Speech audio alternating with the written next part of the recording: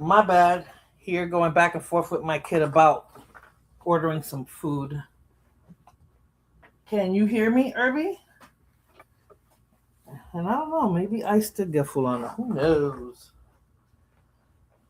Are you able to hear me?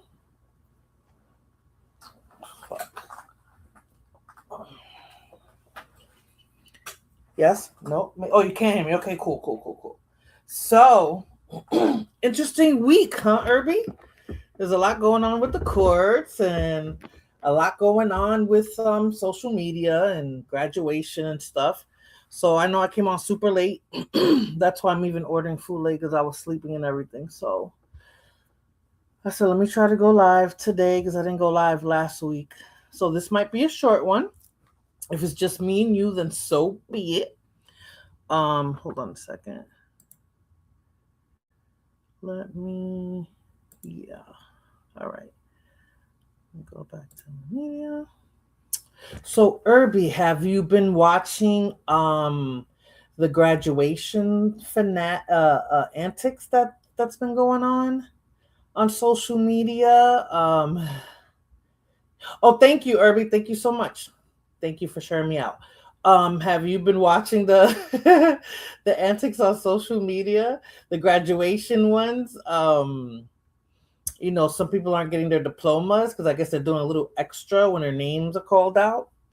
And it made me think of when my son graduated, and every time a student came out, the family's out there yelling like, "Oh, girl, such such." Usually it's the family making more of a nuisance of themselves or making more noise than the actual graduate, right? So I was watching a few videos and I'm looking at these graduates and I'm like, yeah, I think they are getting a bit extra, but some people are saying that's tradition or something. I don't know. I didn't see that when I was growing up, so I don't know how true that is. Irby's in the South. I think maybe this is more of a Southern thing, and maybe Irby can tell us how they do it in the South since you all the way in the South. I don't know if Florida does the same thing, but they're saying that that's like a tradition in Louisiana. And I've seen Chicago, Louisiana, South Carolina, Alabama. They're all doing the same things. So I don't know if it's so much of a Louisiana thing or maybe it's just a Southern thing. I don't know. I think to me they're doing the most. So let me see if I can play the first video of these of one of these graduates. Hold on. Okay, I took that off.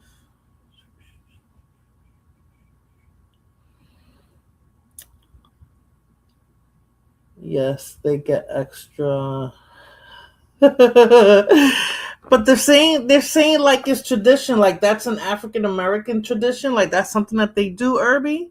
I mean, again, maybe because everything's on social media, everything's on Front Street, and I've never noticed that before. I've never seen it where I grew up at. So, I think it's more of a Southern thing.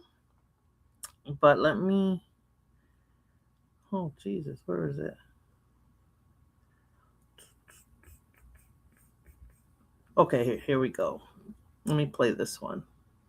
I did a pretty princess wave, did my split, got back up, and I tried to reach my diploma, and I didn't get it. And I was confused at first. I thought they mixed up my name. Video of the moment shows Campbell looking back towards school officials as the audience cheered. The principal telling her now, don't give her nothing. Mm-hmm. She looked around her, don't give her nothing. Don't give her, so she make her walk off. No, she didn't hand it to her. Tyvion, the reaction from the crowd was loud. Campbell says the only person who took issue with the celebration were school leaders.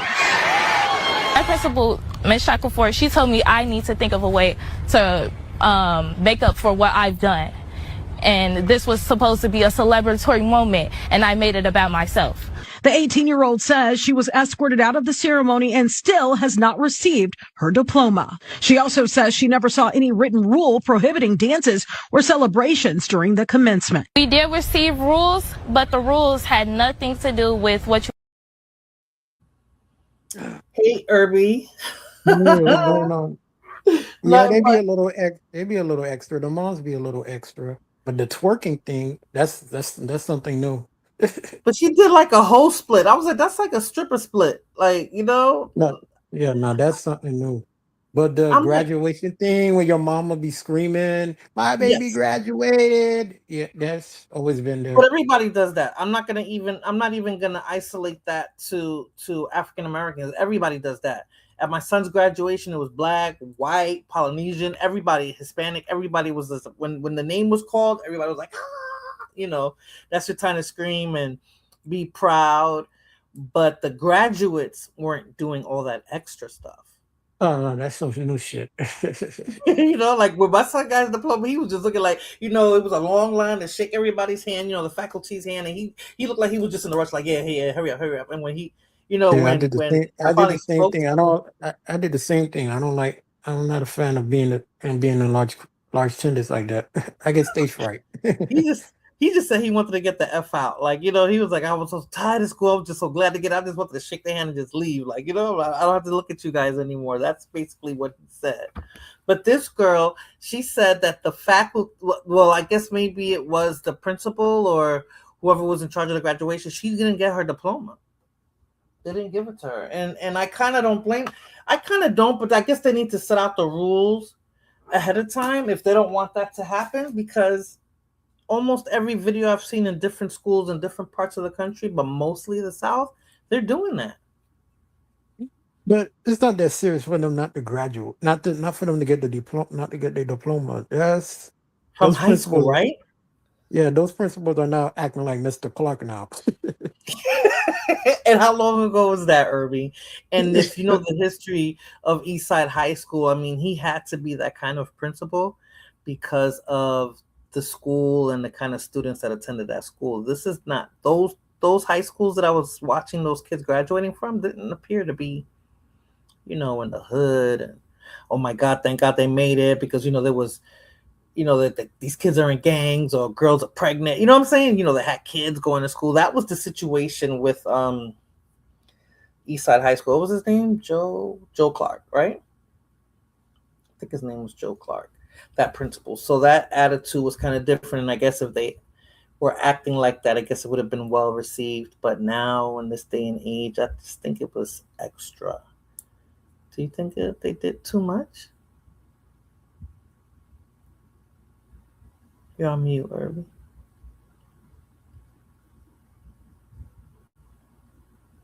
Yes, no, maybe. Are you still with us, Irby?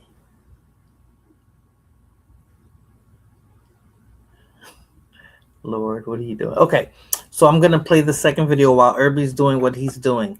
So this one basically is, let me see. What's the second one? Okay. When you do all that extra crap and, you know, nobody knows that you're going to do that, because it seems like when they do it, it's a surprise. This is what could happen when you're, is this the one? Oh, no. Here it is. Hold on a second. This is what happens when people are not expecting you to carry on with those antics at your graduation. Okay, Yeah, Irby, I'm can you here. hear me? I'm here. Huh? Yeah, I'm here. I'm Okay. here. My bad for leaving. You had to go get my order. Oh no, that's fine. I'm ordering food too. That's what took me so long to actually start, you know, to start the live.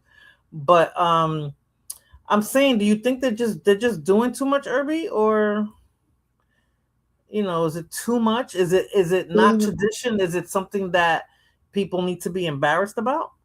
They're doing a little too much, but they need to set the rules up next time for the graduation. Don't go down like that.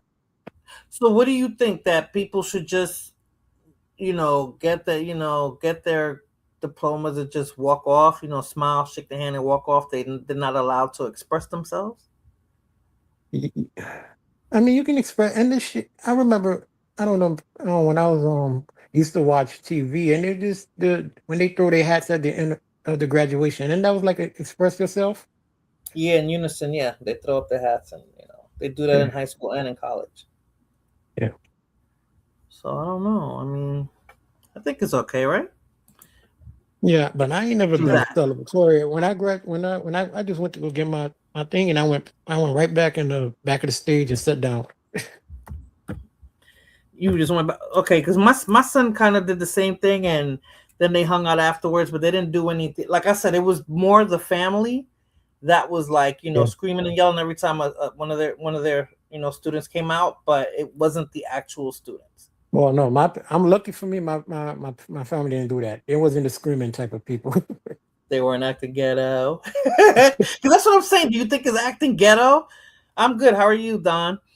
You think they were acting ghetto?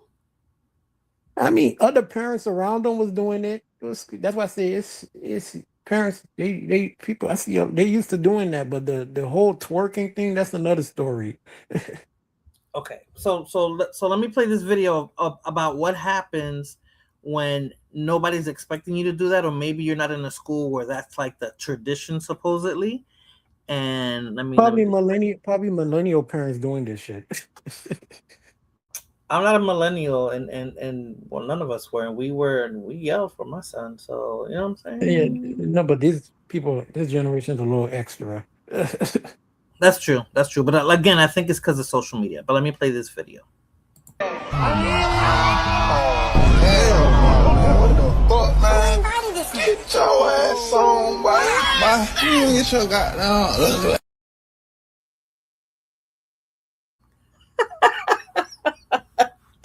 You see that? Now you know somebody was walking up behind you like, why did you do that?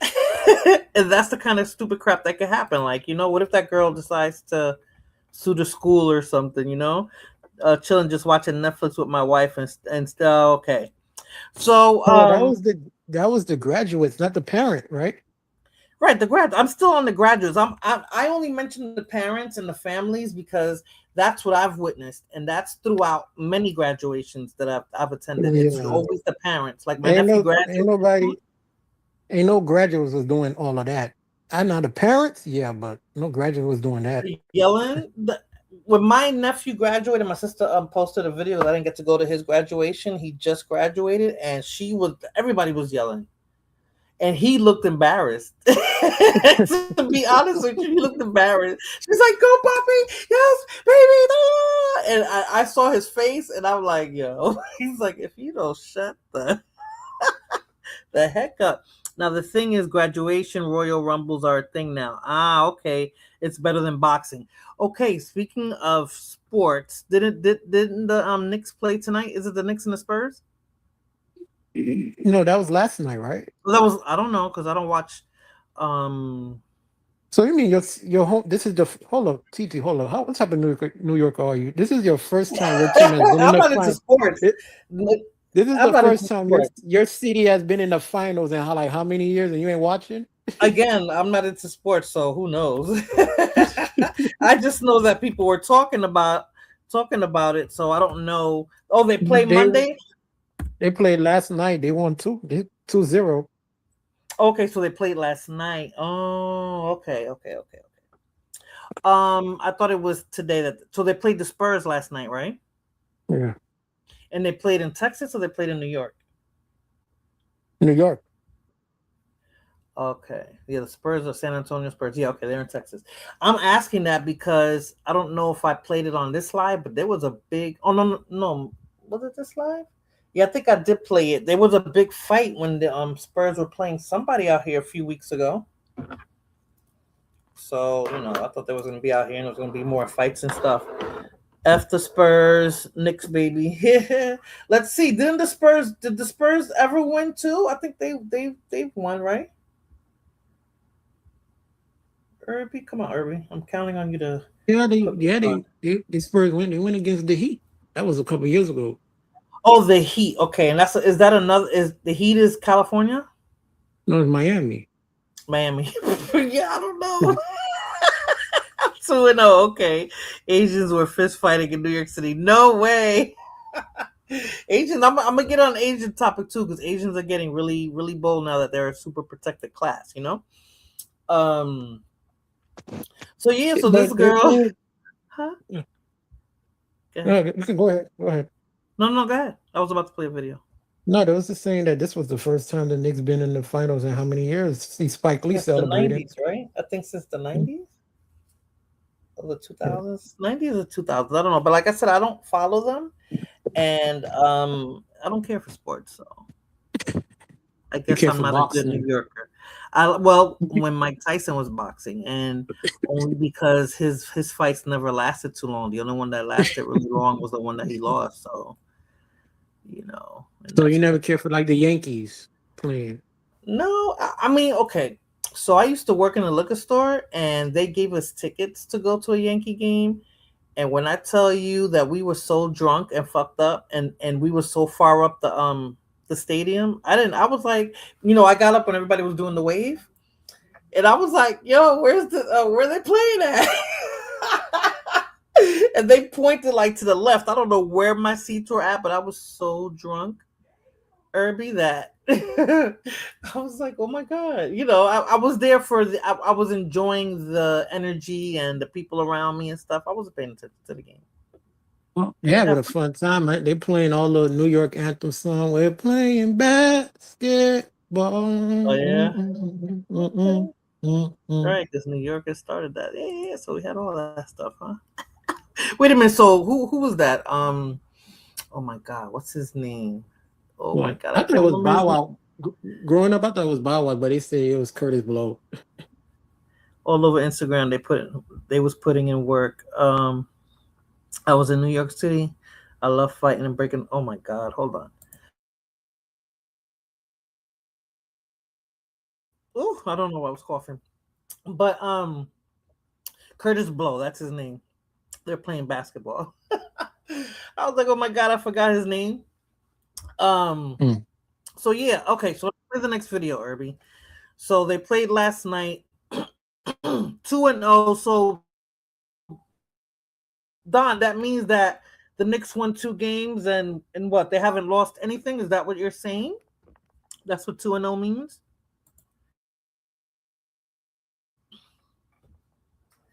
Jesus. If they win That's 2 what that more means, games, Irby? they win the championship. If they win 2 more games, that's a sweep. They win the championship. Oh. What else did you say? What did you order?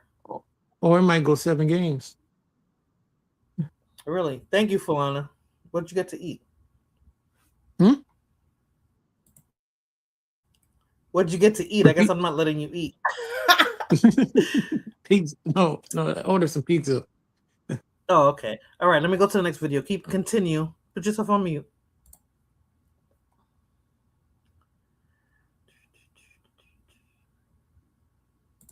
Every year, I see some dumbass get on the internet talking about these kids shouldn't be jigging at graduation.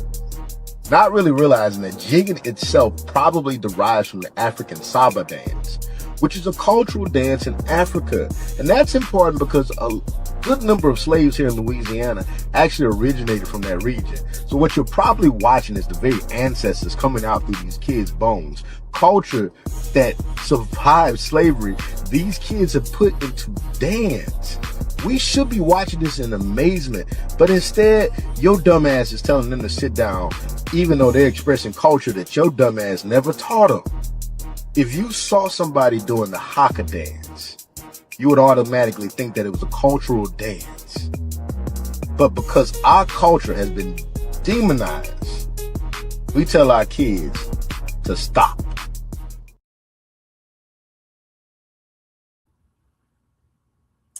What do you think, Irby? Oh shit. I'm tired of this fucked up shit. We're not African. Okay, and no. Take your shit and wait. So you guys are not African descendant? You get my I get it. But he's trying to say that's probably where it was picked up at. He's saying that's probably where it was picked up at.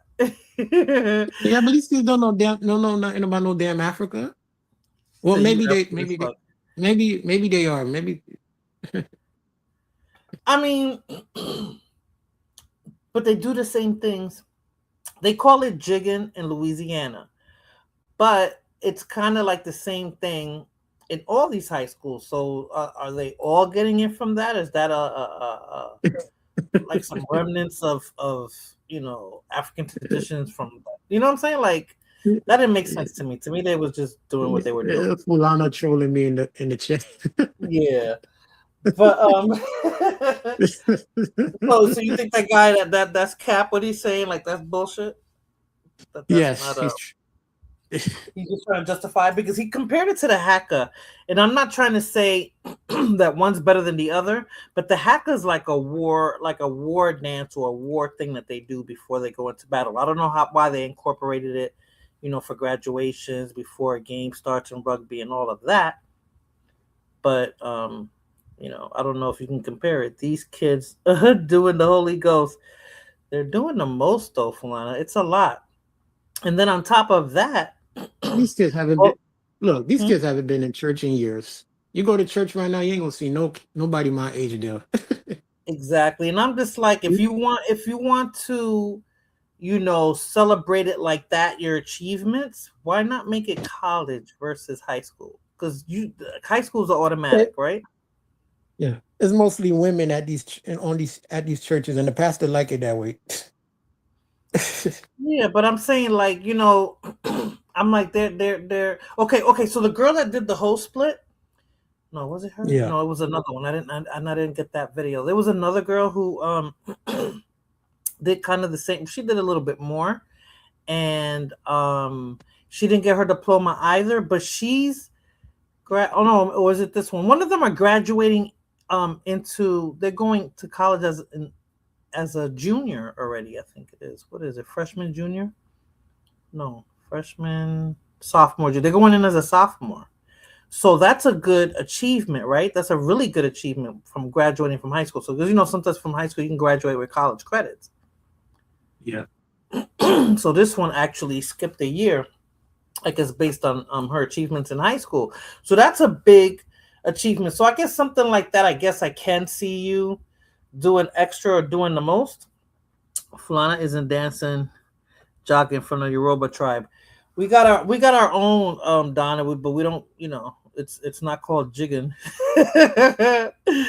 But on which side of you? What happened? What did you say? You say you got your own. You say you got Cubans do. Cubans got the Roomba. They got all those African Spanish incorporated dances. What about your other side? What about the other side? There's a lot of African. Yeah. The Dominican side? Merengue and bachata? Okay. I feel like that. Because it's more stringy, Oh, all right. And Roomba and all that's more drums. Yeah. All right. I mean, when I want to think of a strong African presence in the music, I think of that. The Cuban side. So I'm sorry. I said okay. Yeah. Okay. So yeah. I know you're trying to troll, but So I didn't say nothing. I didn't say nothing. You know what? Just for saying that, let me play this chick. I recorded her today, and I like what she's saying. Yo no mantengo, a mí hay que mantenerme. Yo soy Lucy. Yo no tengo chulo. Yo no tengo perro ni gato. Yo no doy explicaciones, vamos para donde quiera. Yo soy soltera. She's a crazy Cuban that be on YouTube. You know what I thought that was for a minute? I was going to say, you recorded Blood Moon? Nah, she don't sound like that. That's a crazy Cuban lady and that's just one snippet. I'm gonna get more, and it's so funny because I grabbed that snippet today, and she was on live today, Fulana, saying if I see my face or hear my voice anywhere, I'm gonna take the channel. I was like, no, this bitch did it. I said she gonna be there for a long time because people do that they use her voice for everything. But I like when they do her mannerisms too. That's the funniest. But I don't have that down pat yet, so I'm not gonna do it. She said that, Fulana. Okay. So also on top of seeing all the theatrics with the dancing and stuff, I've seen people fight. The only video I didn't get to upload, Irby, was a son fighting his father. Did you see that video? No, I didn't see that part. At graduation, that was here in Texas. He actually made it onto the blue couch. You know what those podcasters real life. Okay, so he made it onto the blue couch and he whooped his father's. But yes, the son was gay, right? Don, after he beat him up, you saw him walking off, and I didn't know that was his son at the time. I was like, oh my God, this grown-ass man got beat up by a little gay boy, right? But turns out that was his father. And he had issues with his father. He moved out the house, but he was there to see his brother graduate. His brother wanted him to come see him. Allegedly, no, that's not what he said. He didn't say that. He said physical, not sexual. He said physical assault. He said the father was abusive. The father didn't get arrested. They both did, but then they let the son go. But I think the father stayed locked up for a minute. I don't know. They had to bail him out or whatever. But he said that his father was abusive to the whole family, that he had been like that for years. And, I guess it was something that worked up. His father told him not to go to the graduation. And he said he wasn't going to go. But then his brother was like, oh, you're not going to come see me graduate, blah, blah, blah. So him and his grandmother went because he was staying with the grandmother. Shout out to my peoples. It's good to see you. Thank you, 18th letter. Thank you so much. But, yeah. But he said that, his father was abusive to his mother, to him, to his siblings and everything. So he was waiting. He wasn't waiting, but it was built up. So when he went to the graduation, he said he thought everything was fine. And then, because he greeted his father and everybody else that was there in the family. And then all of a sudden, he said his father was telling him, like, come here, I want to talk to you, something like that. And he was like, he already knew where the father was going.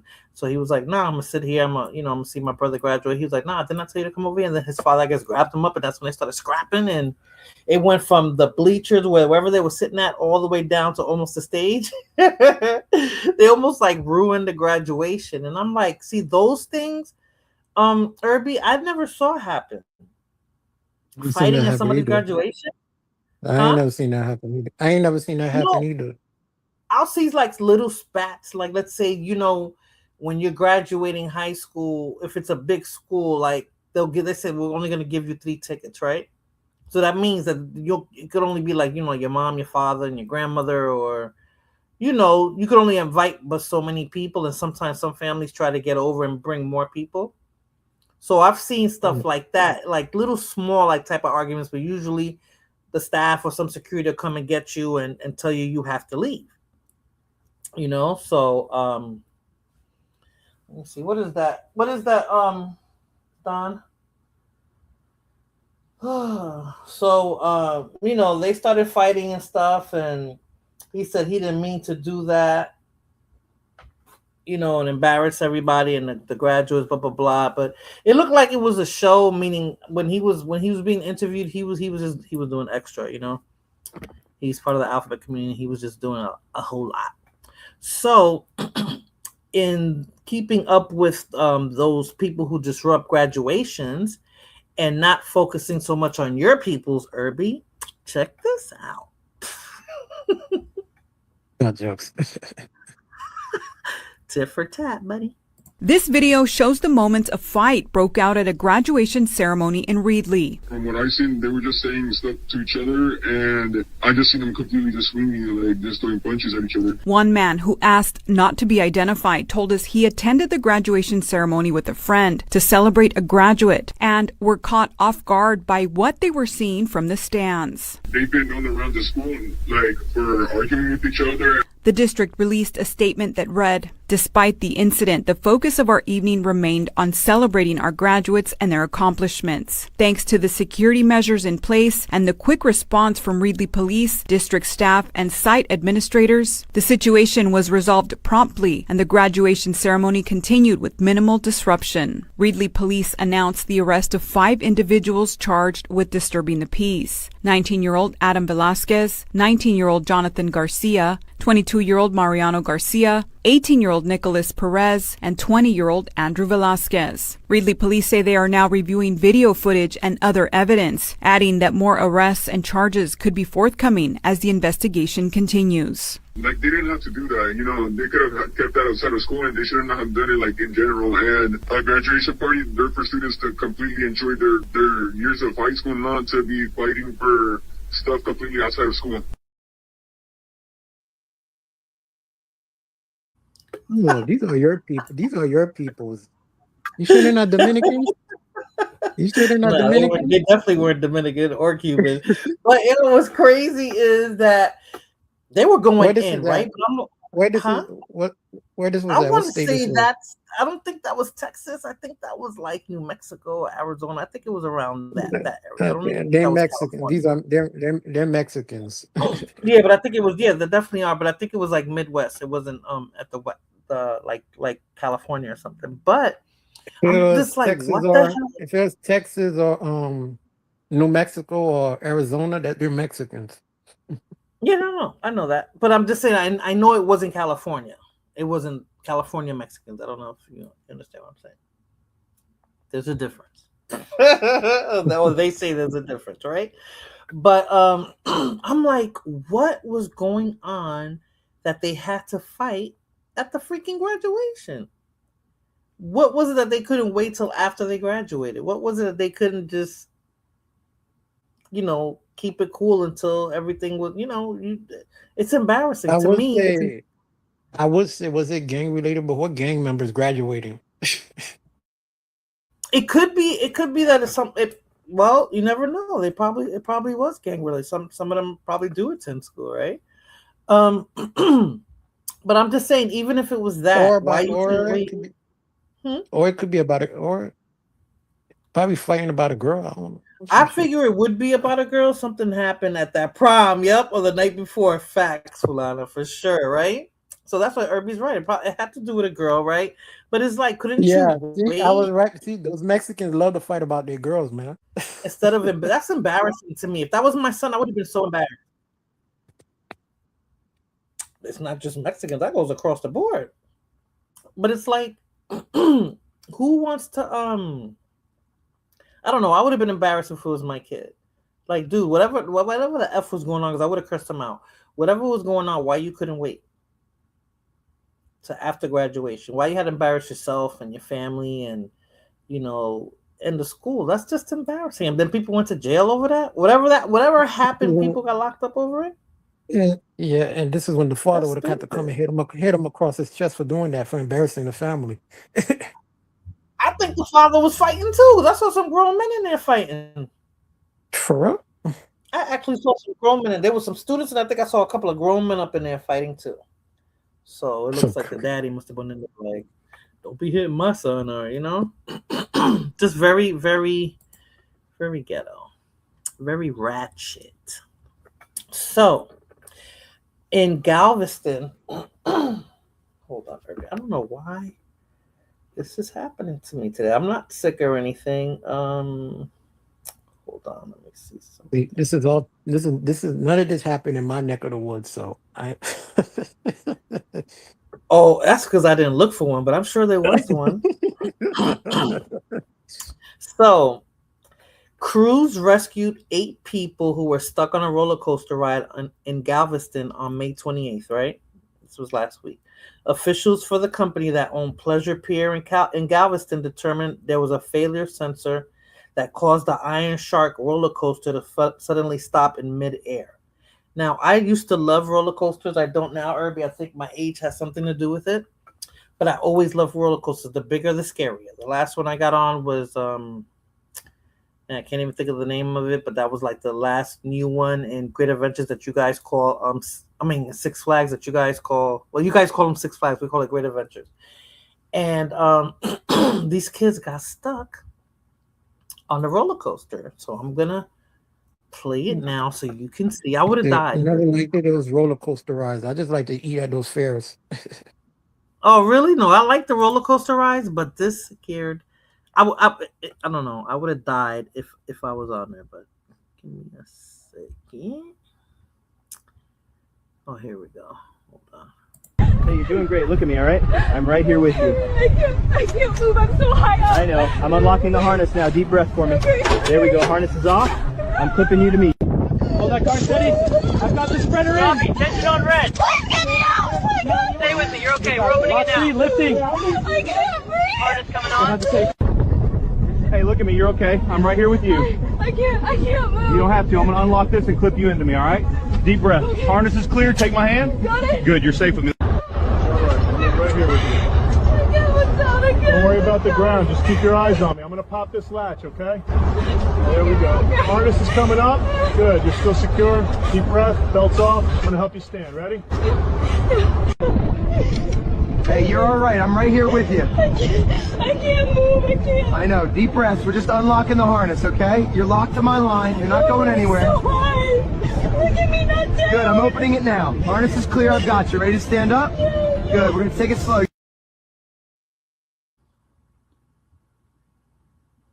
I would have effing died, Irby. You hear me? Did you see how far up they were?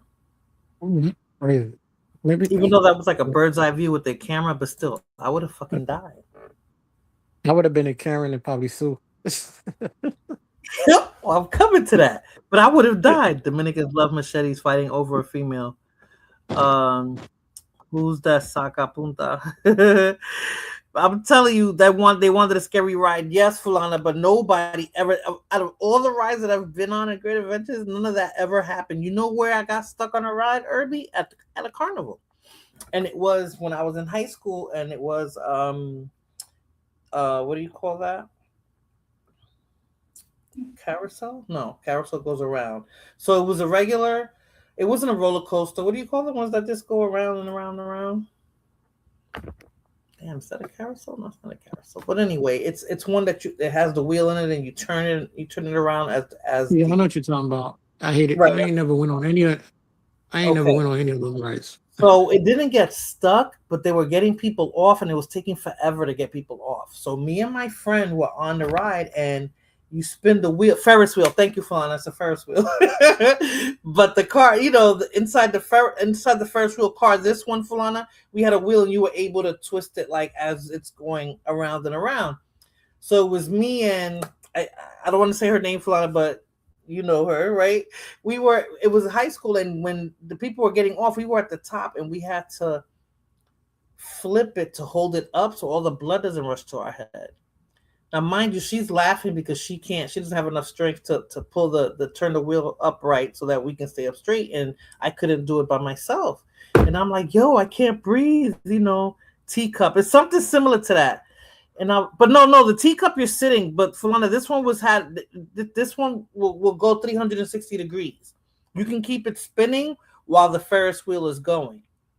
So I'm like, the blood is rushing to my head. She thinks it's funny because we're upside down, but we were upside down for a good, I want to say maybe 5 minutes. It felt like 15, but I was like, yo, I never got on that ride again, Irby, because I couldn't get myself straight up, and I thought I was gonna throw up. It was just like a bunch of crap. Like, it wasn't funny, and I was like, I felt like I was stuck. I guess I was getting paranoid and claustrophobic because we were stuck in that car, and I was like, oh, what took you guys so long? Oh, we had to get such and such off, and I don't know, something was wrong with the car, but it wasn't the ride. It was just actually the actual little car that the person was in. And they had us up there forever. So after that, I said no more carnival rides. Because if you ever see the people who come in from the carnival, what they look like? Yeah, it's like a cage. Yes, Lana. Rednecks. Well, here they're rednecks. Yeah, everywhere they are. They're traveling. They just travel in carnivals. They don't got no teeth. Some of them are drug addicts. It's like, and I'm just like, you know what? I'm just not doing that no more. I mean, I know they're responsible for the maintenance and the upkeep of all that, but I was just like, nah, I'd rather go to Great Adventures. This never happens there. And then I saw this shit, and I'm like, oh my God, I would have died, Irby. You know what it is? I would have died because I was stuck up there. Then I would have died when they tried to take the damn harness off, and I would have died trying to get off of that ride. I would have been like, how are you going to get me out of here? They were up mad high, and one slip, boop, you're dead. Falana wasn't there to calm your ass? She wasn't there to calm your ass down? Falana didn't get on roller coasters. Falana, do you get on roller coasters? I know, right?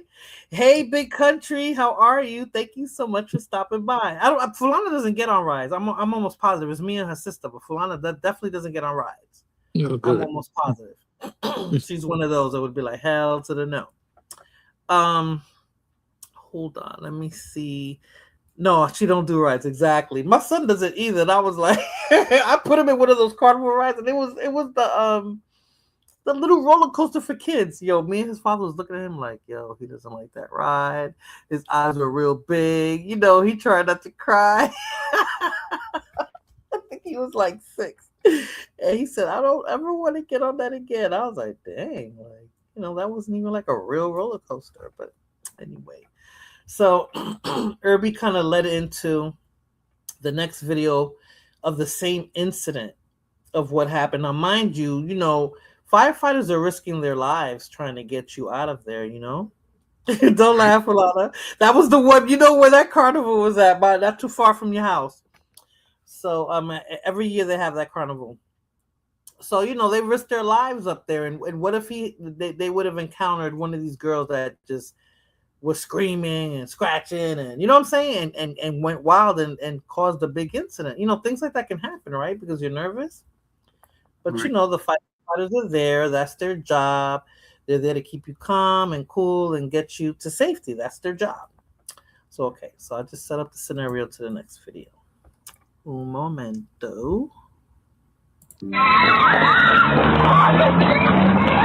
A firefighter rescued 8 passengers from a broken down roller coaster, only to be sued by one of the women for inappropriate contact. 35-year-old fire captain Mark Harrison received an emergency call after a visitor reported that a fully loaded roller coaster had suffered a mechanical failure while climbing a vertical track, leaving 8 passengers trapped nearly 100 feet. Mark immediately led his rescue team to the scene. He calmed the terrified passengers while using an aerial ladder to bring them down one by one. But just a few days later, one of the passengers, Megan, sued him. She claimed that during the rescue, Mark touched her chest and thighs, calling it serious sexual harassment. She then filed a lawsuit seeking compensation for emotional distress. The fire department later released body camera footage. The video showed Mark wearing heavy protective gear and gloves, and every move he made appeared aimed at keeping Megan from falling. There was no sign of intentional harassment. However, even though Mark insisted his only goal was to save lives, the judge said he did make contact with Megan's private areas during the rescue. The judge stated that his actions could be considered sexual harassment and said personal boundaries should still be respected, even during an emergency. The case is still ongoing. Mark may face the risk of paying Megan $50,000 in emotional distress damage. Do you think Mark did anything wrong?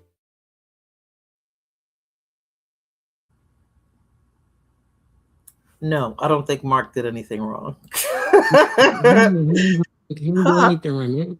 Probably should have just left your ass there. Too many people die on rides now. It's true. I mean, there was a kid, and especially in Texas, big country, there was a kid who was going down. It was in a water park. He was going down one of them rides and it chopped his head off. So there's a lot going on.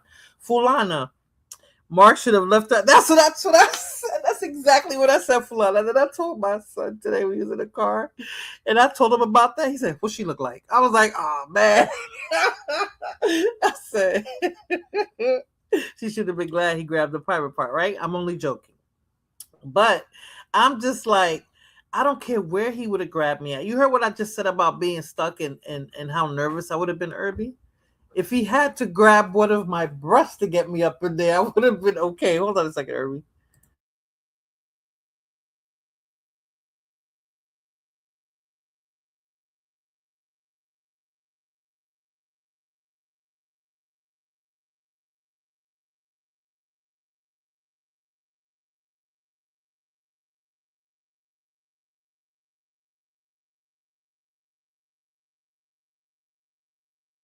Snow bunnies.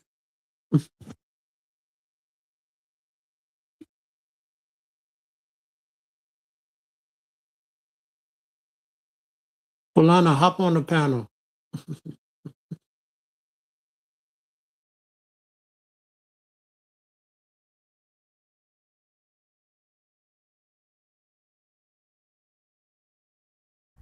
I'm sorry, Irby. I want to fuck myself. Can you close the door, please?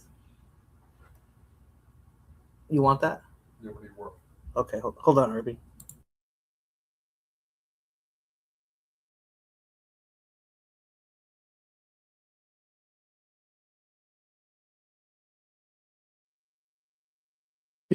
Well, I'm gonna pretend this is my panel. This is my stream.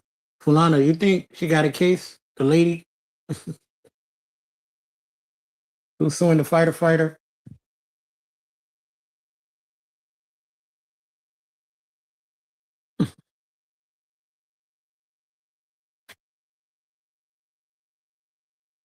I'm petty. He should have left your ass.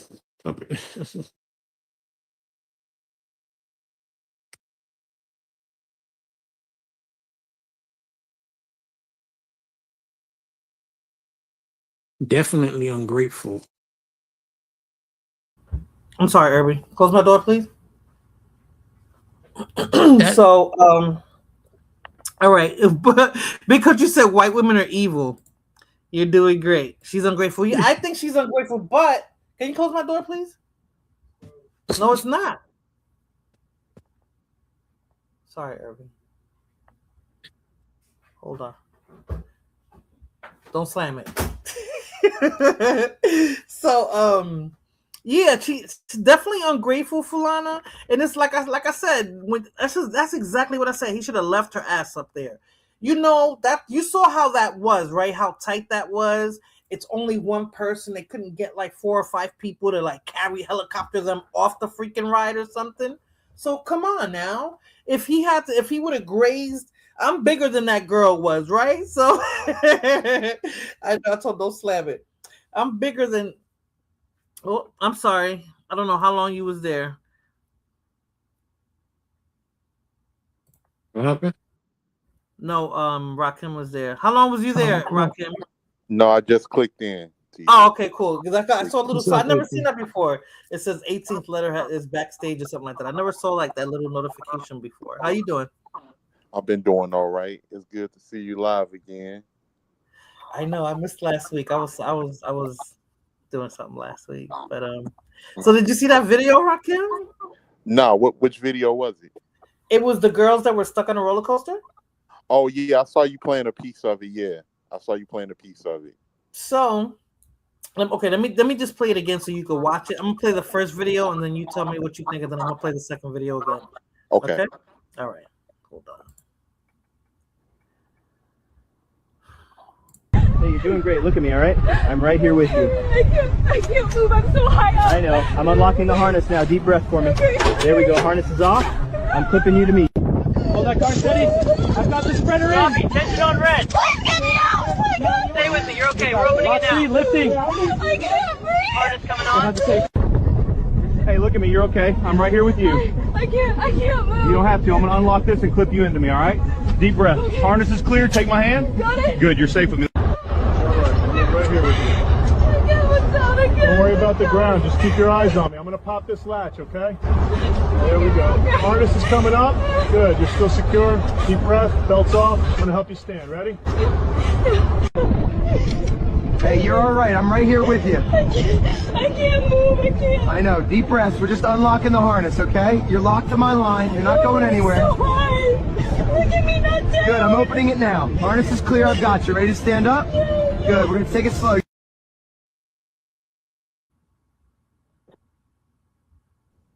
I would have died, Rakim.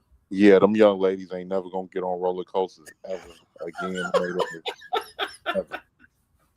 I would have died. Every And one that of them was- had the same look. Go ahead. Yeah. What you gonna say? No, I was just gonna say, and that was one of my biggest fears too back in the day. When I got on roller coasters, that I'm like, what if something breaks and it fling me somewhere? And Did it different stop things you? Like that. No, it didn't. Because I never thought that. I never that thought never crossed my mind. Because if it did, I would never get on. Do you know? I my first roller coaster was my mom got me on a roller coaster in Coney Island when I was 6 years old. That's before they had the if you're bigger than this, you know what I'm saying? You got to be bigger than this hand before you can get on a ride. Yeah. And that roller coaster in Coney Island in Brooklyn, that was before they changed it to the new one. That was the roller coaster that had been there since the early 1900s. Uh-huh. Or maybe it was the 1800s. So it was like a rickety roller coaster, and it only had the little latch thing on your thighs. Uh-huh. That's the only thing that was holding you on, and that was a big roller coaster. And that's when I first started getting my love for roller coasters. But that first ride terrified the shit out of me. But that's when I learned that I like the adrenaline rush of being scared. Mm-hmm. And hold on a second.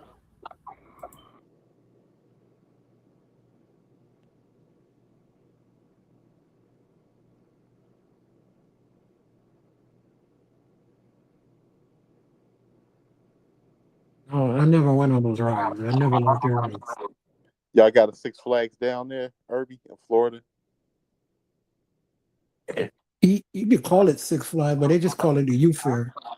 Okay, because when I was down there in Florida, I had a chance to go to Universal Studios and SeaWorld. I was in Orlando. Yeah. I ain't never went on them damn rides. All right, I'm back. You're a wuss. Come on, Irby. You're too young for that. You're supposed to get on those rides, man. Can't be no punk. You know what I'm saying? Especially you're a guy. Come on now, girls. Okay, you know. No, we don't do no rides like how Fulana said. So they all have the same expression, right? They all look like they barely weighed 100 pounds, but I would have been scared because they look like they could have fell off the ride anyway. I've been on the youth fair. They be shooting. Oh man! Oh my god! Oh Lord! Oh man, Fulana. But okay, so now look what happened next after the firemen. And remember, Rakim, firemen are putting their lives there on the line too. Look how far up they were. you know, I said a lot of things could have happened while they risking their lives to go up there and get them off. And and then so crazy too. You really have to not have a fear of heights to do that, because I couldn't have done that. You know what I'm saying? If my job required that, then I wouldn't have been able to do it. I like roller coasters because you get in, you're harnessed in, you go through the motion, and then you get out. And that's about it.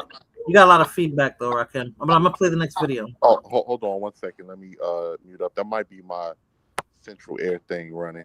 Okay. All right. I'm gonna play the next video while you're doing that.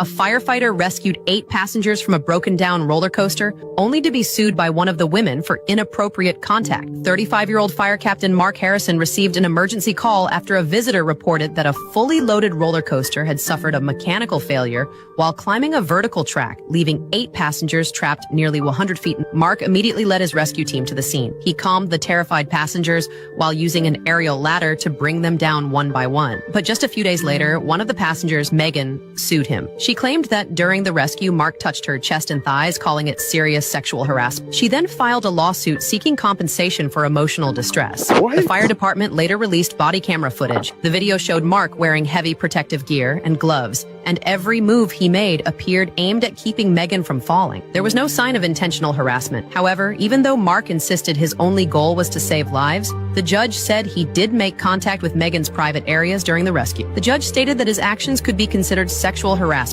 and said personal boundaries should still be respected, even during an emergency. The case is still ongoing. Mark may face the risk of paying Megan $50,000 in emotional distress damage. Do you think Mark did anything wrong? You gotta be kidding me. You got to be kidding me. Can you believe that? You know what? Fulana said, I would have left her little ass up there. If I knew that's exactly what Fulana said. And I said the same thing. Like, I'm risking my life for you. He probably one of these woke judges. But this is what has happened in society when you talk about abuse. When you're talking about using this whole, this whole thing, like the Me Too era and all, like when you talk about this type of stuff, it's been weaponized to be able to monetize off of that by destroying people. And that's exactly what it's doing. This man was sitting up here literally trying to get this young girl out of this roller coaster ride. And y'all can say trying to say he sexually assaulted her. Meanwhile, his adrenaline is pumping. Her adrenaline is pumping. They so high up in the air. It's almost like trying to defuse a bomb by cutting the wires.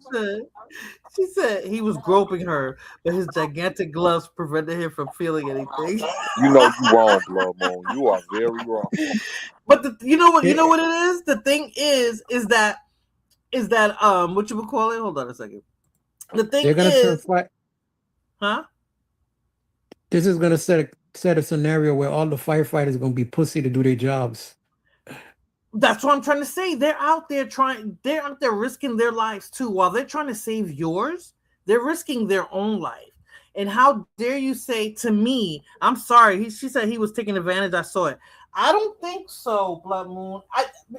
The reason why I'm saying that is because the way he had to get her off, maybe he had to, I don't know. Did he look like he was trying to get a cup of feel? To you guys? I didn't get that from him at all. I didn't get that from him at all. Look, he's how many feet away in the air, and he's focusing. His eyes are focusing on her. Well, his mind is not even on that. And they turning everybody into pussy. They turning firefighters into like the other ones. They're turning firefighters. They're gonna turn all first responders to pussy. Firefighters, cops, everybody. Well, it's getting to the point because, like I say, a lot of this whole sexual assault thing is being used, is weaponized now in this day and age. And now it's getting to the point that I don't want to touch you. I don't even want to look at you. I don't want you to even be in my vicinity. Because I remember hearing corporations talking about that. At a hotel, we're going to be on one floor and a woman is going to be on another floor and stuff like that. Or we don't need to, or put them in a separate hotel. So people can't have any accusations, anything like that. And it's crazy because it's being used as a weapon. I'm in corporate, and you know, my job used to be so much fun. This is before I moved to Texas. My job used to be so much fun, and I'm saying that because of the way we interacted with each other, men and women.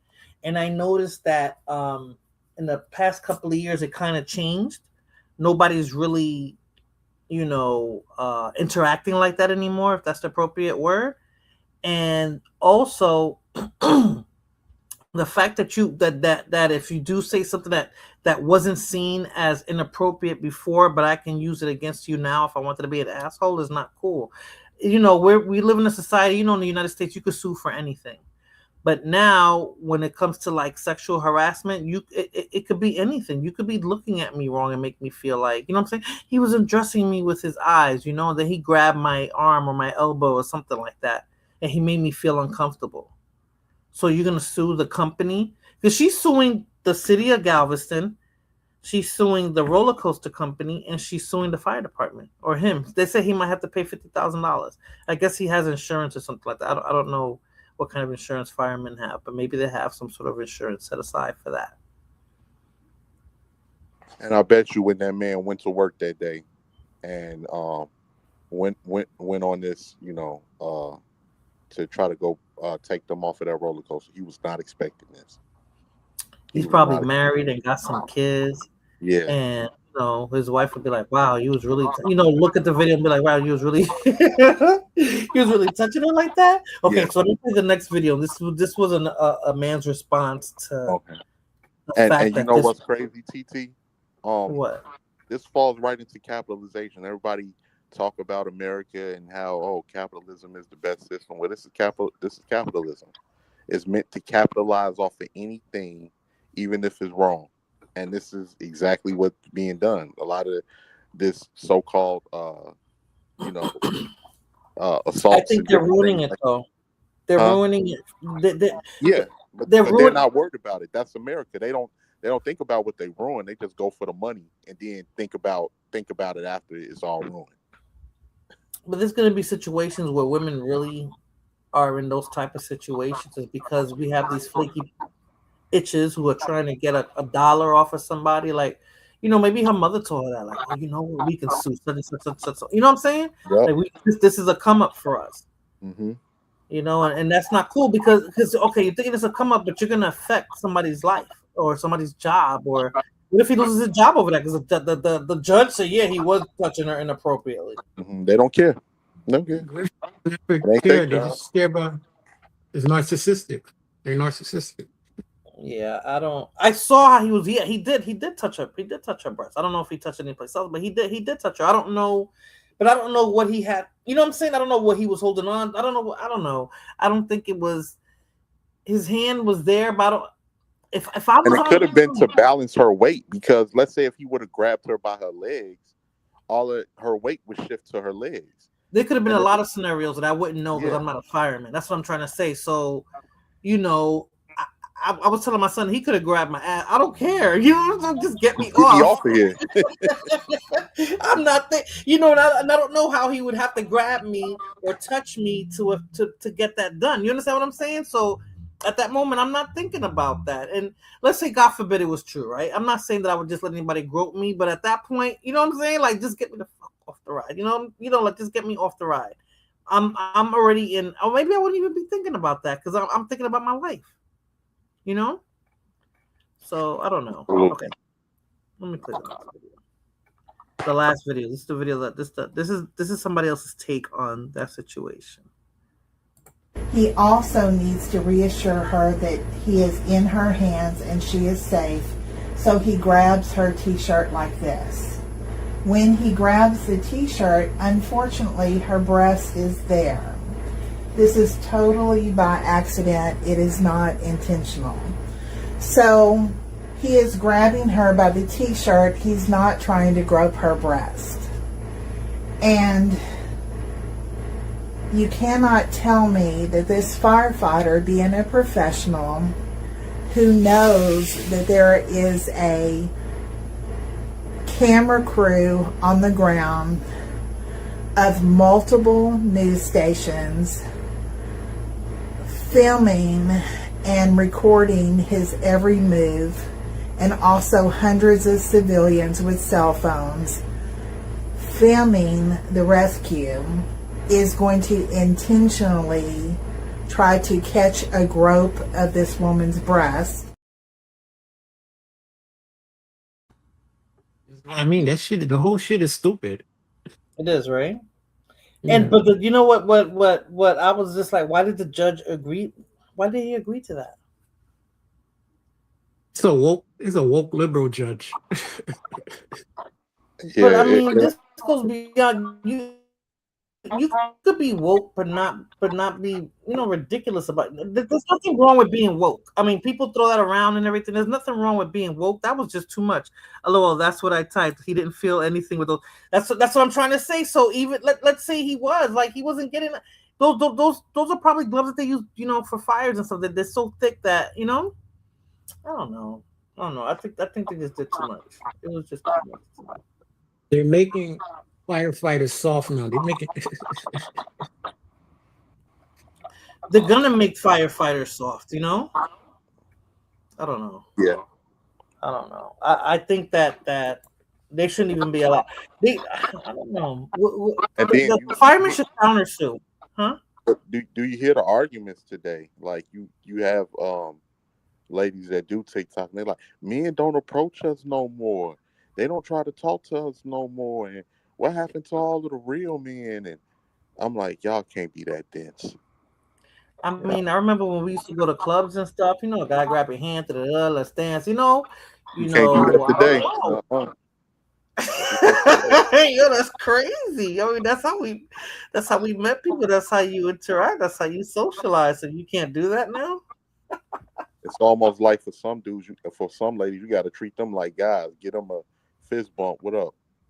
And the head nod. You can't even don't even make an attempt. And then people asking, is no more romance, no more all of this and that. I mean, a lot of people don't understand for every action there's a reaction. Like I guess you can't if you have to worry about that, right? Like if you have to worry about getting sued or losing your job or getting accused of doing something inappropriate that can, affect your livelihood, then I guess it's like, so I guess that's why people do like meeting on the internet. It's so safe, I guess. Yes, it's more safer now. You can say. But after that, you got to take it off the internet at some point, right? You're gonna meet the person. You're gonna go out. How do you show her affection if you got to worry about her trying to accuse you of actual assault? Like, how's that gonna happen? Mm-hmm. Absolutely. And then it's like the way, like I say, it's used as a form of power. Even when you look at what's going on with the rainbow people, right? It's she's quote unquote, she's a bulldagger. Her name is Lena Waithe. She's yes, Chicago, right? She's from Chicago. She did that show, The Shot. Yeah, The Shot. And, the one of the main characters in there, I forgot his name, Reggie, and he's one of the main characters. He's actually cousins to he's Lorenz Tate cousin. Oh, okay. And she wanted him to do a whole rainbow scene, like just turn his character. Where he was like, I ain't doing that. Hold on, but I think you're talking about the short, stocky dude. Is that what you're talking about? The one who had like the square fade. He had like the square fade with the beard. I thought they already did that when Luke James did it. She did that with who? I thought Luke James already did that character already on The Shy. No way. Remember?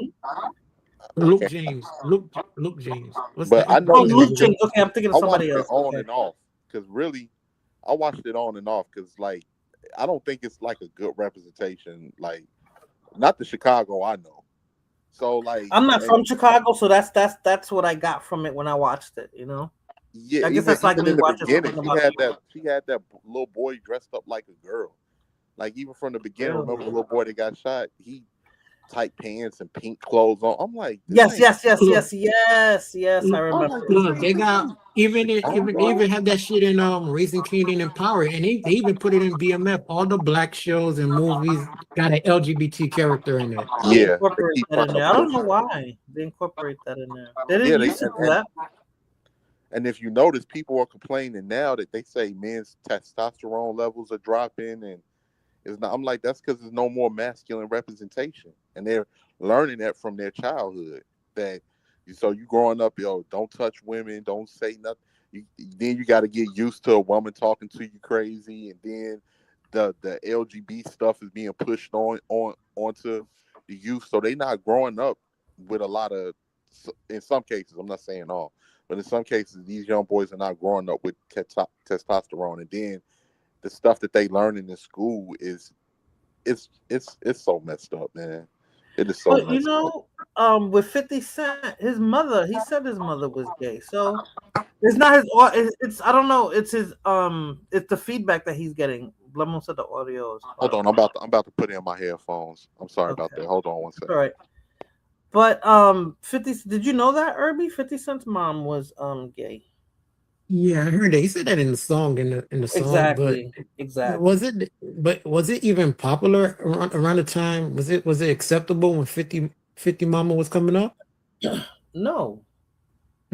I mean, people knew people that were like that. Even when I was in high school, it was like that, and we knew who were. We called them butch then. We didn't call them studs, but we knew who they were. But it wasn't like it wasn't popular to be out there like that. I always used to say, "Wow, they're risking their because somebody would want to beat you up or something like that." Especially girls trying to act like a boy, and then guys act like it wasn't. It's not popular like it is now. Like they were. That's why you had all those entertainers. Back then in the closet. Exactly, and I preferred it that way because at least they was more masculine. Then and that was just their person. No. I looked at videos of Luther back in the day. There was some zestiness going on. Yeah, it was some zestiness. Okay, but Luther, everybody knew, but nobody said anything about and he didn't make songs because I listened to his songs and I'm like, I wonder if he really meant that for a guy, right? Because we knew he was gay, but he never put himself out there like that. He just couldn't help it. I bet you he didn't think he was being gay. Yeah, but he kept that in the clock all the way to his death. That because like you said, it wasn't popular. Like we were telling Irby, it wasn't popular back then. And my grandmother used to say, I always said, my grandmother just like, I liked it when they were in the closet. And my mom, she's old school. I liked it when they were in the closet because that's when a man had to be a man, a woman had to be a woman. What they did behind closed doors wasn't nobody's business. Mm-hmm.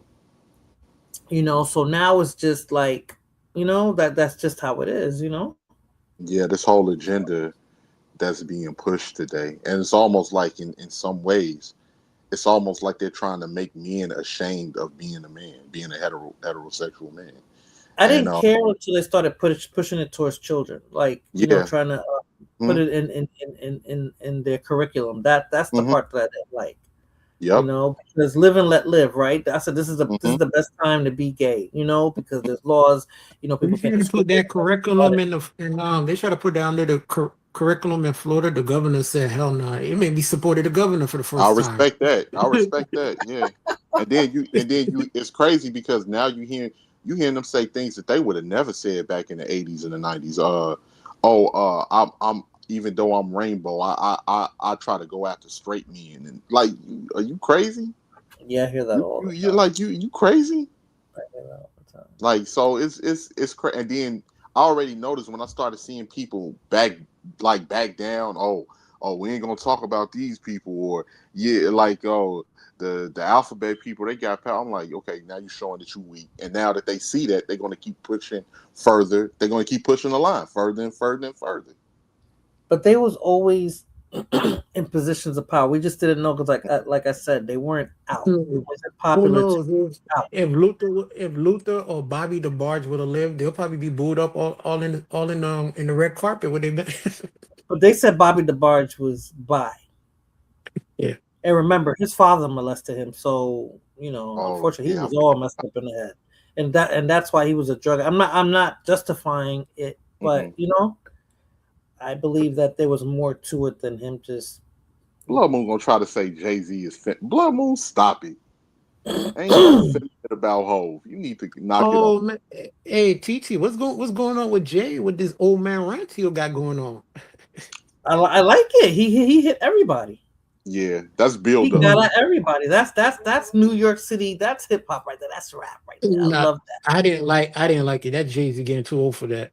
Why would you No, care why is about? he cool? There's no age on. There's no ain't no age on that. hip hop. There's no Like, and retirement age. why people trying to front like Jay wasn't that dude now? I hate when people try to do that. Jay was that dude. Like Jay was that dude when I was coming up. People need to stop acting like I forgot what like, the name of that lady. That lady was that she's an activist. She said Gen Z doesn't like Jay-Z, but I was like, it's not the. And I was telling my son too. I was like, that's not your generation. You guys don't care about that. Yeah, and But, like, you know, and 'cause you another guys don't thing know what too, real hip hop is. Gen Z has been taught to disown the previous generations from the prior generation because they was disrespecting the last generation before them. Just like when Jeezy came out, man, miss me with that rap ish. I don't care nothing about rap. I remember all of that from back then. I'm like, how you don't care about the Why respond to Dame Dash and Jaguar Wright? Maybe Drake probably because they both talk mad. Yeah, especially Jaguar Wright. She was talking crazy. And I knew that was BS. I'm sorry. I used to believe her. I believe some of the stuff she says, but I think her stuff is more fiction than fact. And she put herself in a lot of circles that she wasn't in. I'm like, you were only out hot for a minute. I had a conversation with you, TT, and that's what I told you that from the jump. I'm like, how do you know all this information? You was just a substitute on tour to sing with Jay. How do you? And I understand you know she talks about it like she was the main chick. I was like, that on the song was Mary J. Blige. That wasn't her. You're not even from New York. You from Philadelphia. Like, get out of here. Like, get out of here. Yeah. But that wasn't her. Like, that wasn't her. That wasn't her on the Song Christ singing in the Song Christ album. No, that wasn't her. That was Mary J. Blige. No, you heard what he just said. She was a substitute on the what was that? The MTV. What did you call that? The MTV Unplugged. What was the thing they did on MTV? MTV Unplugged. Yeah. She sat in for that, and she said Mary J. Blige was in the audience because maybe since it was live unplugged, you know that means that you don't have any studio things there. Because to me, Mary could sing, but she's more of a studio singer. I don't know if you guys understand that. Jaguar Wright can sing.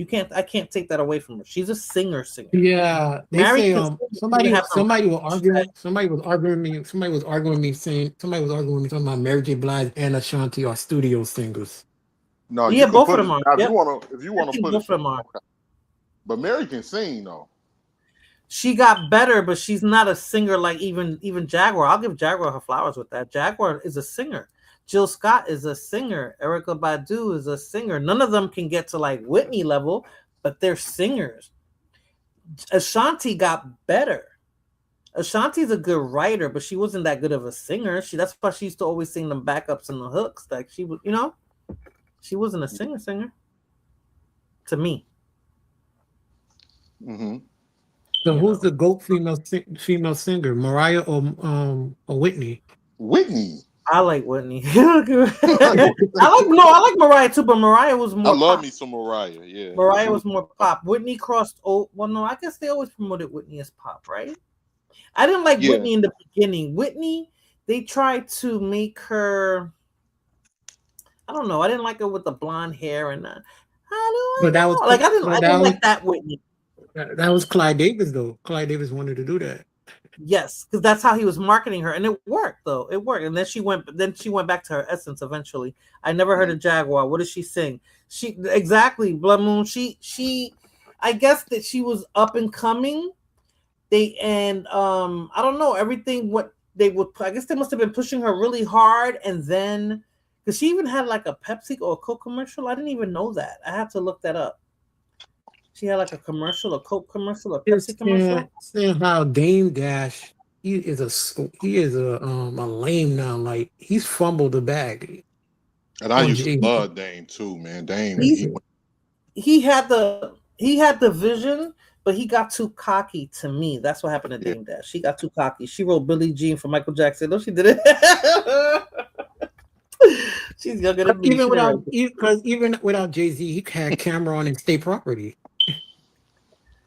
Yeah. Yes, but I mean, but he got too cocky. Like I don't know how to put it. He was too cocky, and To me, he wasn't. He didn't grow. He was like Puffy. He didn't grow up in the streets like that. Like he wasn't. Oh no, he was out there. He was out there. He was out there, but he didn't go. He was out there because he wanted to be out there. He wasn't out there because that's how he grew up. Okay, I see what you're saying. That's what I'm trying to say. And that's the same thing as Puffy. Like you So- in the streets 'cause you so wanted he to be. wasn't- You had to. So he wasn't Huh? out there with Rich Porter because he keeps talking about Rich Porter. Yeah, and he was stuff, out there because and, that's what I'm trying to say. He ran around them circles, but he wasn't from that area like that. He went to private school and all that. He was just like Puffy. I looked her up. She's the lady with the shaved head who be snitching. Yes, that's the one.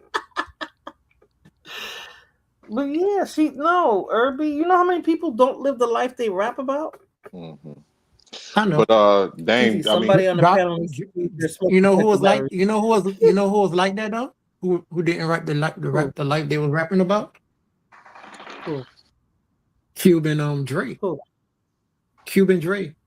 yeah, they did, and that's my because I was cooking the steak earlier. That's my alarm. Let me fix it real quick.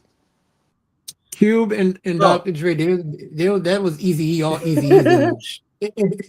Oh, Cube. Oh, Ice Cube. I just found out about Ice Cube recently. I didn't know that. Huh? Yeah. It must be a black person said that. It Oh, is my God. Blood Moon. It is. I didn't know that Ice Cube wasn't like didn't grow up like that. I thought he did. He fooled me. No, when he grew up in the neighborhood, he grew up but he wasn't out there in this. He was just pretty much rapping about what he was seeing around. But he So he grew wasn't in up, gangs or nothing like that. He grew up in a Crip neighborhood. Yeah, he grew up in a Crip neighborhood. So he was Cuba Good. He was Cuba Gooding Jr.'s character growing up. No, not like that. He was a Not dope like boy. that. Not like that. He But just yeah, didn't have a dad named Furious. you can say that a little bit to an extent. But I'm just saying, was, like he grew up in the neighborhood, but like I did. I didn't grow up. I didn't grow up in a hood, but I didn't grow up, in anything fancy. But I know what I saw. I seen crackheads. I knew where to go and where not to go. Like Q wasn't outside on the block. Let's put it that way. Right. Or Dr. Dre. Oh, no, Dre Dre was. was. Dr. Dre either. Really, no.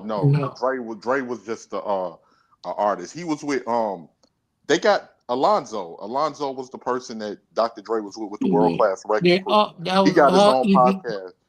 Yeah, that was all Easy E. They always all that Easy put that image for NWA, and he probably thought everybody would like that in the group. And yeah, we all did. But weren't most of them like that? Just Easy. I think just Easy and Ren. Really? Yeah. The rest, Yella, Dre, and Q, they wasn't street. No way, yo, that's funny. Yeah. And Ice Cube. But see, for them. But at the time, they gave you an insight to what was going on in LA. Nobody never saw LA before in that light. So when it first came, here's the thing. I'm all for it because people would be saying, "Oh, they didn't live that life." But if they able to tell a story and it be a good song, I'm with it because some of these dudes that live that life, they can't rap. They can't rap for nothing. Exactly. They horrible. They horrible. So I'd rather them being studio gangsters versus them actually doing now because these drill rappers are actually doing stupid shit now. They're doing it. So for people to say that people didn't live that life back then, King Von was real. What King Von did was real. With all of these drill rappers that came out of Chicago, they was really catching bodies. They was really doing what they was rapping about.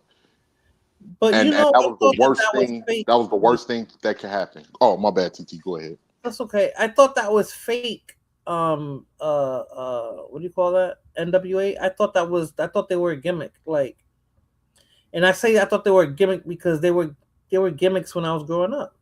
Mm-hmm. Like we didn't really see no hardcore gangsters. We know everybody had their own lane. Like they had the Slick Rick was the storyteller. They had the conscious rapper. They had the party rapper. Like there were so many. I thought that was just another genre. I didn't think it was like that serious. I didn't know that they were. Hold on, TT. Did you thought there was a gimmick because originally they was from the West Coast? Right.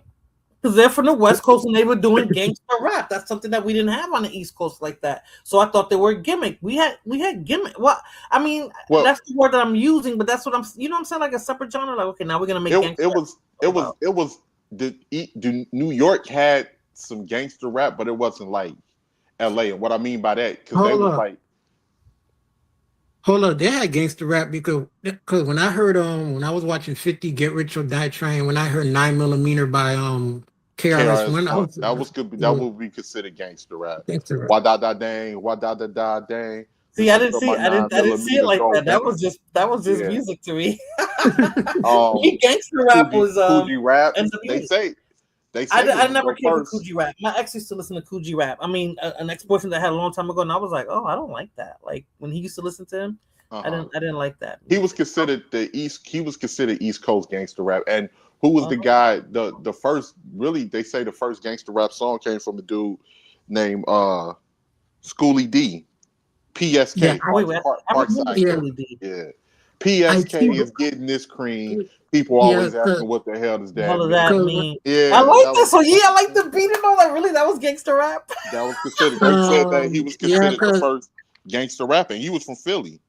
I love that song. I know exactly what you're talking about. We had to dance to that song and everything. And what's his name? Said he modeled his song 6 in the morning after that song. Ice-T.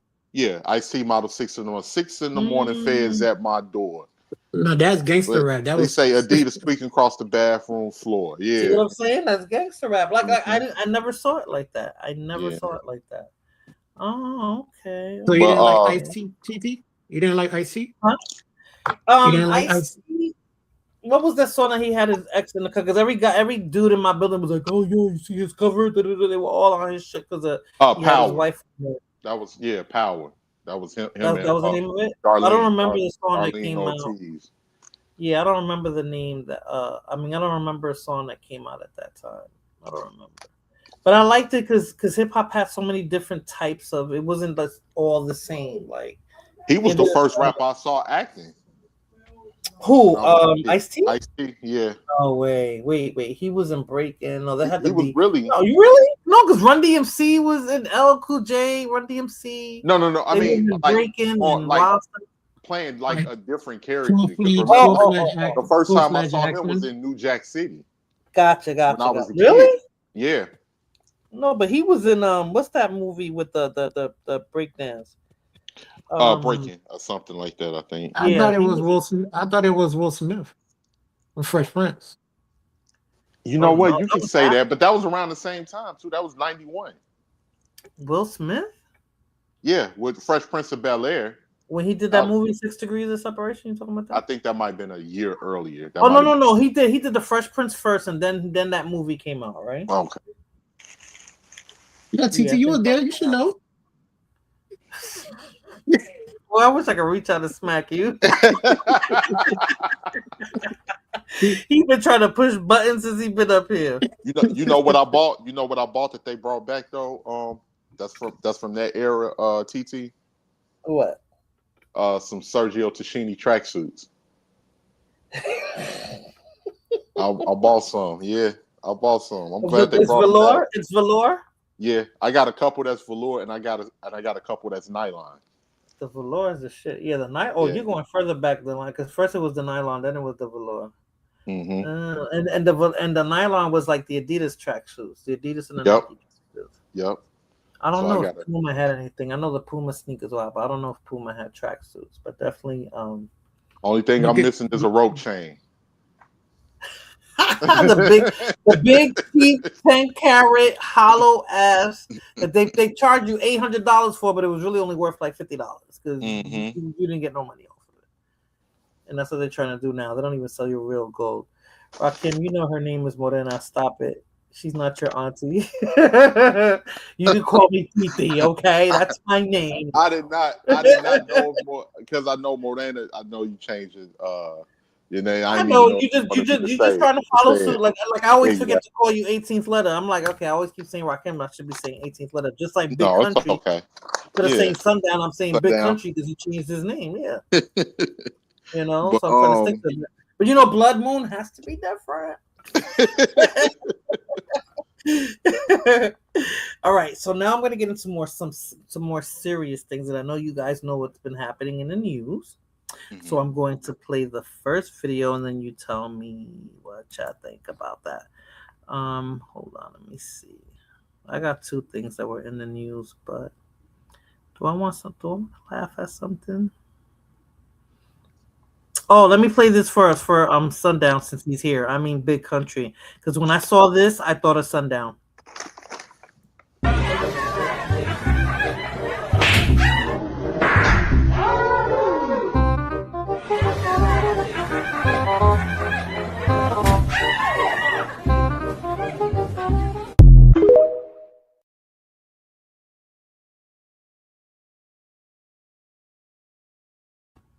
I think that was supposed to be New York. I'm not sure. That is crazy. That is crazy. Right? That is crazy. I ain't touching those. And you know what? I'll fight. Make sure he's not in the kitchen. I'll fight somebody tooth and nail, but I'm not touching those. Like I try to beat it with something, but I'm not touching. Not with your hands. A rat with my hand. And you know what's funny? I remember watching a video on YouTube when Cam was talking about living in Harlem, and he was just like, "Man, I done seen shootouts and everything." He like, "Man, mice come running in that crib, bro. I'm jumping on tables. I'm already there." He said, "We had mice." He said we had mice in our apartment, and his mother got in the thing. He's like, boy, we ain't had no. He was like, "Ma, how you gonna say you the reason I'm scared of mice? You the reason I'm scared of mice." Crazy, yo, that's crazy. When I saw that, I thought of Sundown. I was like, let me download that. So that is a big rat. No, that's actually not a big rat. Them things is crazy, man. It's different, bro. When I saw that small rat running with, I mean, in New York, y'all different. Them rats are different. When I saw that small rat running with that pizza in the subway, that was on some other shit. Oh, everybody talk about that. I know you proud right now, Morana. What? I know you proud with the Knicks. I don't watch basketball. I was talking about that earlier. I was asking Irby. I was like, was there a game today or something? Because I don't even watch it. They cutting up in New York right now. I know Blood Moon has seen it. They are cutting up in New York. Blood Moon, you watch sports? But I know everybody in New York is excited. I mean, I guess if I was in New York, I'd try to buy some. What's the colors? Blue and orange?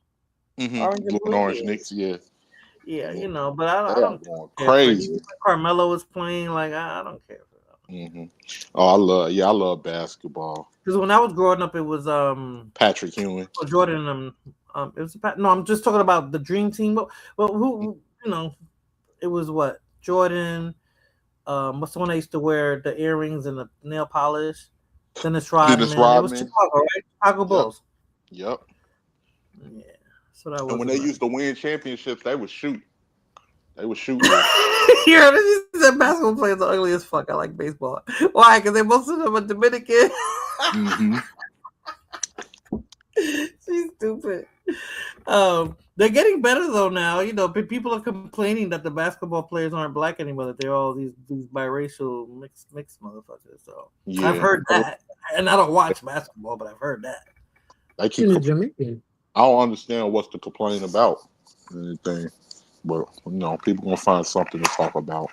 Exactly. Okay, so I'm gonna roll up into the next video, and this is more serious, but definitely, I know you guys have your opinions on this. I didn't know about it till I heard about it recently on social media. So I don't think that they popularized this too much. Hold on. Okay, let me play. Okay, let me play this one.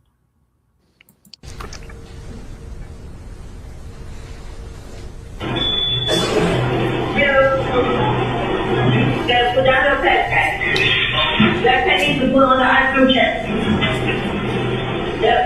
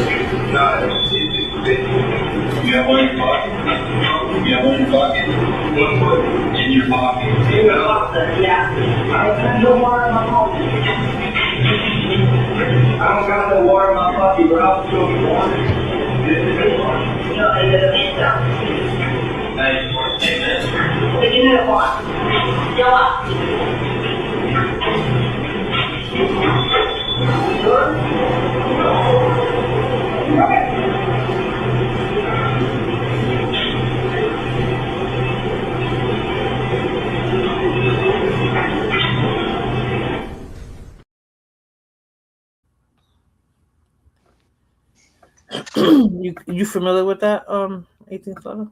Yeah, I've been following it. So okay, so you saw that video? Yeah, I saw it. What do you think? What are your thoughts on it? You know, I hate how everybody's trying to justify his homicide, saying it's because he had a gun, when they would have never even known he had a firearm if they didn't chase him in the first place. Because you're not supposed to chase people, and not justifying anything, because that little boy should not have had no firearm, and while his mother is sitting there crying about her baby in the audience. I need to ask you, why did your child is running around here taking pictures with guns? What is your child into that you didn't know about? Right. That you should have known about. Right. But at the same time, because they didn't even find any water. They accused him of stuff. They didn't find any water. I think when they chased him, he was running, because they said he fell. The boy ran out of one of his shoes and he fell. So I'm thinking he fell. The gun flew either out of his hoodie. That's probably where he had it, because that's why he didn't want to show them his hand, because he had the firearm. Exactly, because that's what I saw. When he was trying to show the woman that he didn't have the water bottles, he never took his hand off the hoodie. So to me, I was like, oh, so he had the gun in his in the where you put your hands out in your hoodie. And I think when he fell, the gun flew out the hoodie. Yeah, and that's when the son yelled gun, and he might have been. I don't think he was going to shoot at them or anything. He was reaching probably for the gun to grab the gun, and that's when the father shot him in his back. Okay, so I'm going to tell you my other scenario. I think because he's 14 years old, Rakim. He's 14. I remember my son being 14, and he went, huh? Yeah, he's a baby. He's 14, right? Mm-hmm. He went in there with a gun. Now, mind you, this is not his first. This wasn't this guy's first incident. This is just the first person that died from him, using his gun. That he's used it before. Mm-hmm.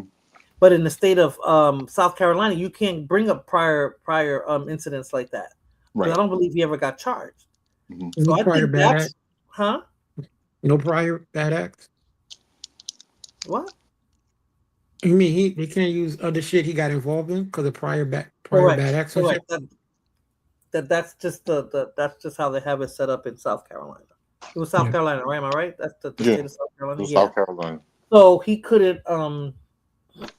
They couldn't bring that up. Now, don't get me wrong. I feel so bad. I was like, what if that was my kid? You know what I'm saying? Mm-hmm. That can happen. The mother video. It was so long I couldn't download it because StreamYard only allows you up to about 3 minutes. It was 7 minutes long, but I heard her mother outside at they had a press conference. I was crying. Mm-hmm. She's like, I'm never gonna see him graduate. I'm not gonna see any grandkids that I would have from, like it broke my heart. But I don't think, Rakim, that he was this perfect little kid. No, I don't think so. Don't get me wrong. Yeah, you're right. He's a young man that a baby died. He was 14 years old. That's so young to be caught up in a situation like that and him passing away. So yes. But I think what I think is that since this man is known for being like that, that's why he went in there with the gun anyway. Like, I'm sure he wasn't the first that walked up in there with a gun anyway. You know what I'm saying? Like in their pocket or ready to do something. Because the first thing, as soon as you walk in, put your book bag or something. I've never heard of that going into a store. Put your bag down. I know when you go to like a clothing store, like in New York City, they used to tell you like you can't come in with bags. You would check your bags in. They'll give you a ticket. But not going into a convenience store. And like you said, if you stole something, once you run out the store, I don't know if South Carolina has different rules, but you're not supposed to chase you. Once they're out the store, that's it. You can call the cops on them. Chase them that far. You chased them all the way from the store, bro. You was all the way from the store, off the property, right? So I know out here, like, and I believe it's Texas, and I've heard in other places, once they get out the store, you're not supposed to chase. You're not supposed to pursue them. So I don't know if it was a similar incident happened, not like with the store or anything, but it goes to show when people don't know what their children is up to or what they're doing. My barber and them was coming out of some type of lounging area or something in Chicago, him and his brother and all of them.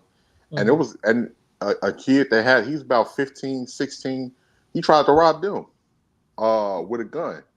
And my barber's brother, he was pretending like, hey man, here, take everything. He waited for him, like he had his wallet in his hand, and as he reached for the wallet, he pulled them close and he snatched the gun out of his hand. And they beat that little boy halfway to he say, when I kept punching him, it just felt, I was so mad, it just felt like I wasn't punching him hard enough. He kept punching him and punching him and punching him, but they didn't call the police on him. They just took his gun and they told him, like, you know what, we ain't gonna call, just get on out of here. Little boy, just get on out of here. He's about 16. The guy was just trigger happy. The guy was just trigger happy. The boy wasn't that at that by the time when he's running. By the time he ran outside, he's not a threat no more towards you. But the son went after him first. That's where I'll get, like, the son went after him and the father was behind the son. So I think once the son saw the gun and he said, gun, that's when the father fired. Yeah, but I don't think did he try to aim at them? That's what we don't know, right? Because we're just speculating at this point. Because people will sit there saying that, oh, what if he? Because if he tried to aim at him, how you shoot him in his back? How you shoot him in his back if he tried? The attorney explains that. The attorney actually, Rick Chow had an excellent attorney. How ironic that the attorney was a black man. Well, they purposely did that to alleviate race out of the situation, and But usually people won't hire a black man to be their attorney, and this guy did. So that's why I don't know if it was so race driven. I don't think so. I don't think it was race driven. I'm gonna say a little bit. Yeah, but I don't think it was because I don't see Asians hiring black attorneys. That surprised me. But to somebody's advice, he might have get that to somebody's advice. Say, that was a good attorney, though, huh? Was the gun out of his came out of the pocket? Came out of I gotta read the transcripts because I did this kind of fast because like I said, I just heard the story. Like I heard the story a few days ago, and I had never heard of it before this. I wanted to do more research on this because I was gonna do a stream on it along with the Carmelo case. Carmelo case. I want to talk about him afterwards. Yeah, definitely do that, Irby. Definitely do that, Irby. But because like look at the transcripts, but the whole thing is because we could put our emotions into it. That attorney was a good attorney. He got him off because he followed the law. He got him off on the law. It wasn't even a technicality. It was the law. And I'm gonna play his closing arguments in a minute, but it's like I'm just thinking with Rick Chow, right? Couldn't he have said, even if it was the gun? I always say people with guns, right? Mm-hmm. When you're gonna shoot at somebody, why you always shoot to kill? Mm-hmm. Why you He can't probably shoot? didn't even think. He probably didn't. Because he was a good shot. If he got him in the back, it was a killer shot. It was one shot, right? Wasn't it one shot? Yeah, it was one shot. So when people shoot, they shoot to kill. It just be luck if you survive the shots. I never heard nobody. I'm saying, and I know everything goes fast, like in those type of scenarios. I guess you're really not thinking, but that's someone's kid. So and you can't come back from it once you. I mean, that's always in my mind. That's why I was like, I mean, I own a gun and everything, but I was like, I would be so scared to shoot. I mean, it has to be something about my life. Like I fear for my life. But if it was a kid, if it was a 10-year-old trying to come at me, am I gonna shoot him in the head or in the heart? Maybe I'll shoot him in the foot. It's gonna stop him. And it depends. It depends on that's why I will say to what Blood Moon said. You definitely got to raise your children better, because I get so sick and tired of seeing people out here. Like y'all not raising these kids at all, man. Y'all not doing a damn thing with your children. Do you even care about these kids? Hold up. You got to raise your children, but you got to raise black children better. Black children are a little different. That's what I mean. That's what. No, we ain't a little different. No. We ain't a little different from nobody else. You got to raise this period. Yeah. You got to raise your kids, man. You gotta. Oh, I see what you're saying, Irby. Like as far as telling black kids what to be aware of. Yeah, because trust me, you can't. If he was a white boy, he probably would have shot him like that. I'm sorry. Well, I'm gonna give you the perfect example of that. That's like, and shout out to my bro. That's like Aline. When Aline sent me the story of the black police officer who deleted the white kid in Philly. The white kid was shooting at him, right? Yeah. Because you got to understand, these are teenagers. Because these are teenagers. Teenagers do dumb shit. Their teenagers are doing worse things. Shit too, Irby. But their teenagers are doing worse things. There's teenagers. There's teenagers that could have robbed the store. He could have robbed the store, and nobody would have felt bad for him. But he allegedly took water, and he just ran off. He didn't take the water. We don't know what was in it. Something was going on in his head. You saw the video. Why did he walk up in there? Why did he grab the 4 waters? Why did he put it back? Why did he walk out and he's saying, no, I don't have nothing. But he had the gun in his hoodie, like in where his hands were at. So why did he do all that? What was the purpose of doing all of that? That was dumb. I'm gonna keep it real. If he had the intent, maybe he might have had the intention on stealing, but they may have been on him. But even if that was the case, he put it back. He didn't steal anything. But he had the gun where his hands were at, so I don't think he couldn't have put the water and because that's where the gun was at. So I'm thinking that he went in there. Maybe he wanted to show off his gun. Maybe because I know that Rick Chow has a reputation already. Because if he's done that before, then the community knows. Oh no, you know how that crazy Chinese man is. So. And he was showing with his gun, I guess, online. I don't know why kids do that stupid shit too, because that's like for people. That's how they. Because they doing it like it's the whole drill era, and they doing that shit. Right. So maybe that's why he was trying to do. Yeah. Maybe his intent was that he was gonna scare the shit out of Mr. Oh yeah, Mr. Chow ain't gonna fuck with me like that. As soon as I pull out that gun, you understand what I'm saying? Maybe that's what was going through his head. I'm just speculating now. But we'll never know because he's not here to tell us, but. It just seems stupid.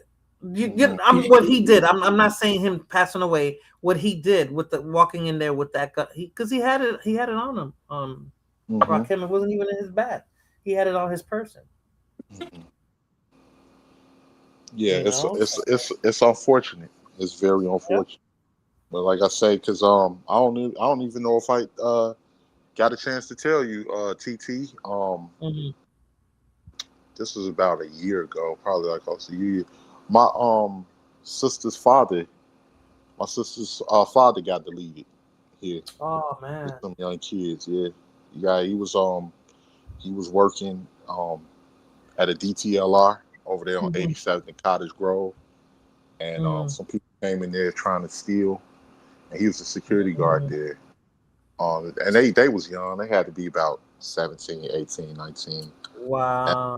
And, he tried to stop him, and somebody they pulled out, and they shot him, and he shot back in return, firing one of them. He didn't know that he was. Oh, he was an armed guard. Yeah, the other dude that was behind him, he didn't know that he was with them. He shot him in the back of the head. Wow. And you see what I'm saying? Like, so I'm gonna show it to you. That it was on the news and everything. oh wow. See, that's what I'm saying. Like these kids these days, like I don't, when she was talking about her son, I'm like, they always talk about their kids like that. I was like, he couldn't have been that much of a goody two shoes. You was that far removed from how your kid was. That mom's gonna be. Saying, oh my God, too. He got. You were that far removed. He got one of them because the boy apparently he passed in the car. He got one, and the friends. Guess what they did? Mm-hmm. They threw him on the side of the road and kept going.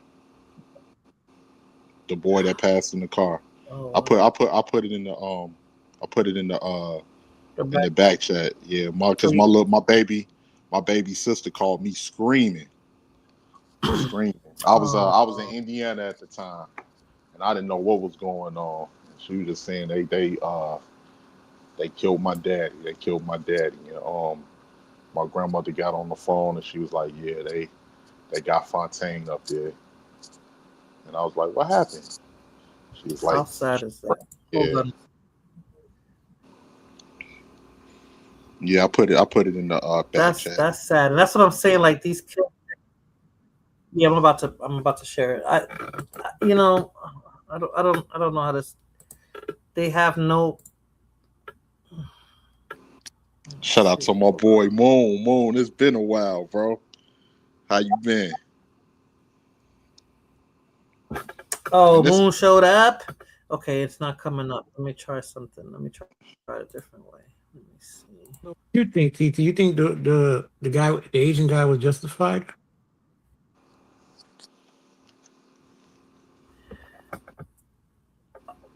I'm looking now. I'm not looking at it as a mother. Oh, I'm hold on a second.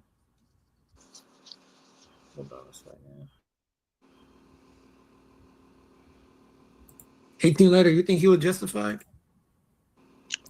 I'm not looking at it. I don't think so. I understand when you see a gun, your reaction is I gotta shoot, but I don't know, man. I don't know. I gotta look more into it. If his gun came out of his book bag, it's real difficult to say if he was aiming it or not. Man, it's good to see Moon, man. Moon, my dude, bro. It's been a while. Straight out the BX. Salute, Moon. Can you see it? It's loading. Can you see it? Maybe it's my StreamYard. Let me see if I see it from the YouTube. Hold on.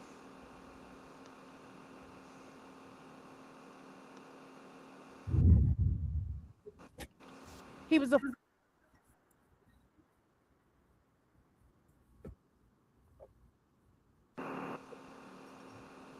Yeah, I heard it. My life is over, but that's all I had left was my dad. Memories of her dad is what's left for Ashley Creamer to hold. Hold on, Rakim. All right. Go ahead, Rakim. You gonna put it? Yeah. I had already put it in the back chat. I don't know if I. Okay. Hold on a second. All right. Give me a second. I don't know why there's a delay when I'm playing it. Hold on.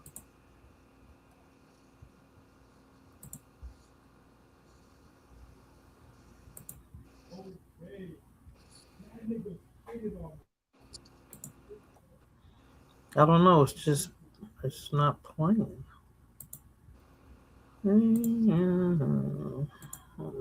Yeah, that happened. That had to be about, was it a year and a half or 2 years?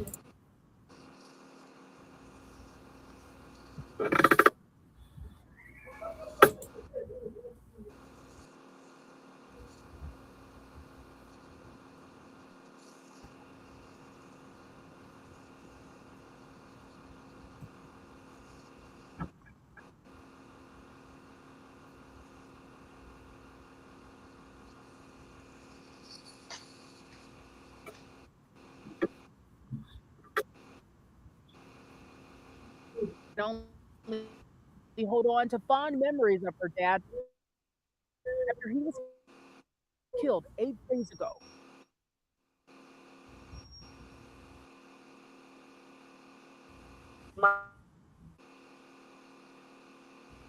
Memories of her dad is what's left for Ashley Creamer to hold on to. His laugh, him saying the word whatever, because he says that a lot when he don't want to basically argue or if he don't feel like explaining himself no more. Dad, 53-year-old Edward, children and grandchildren. I just hope we all get through this. I pray that all the grandkids be okay. His daughter tells us Creamer was into martial arts. I'm gonna demonstrate some Kabuto training. He was a black belt in karate who taught and mentored kids and specialized in 2 weapons. She says he's been a security guard since he was 18 years old. That's what he loved to do. That's what he was taught to do growing up as a little boy. Creamer was an investigator. He got an argument with someone and was shot 3 times. Police shared this surveillance video taken inside another store.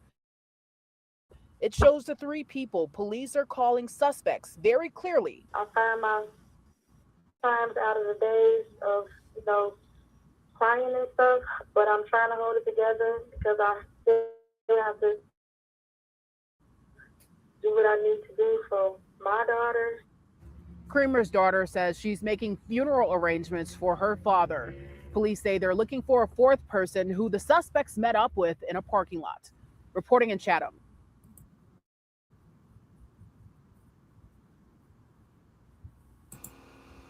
Yeah, I think because them boys was like about 17, 18 at the time. I think they caught them.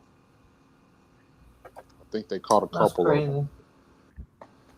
That's crazy. Yeah.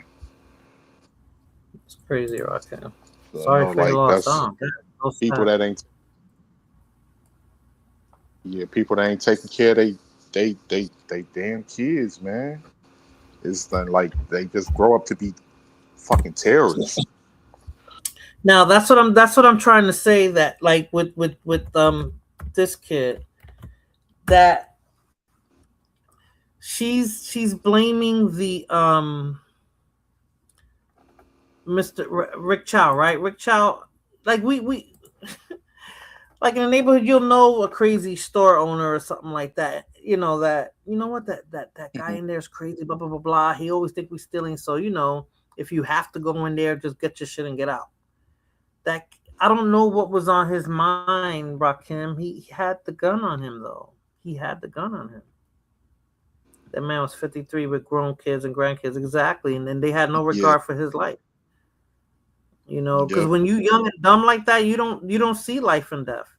You don't see life and death until you have kids, until you've lived a little, until you live life a little, And one thing I give him some credit on.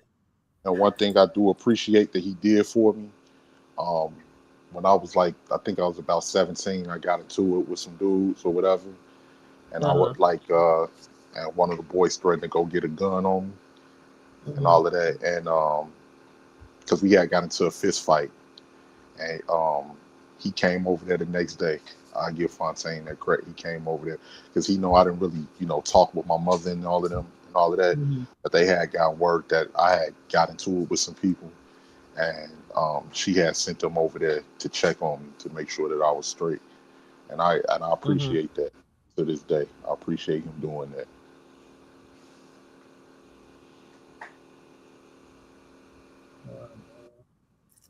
That's sad, but that's what I'm saying. Like, young kids have no regard for stuff, and I think Rick Chow could have handled it better. But I also think if the kid had not gotten in there with whatever his intentions were and he had that gun on him, he wouldn't have been in that position either. Yeah. You understand what I'm saying?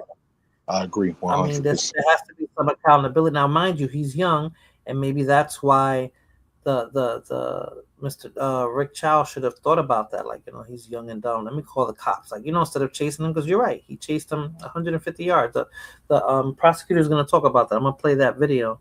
Because if it was me, like he was, and they was, I know how kids are, right? And I have a compassion. If it was a young black kid, young Latin kid, I understand. I grew up the same way that they did. If I catch you, all right, shorty, don't come back to the store no more. Right. Or something like that. Or put it back, and because me and Fighter, we was talking on DJ Witch Doctor's channel about that. I'm like, judging how you grew up, would you have done that? He was like, nah. I was like, because you was once one of these kids, so you know how they think. Yeah, but even could have had a little every bit more kid that won't do that. Every kid won't, maybe Fighter would have been doing something else and not something like that. Like, how many kids would think of going up? I mean, like as far as stealing, not the. Oh, okay, the stealing part. Yeah. I didn't like hanging around thieves. I let go of friendships because of that when I was a kid. Because I was just like, yo, I don't want to ever get caught for stealing. Because I'm not a thief. And I don't ever want to go down for some shit that I don't fucking do just because I'm with you. A friend of mine did that when I was a teenager. We went into the store. She came out the glasses like, she was laughing. I was like, yo, next time you're going to steal something, let me know. Oh, why are you getting, why are you getting like that? I said, because what if I always thought about my mother? What if I already got problems as it is? Yeah. I already got, I don't want to, I don't and I'm not a thief. Right. So I don't want to get in trouble for something that I don't do. And if you were my friend, you still get blamed. You still get blamed for other people. Exactly. So I'm like, and if you were my friend, you would tell me like, "Yo, I'm about to cop these, these glasses or whatever. Let me know. I'll wait for you outside." Now, if you don't come back out, give me a choice. You understand what I'm saying? Like, if I want to go in with you, then I'm going with you. But I don't do that. And I let go of that friend. I mean, we didn't stop talking, but I let go of the friendship. My cousin used to do that in Woolworth. Oh yeah, I remember that Woolworth. Blood Moon said it's so embarrassing. Huh? Blood Moon said it's so embarrassing. He must have got caught, Blood Moon. It is embarrassing. And imagine you put somebody getting caught. Yeah, they'll call the cops on you. No, I've heard about that. That's why I'm just like, no, I don't do that. And I would have been very afraid for my mother to find out. Like, really, you stole something? No, don't put me in the in them days, they'll beat you right there in front of everybody. Yep. So, I ain't raised you to be no fucking thief. Bow. It's bow. Keep hitting you. If I'm gonna go down for something, it's gonna be for something I do, not because of something somebody else did. Like, I'm not getting in trouble. And that's that same friend who cursed out my neighbor, and my neighbor told my mother it was me. And my mother was asking me, my God, yeah. Yeah, my mother was like, I was like, Ma, I don't do that. Well, she said, let's go to her door. And I told her, I was like, please tell my mother the truth. She was like, you was there? I was like, no, it wasn't just me. I was with somebody else. My friend was cursing you out. So, you know what I'm saying? I was like, I know not to do stuff like that. My mother was like, no, I didn't raise my daughter to be like that. And she know better. And I was like, damn right. I'm not getting in trouble. That was that same girl. I'm not getting in trouble for somebody else. She got caught in our local pharmacy and we both got in trouble. Damn. Yep. Me too, Blood Moon. Me too. Yeah. I remember that one time with my cousin, we had just moved into that area, right? We was living on it wasn't he didn't steal anything, but just the idea how kids you gonna get a whooping based off of something that they did. Because we moved further down 79th Street, and that was the border between Burbank and Chicago. And in that area, it was a mixed area. It was mostly like white Irish people, but blacks and Hispanics both started to move into there. And so we riding our scooters down the street, and there was this. I'm assuming she might have been Irish. This white lady, she honked the horn. She was like, y'all kids get out of the street. I moved, but my cousin Robbie, he screams, fuck you. Man, that lady hit that. Man, that lady jumped out that car so quick. I was like, we was on, those scooters that you got to kick your foot. I tried to kick. I just had to lift my. I was like, Robbie, what did you do? What did you do? She chasing us in the alley. She chasing us all the way through the alley. I picked up my scooter and started running with the scooter in my hand. Ooh, that's funny. She on Robbie's ass. She's on Robbie's ass, and it kind of reminds you of cops. When they running and the camera view is shaky. That was my vision. I'm looking back, but she closing in on Robbie. I got away.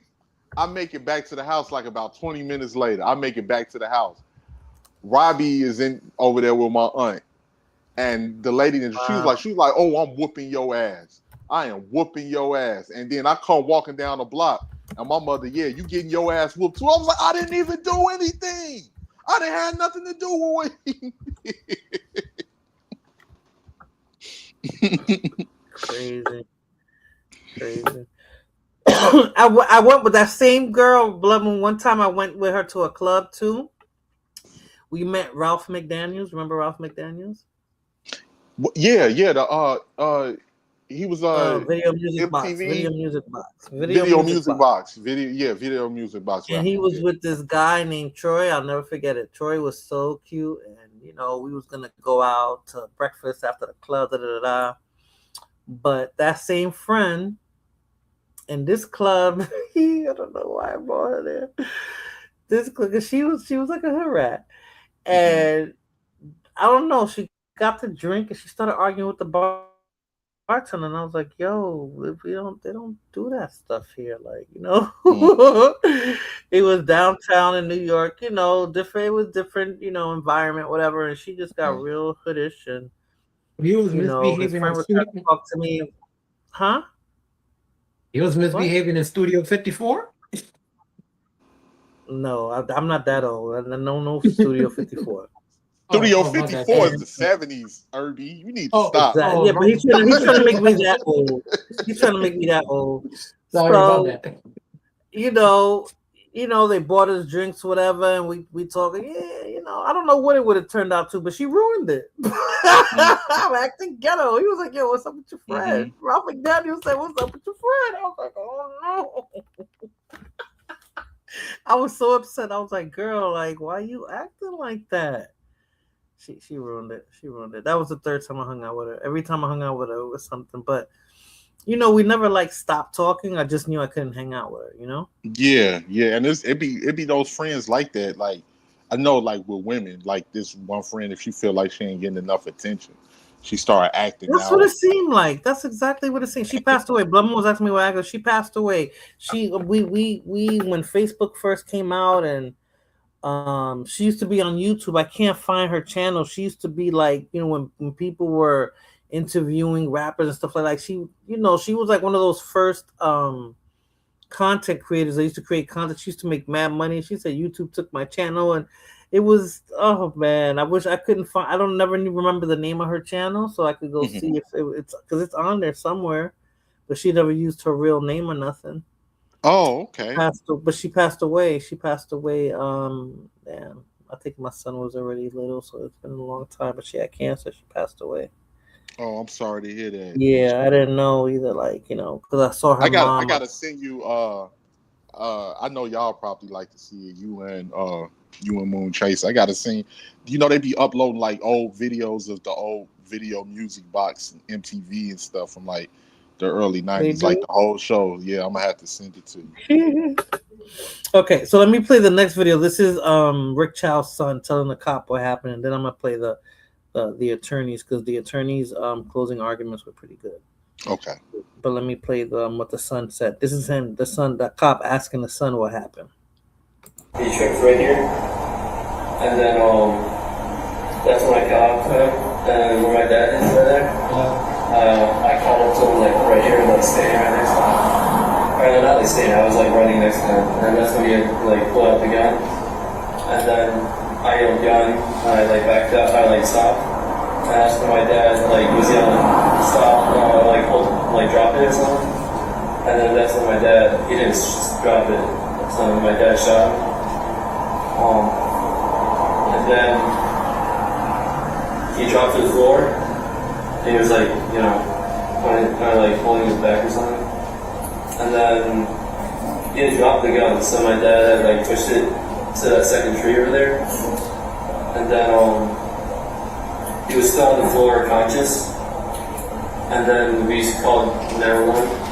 And around that time, that's when like the people had come down like from that parking lot. And then the white woman, she was EMT, so she came to, and that's when we noticed he was unconscious. So then she did the like tourniquet and was doing CPR. And so then I left because I heard the sirens. So I went down to the parking lot, and then they started parking like on the outside on Park Lane. So I was waving them to come down here. And then after everyone, most of the cars had come down here, I came back. And then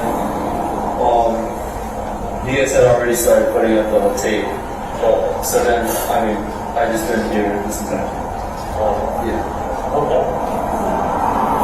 Like you said,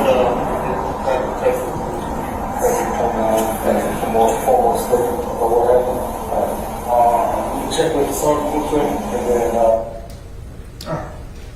And so, other than you, when you left the scene that evening, you had no further involvement in this investigation. Is that correct? That is correct. Thank you, sir. Thank you. Anything on cross-examination? No, sir. All right, sir. You can step down. Thank you. You know what I want to hear? The 911 call. They usually play the 911 call, and I don't know if they did for this trial. Mm-hmm. So Irby, look for that 911 call when you go to do your live. I mean your stream about that, because the 911 call is always really telling, because that's when emotions are at their peak and people are just rambling stuff off. So I'm wondering. Because he said his father called 911, right? Because he said he pulled out the gun and pointed it at him. Basically, that's basically what he was saying. If that is true, that means it was justified. Yeah, but there's That's no basically footage. how the attorney put it. Either. And truth be told, that gun is what saved him. Unfortunately, that gun is what got them. Yeah, off. and that's what makes me think that that's probably why he did what he did. But we weren't there. You know what I'm saying, Rocky? That area that they was in didn't have any footage. Was this during the nighttime? There's nighttime or the daytime? That was like the afternoon. That looked like it was in the afternoon. It was night. He had a book bag, right? Probably didn't have no. Maybe if it was afternoon, probably didn't have no witnesses. There was some witnesses. There was a lady who drove past. It was like 2 witnesses, yeah. Yeah, but I think they drove past after he was laying there. Already shot, right? Yeah. So Irby, get a chance to at least look at that part. But you're right. The gun is what saved him. Why did the kid have the freaking gun? That's what I'm trying to say. Like, it almost made it justifiable that. It almost justified him using his firearm. I don't know what the laws are in South Carolina. They did pursue him. They shouldn't have pursued him, because pursuing him, it's like, you can't say premeditated, because he didn't know he was going to shoot him. But what was he going to do after, when he grabbed him? What was he going to do? If he caught up with him, what would have been his intent?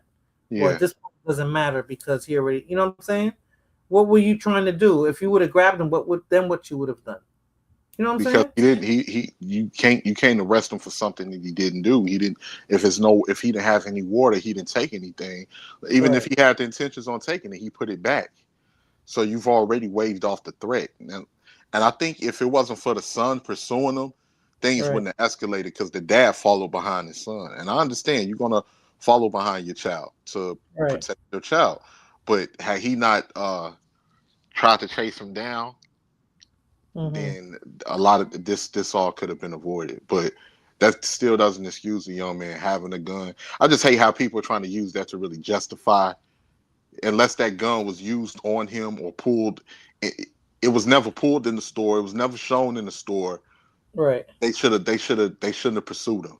If they would have thought that he, after, okay, you chased him a little bit, now it's time to call the police and tell him that you think he might have But stolen. he took water. Like if I owned the store and he took the water, I know who the kid looked like. If he's on camera, I'm never gonna let him in my store. Yeah, But and you know, like water. He didn't steal. He didn't come at me at gunpoint and say, "Give me the money at the register." right. And you know, I'm down there, surprised, probably down I'm there surprised the too. media hasn't talked about it. This wasn't big in the media. I just heard about this like a few days ago. Me too. So I think the reason why it was big is because he got off. I think that's what blew up on social media. The fact because this happened in 2023. Yeah, and this is not like a white and black thing. It's like more just Asian and black. But Asians are. I got some videos, but Asians are like a protected class now. You know that, right? And that happened because I think a Asian lady got beat up by a black guy or something like that. Blood Moon is right. He chased him because he was a kid. Yeah, because had it been a grown ass man, he wouldn't have chased a grown man. You know, so if I was the store owner and it was just water, yeah, go ahead. You seen know it. What I'm you seen it. Whatever before. he took, I would have let him get away with it because whatever he took, you have insurance. You don't lose money on that. Yeah, and that's just the. What we talking $1.50? We talking $1.50 at the most. That off. Yeah, he doesn't. He won't lose money on that. So it's like, okay, I know who that kid is. You know, my wife saw him, I saw him, and my son saw him. So we'll know not to let that kid in the store. When he try to come in, no. And if you try to come in here, I'm going to call the cops. You understand what I'm saying? Like, okay, you got that one. You got away with that one. That's what I would have done. Because it's a kid. Kids steal. You know, not all kids, but you understand what I'm saying? I said that. Fighter told me I was wilding for saying that. What?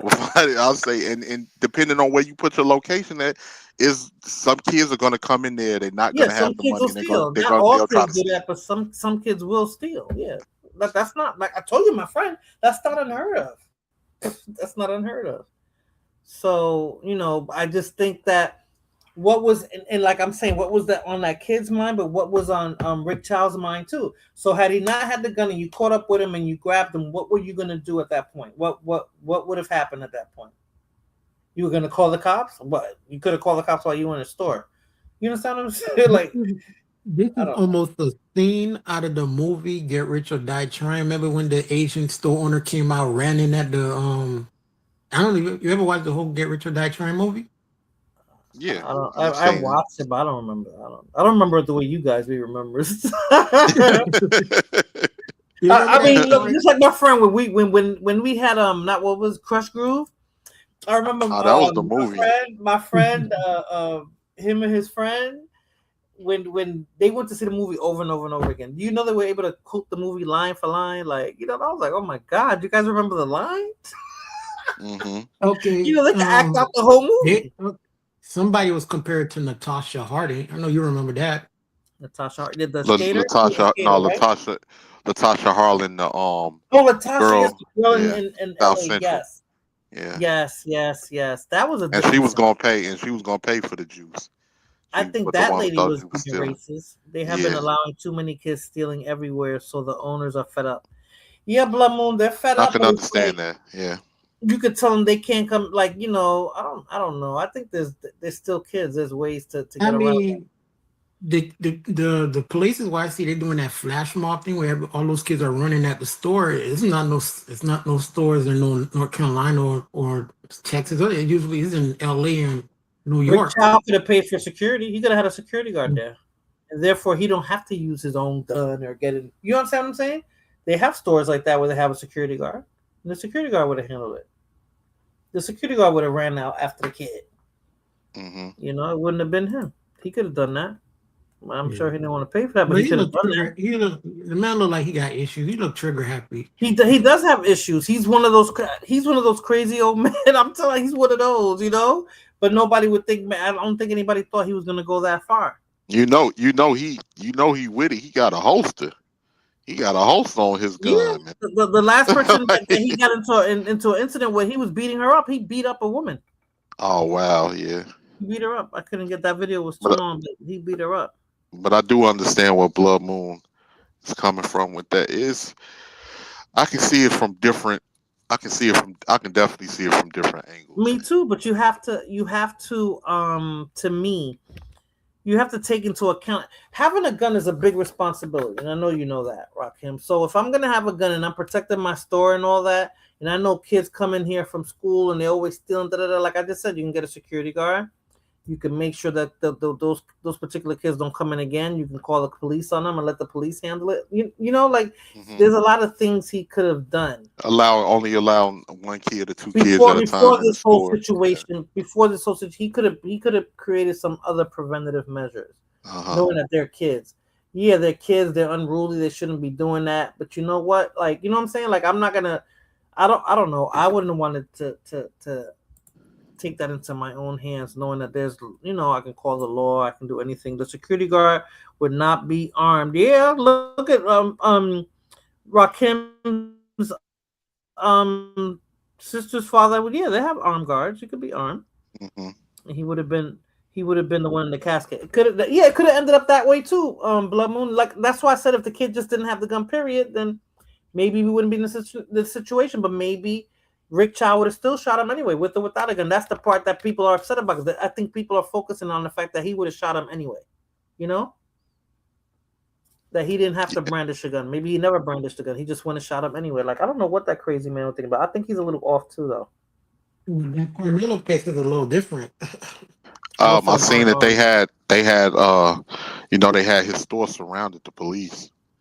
They showed the footage. His store. But he don't even own that store no more. They trashed it, and he don't even own it. He sold it. He's not there anymore. Oh, he isn't. They had police all over. He sold the store. He sold it. He been sold it. So they trashed somebody else's property. You look that up, Irby. Let me know when you go live. Or let Fulana know so I'll know, because what's Fulana at anyway? She's still here. She didn't left. She probably smoked the shit and went to sleep. I came on pretty late, Rakim. I came on at 11 o'clock your time, so I came on. So yeah, I'm still. I be I'm off right now. Yeah, you're not gonna believe this. Last week I hit a deer. No, did the deer mess up your feet? The deers are. No, thank God it didn't damage it anything like that. I was driving through Indiana, and I had to get on a deer. Oh, I'm not surprised. And, whatchamacallit, he jumped out right when I was driving through the woods, and there was only one lane going north and one lane going south. And he jumped out. It looked like a torpedo the way he shot out. That's how they shot. I was like, fuck. And I heard a thump. And then I was like, oh my God. It felt like my wheel was wobbly. I was like, I gotta get to the station first. Right. But thank God I got to the. Here they got a bunch of deer signs. Make sure the deer be running around. Yeah, but you never know when they're gonna jump out. It's like there's no warning, and they're fast. They are. That happens in Texas. That happens in Jersey. I was at a stop sign, and I swear, when I looked to the right, the deer's face was almost in my window. That's how it was. Like, that's in Jersey. They got him out here in Texas. In Texas, he would have been food. So I'm just like, wow. Blood Moon said, "Thank God you heard an innocent creature." Blood Moon, if you drive in a car and that deer run out in the street and you hit it, that car, that deer can kill you. On top of the deer dying, that deer can kill you. I mean, and to mess up your car. That's how bad it is. You never know when they're gonna jump out. I think I sideswiped it, and I think it ran back in the other direction. Oh, so you never got to hit it, or maybe you didn't? No, it like a thud, but it wasn't no damage or nothing to the truck. Thank God. No, to the truck, but if it was a thud, then you hit the deer probably dead anyway. Oh, yeah, the deer. What are they gonna do? The deer gonna go to the hospital, get checked out. That deer's gonna die. Whatever injury you guy's gonna die. That innocent creature, your Blood Moon, that creature, those creatures are innocent, but they can kill you. You never want to hit a deer when you're driving. That's how I was like, oh man, did it mess up the truck? And you know what's crazy? Like, if you look close, because like when you drive past those woods, if you look close, you can see them in those woods because their eyes be illuminating. Yeah. So I be looking, I was like, it's like about 8 of them over there. Damn. Can't be. Aren't you supposed to be sleeping? What you doing up? Yeah, they be in people's yards and stuff. They be looking for food. That's why they're getting closer to where people live at. And don't feed them, because you feed them, they'll start coming back with their homeboys and stuff. I know. I wouldn't mind like that. I wouldn't mind. But out here in Texas, they're like, yeah, we feed them because they're gonna be food. Yeah, that's Every true. time I They used to eat get a near lot. me, they was like, yeah. I was like, why don't they? You got to worry about them. They was like, no, we feed them, so we know what they're taking. What does deer meat taste like? I never tasted deer. It's gamey. It's meat, but like I mean, I season it with sazon and stuff like that, so it tastes good. But you there's still a slight gamey taste to it. I heard you gotta like soak it in apple cider vinegar. What they do is okay, because when they go hunting and that's from what they told me. They go hunting and they kill the deer. You know, they put it in the truck. They take it to the butcher. You know, they got their butchers that specialize in that, and they cut it up for them. And they'll tell them what they want: steaks, ground beef, and stuff like that. And they mix it with pork. Pork gives it like. Okay. Yeah. Okay, that makes sense. Not the steaks, the ground beef, because I always get the ground beef. I know they never give away the steaks. I guess I have to go buy the steak, but they'll give you the ground beef. You know, that's how I tried it. That's how I was introduced to it. You can make sausages with it. You can make what I call picadillo with it. Is just ground beef with tomato sauce, stuff like that. I just tried. I bought some. I just tried these pot pies from some company down there in Louisiana called La Boucherie or something like that. Or La Boucherie. A crawfish pot pie and a shrimp pot pie, Cajun pot pies. That was pretty good. I might do that, Blood Moon, but I don't like goat. Just only because I never taste. I don't think I ever tasted goat. It's just knowing that it's goat. I'm just like, ugh, nah. I tried curry goat. I tried curry goat, and I wasn't really feeling it. It tasted kind of grassy to me. Was it because you knew it was curry goat? Like you knew it was, because I think had they not told me what it was, maybe I would have ate it. Like but I'm like goat. Ugh. I was like, I think I done ate some of the grass this goat was chewing on. Remember, goats eat everything, so that's probably why you taste it, because they eat everything. But let me play this video. Which is this? Oh, this is the prosecutor's. Did I play everything? Let me see. His son, the defense attorney. Let me play his video real quick. I'm just trying to get through it. Rakim, we can keep talking about that though. What does 130 yards look like? Well, it looks like this.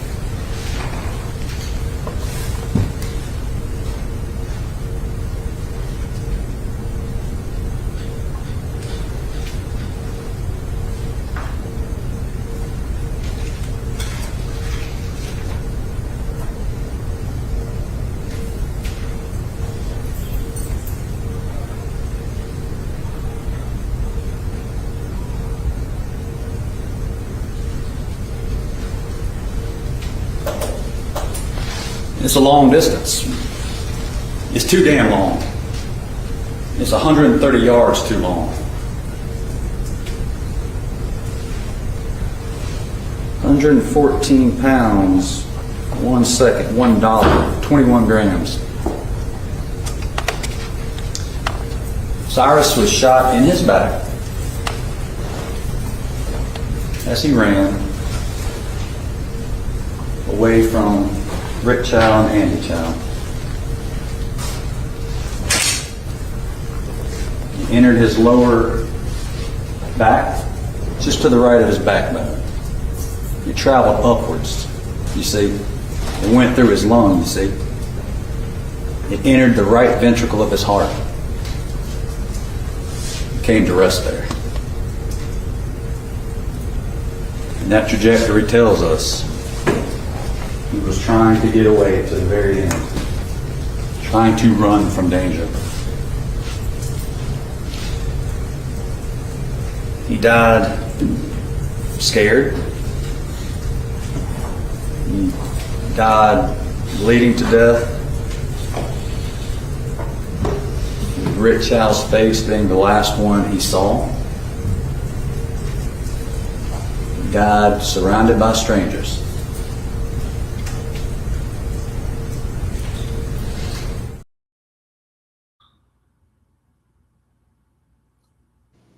He was good. You heard that? Yeah. Me and too. He was these attorneys were A1. This is like what you see on TV. Mm-hmm. I swear. What about Chitlins, Blood Moon? Ugh. In Poland, they love pork. I can't listen to this. I'll be back. You know what's the Caribbean version that I can think of that's like chitlins is tripe, I think, right? No, I believe they eat. I forgot Blood Moon. What they call chitlins? Blood Moon. Because those are just pig intestines. Yeah. Those most cultures, they eat every part of the fucking pig. I had a friend of mine, Puerto Rican, he used to eat pig. Was it pig feet? Not pig ears. Yeah. Then there was a restaurant that used to cook pig ear. Or was it? Yeah, it was pig ears. I don't know. It was disgusting. But and in the bodega, they used to have it in a pig. They used to pickle the feet. It used to be in a jar. It was disgusting. Yeah, I like pig pork, feet. Ears, tongue, none of that shit. None of that. I'm so happy. To make that. That's disgusting. So happy I don't eat pork no more. I eat it once in a blue moon, but I don't go out of my way to make it all the time. Yeah. But so you see what the prosecutor said? Like, he that was his closing arguments. I was like, I've been on the jury twice, and I'm just like, I never had a case like that. That would have had me like, my mom loves pig feet. That shit is nasty. It looks pickled pig feet, right? That's how they make it. Big Country pickled, right? You served on a jury before? Yeah, I've been on a jury, but not like on a criminal case. Like that would have been more interesting. I used to want to be an attorney. That's why I was so in awe when I heard these attorneys. Like, I used to want to be a criminal got called attorney. for jury duty twice. I got called for jury duty twice on a criminal case, but they didn't pick me.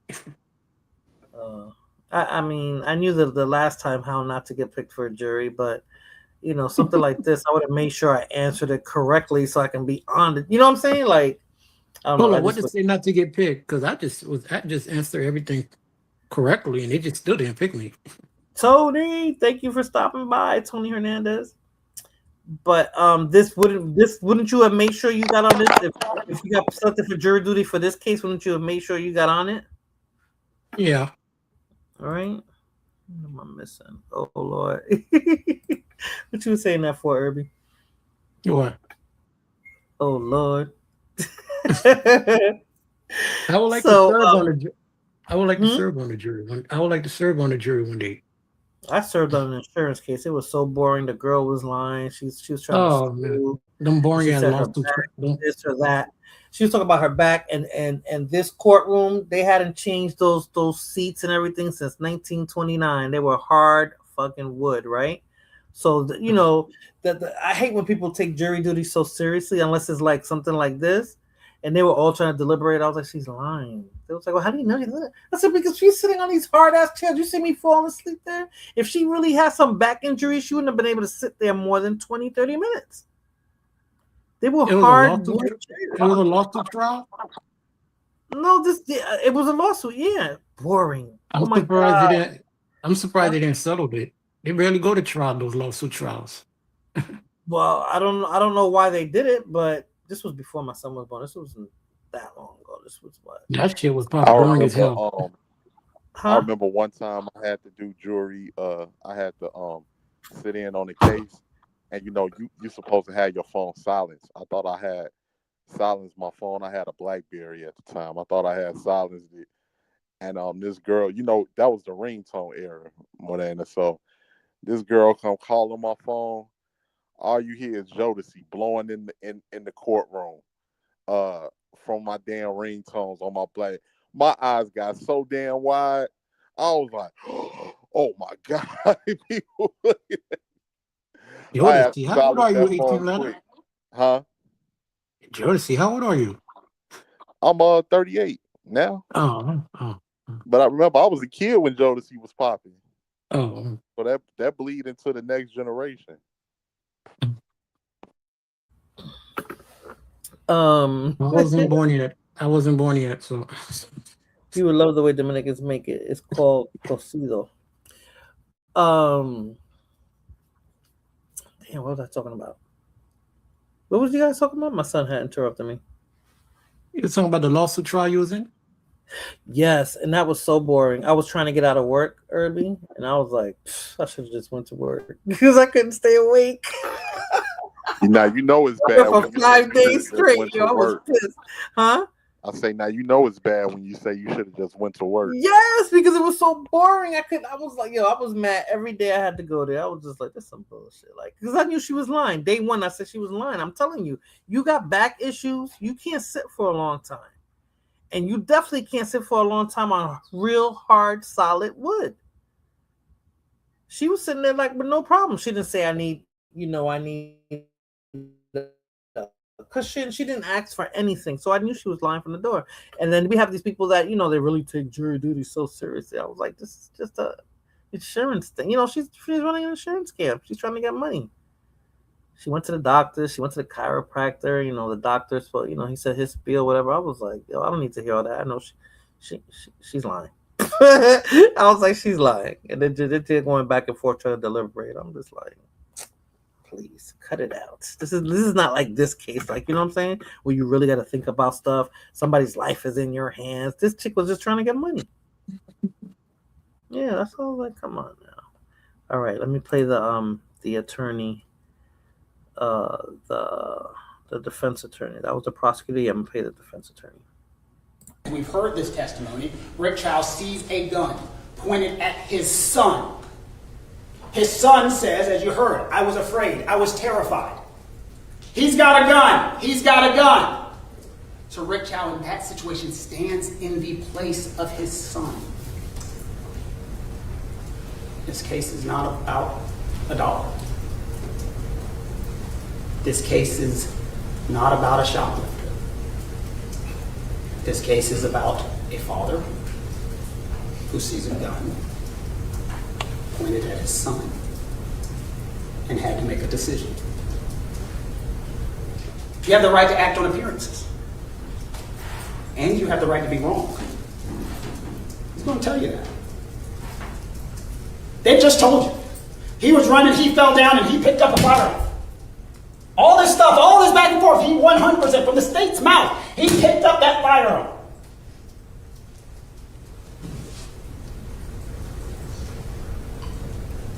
You have a right to be wrong. You have a right to act on appearances. Use your common sense and ask yourself, that does seem strange. And the reason we bring that up is that would explain why Andy, who was sitting at the front counter, looking back, is watching this and going, he's acting strange.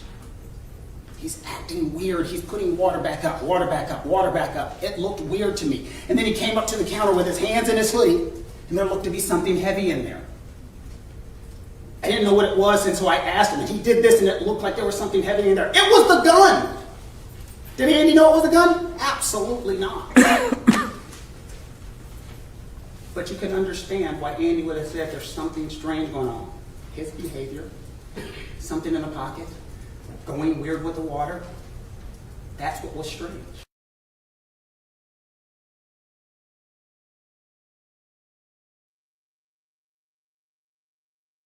You remind me of John Guy's lawyer, Johnny Cochran. Yes, Bruce he Cutler. he was. You mean OJ, Johnny Cochran? That's what he reminded me of. Johnny, he was good. He was good. And this was a shortened video. His closing arguments was about 10 minutes long, and I was just like, wow, that Rick Chow got the right attorney. You heard what he said? He had the right to be wrong. Yeah, I heard it. Absolutely. You know, that's what I'm saying. He went by the law. The law got him off. I mean, it's just how you interpret it. It depends on the attorney. That's true. Hold on a second. Give me 1 second, y'all. I'll be back.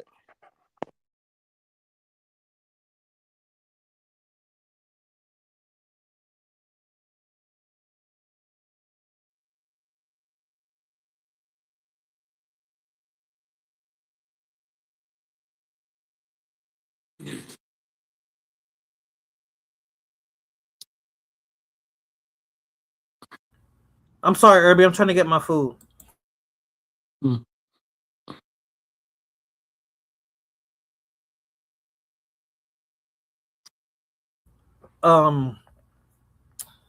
So when you gonna do this stream, Irby? Shit, I almost fell out. You almost fell out of what? Thursday or Friday. Sisters make good lawyers. Shit. You said Thursday or Friday? Yeah. I'm this is cold. I ordered food and it's cold. They had a game out here. It was Brazil against who? That wasn't Brazil. It was Argentina versus something. Oh, okay. They had a soccer game. Last year was Brazil, right? Was it last year? That was 2 years ago. Oh, okay. You don't watch soccer either, huh? Mm-mm. You close my door? But they had thank you. But they had a You're not a sports fan at all. Hmm? You're not a sports fan at all. Nope. I told you I watched boxing because it was fast. At one point I was into basketball, but I don't know. I think it was the Warriors. I think they were a Jersey team. And that's because my brother, his friend, left me sitting there watching the game and I got into it. But no, I don't care for sports at all. Not even baseball. You know, that's our national pastime. I don't even care for baseball. Oh, this is horrible. I hate when I order food and I don't like it. I should have just got pizza. You can't fuck up pizza, you know? Order a pepperoni pizza. No, I don't like pepperoni. Plain cheese pizza. You chase Blood Moon way she doesn't like true crime. I mean, that's what I should have played. You look up true crime. The true crime videos are better. They're longer. But you're gonna have to share your screen and all that. But what I was gonna say, so based on what they said, what do you think, Irby? You think Rick Chow was wrong? I mean, it all boils down to this: what the guy said, what the lawyer said, and which was my theory. If it looked like something was about to come out, which he thought it was the gun. I mean, he's justified. But would he still have? Hold on a second, Irby. If he pulled out that gun out of his pocket, out of his book, he's finished. I'm thinking Irby, if he would have never had the gun, he would have been fine. That's just what happened, Morena. That's what happens. Just had what? That's what happens. Just have. That's okay. I'm lost. But because when you see the closing arguments, the lawyer made everything about the gun. Yep, that was his angle. And the prosecutor made everything about the water. Yeah, terrible, really terrible. Mm-hmm. So the prosecutor must be a rookie. Mm-mm. Maybe he didn't care. Probably just I'm just gonna charge him just to say I ain't. You know, because they attorneys talk to each other, so yeah. Because the prosecutor who charged George Zimmerman, I think she just charged him just to calm shit down. I don't know how they let Zimmerman get away with that. I don't know how they let him get away with that.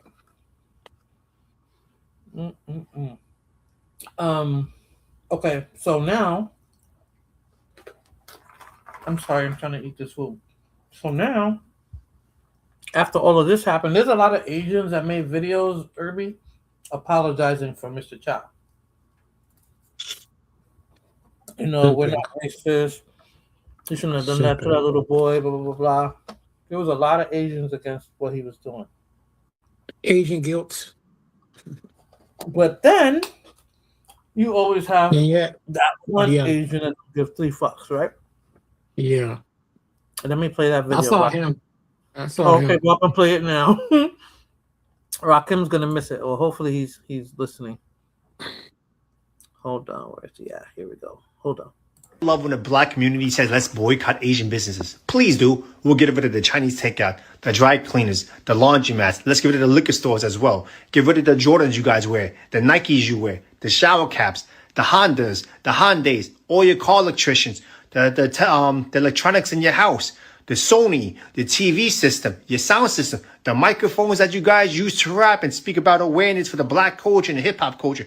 Where do you think that's made in? That's made all in Asia. And here's another thing for you guys. You guys want us to leave the neighborhood so bad? Oh, Asian people are not neighborhoods? We're in white neighborhoods. We have our own Chinatown. We have our own Koreatown. You think we really need you guys to benefit off and make money? A lot of us do go to college as well. You're being outworked by immigrants who barely speak English. And you're not embarrassed?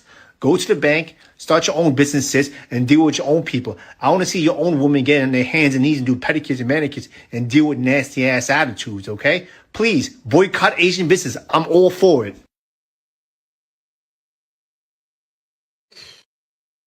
I love when the black community says let's boycott Asian businesses. Please do. We'll get rid of the Chinese takeout, the dry cleaners, the laundromats. Let's get rid of the liquor stores as well. Get rid of the... With it. I wonder why that played again. They showed it showed Umar face. Can you imagine if Tariq sees this and hear this, and what's Tariq gonna make a live out of Tariq this? is talking about it already. I just happened to pull Umar's video. Ain't nobody worried about Tariq. He's gonna play. He's gonna play on that. He's gonna play on that fucking people's emotions. Yeah, and see, here's why I'm not upset with him. I'm not upset with what he said because he's right. I hear a lot of people hooping and hollering, but let's see if you really gonna be about it. They won't. If you really want to do this, that's how you. People on the internet just be running their mouth. He left off the main thing. With that boycott. You can boycott everything he just mentioned. Nobody's gonna miss anything, right? What is the one thing that that black people get from Chinese people? We get a lot of electronics. Nope, not even everybody buys electronics from them. And they don't. The women get weave and weave. Yeah, exactly. Yep. Go natural for 6 months. If you can do that, that's never gonna happen. You're gonna tell black women to go natural. It's never gonna happen. Call out people self because people. So they won't boycott them. That means they're talking shit. That's what they make the never most gonna money happen. from. That's what they make the most money from. And that's If I was to go, hey Roberto, if I was to go on the stream right now, if I was to make a stream right now and say all sisters go natural as a boycott to boycott them, they would have gone off on me. I would hate black women. They're not gonna listen to you, Irv. that's how you boycott them. If you're gonna, because I bet you it was a black woman that said that we're gonna boycott you and blah blah blah blah blah blah. Then don't buy no hair. Yeah. See, the thing is, people got so used to You can stop eating at the Chinese restaurant. You can stop buying look at the liquor. So you can go because I don't buy nothing from no Asians. I get my when I get a manicure and pedicure. Mm-hmm. That's it. Yeah. I once in a blue moon when I get Chinese food, but I don't buy nothing from them. Okay, if I order stuff, everybody that orders stuff eventually comes out of China anyway. So that's everybody. Yeah. They're just third-party vendors. You can be buying it from Target. You could be buying it from Amazon. You could be, you know what I'm saying? But the one that's direct that can hurt their pockets, that's $1 billion industry. Stop buying their hair. Yep. It was. I know. You want to hurt their pockets? Don't buy that hair. I bet you they can't do it. It was one lady who opened up a black-owned beauty supply store, and she said that they was literally trying to undercut her for the connection to the hair. The people that had the Asians that had connections to the people that was their wholesaler wouldn't sell to her. She ended up finding they wouldn't sell to her.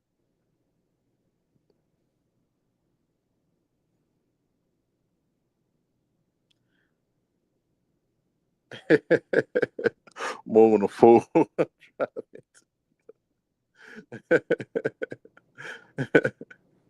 So, but I can't get mad at his. I feel like everybody should have the right to say how they feel, and that's just how that man feels. There's no need to get emotional about it. If you feel a certain way, call his bluff. He was the only negative video I saw. Everybody else was apologizing. All the Asians I saw were apologizing. We're not That's like that. And everybody's an individual. He don't represent a collective, but that's, I don't know. He may have felt like that. China. I thought he was China Mac for some. I almost thought that was China Mac. Nah. No, China Mac made a video too. Did he apologized. China Mac, my dude. I mess with for China both Mac. sides because he was saying it's not a race thing, and Uh-huh. Yeah, China Mac made a video. He made a I video. didn't even know that. You know how hard it is for me to decide what videos I want to show Rakim?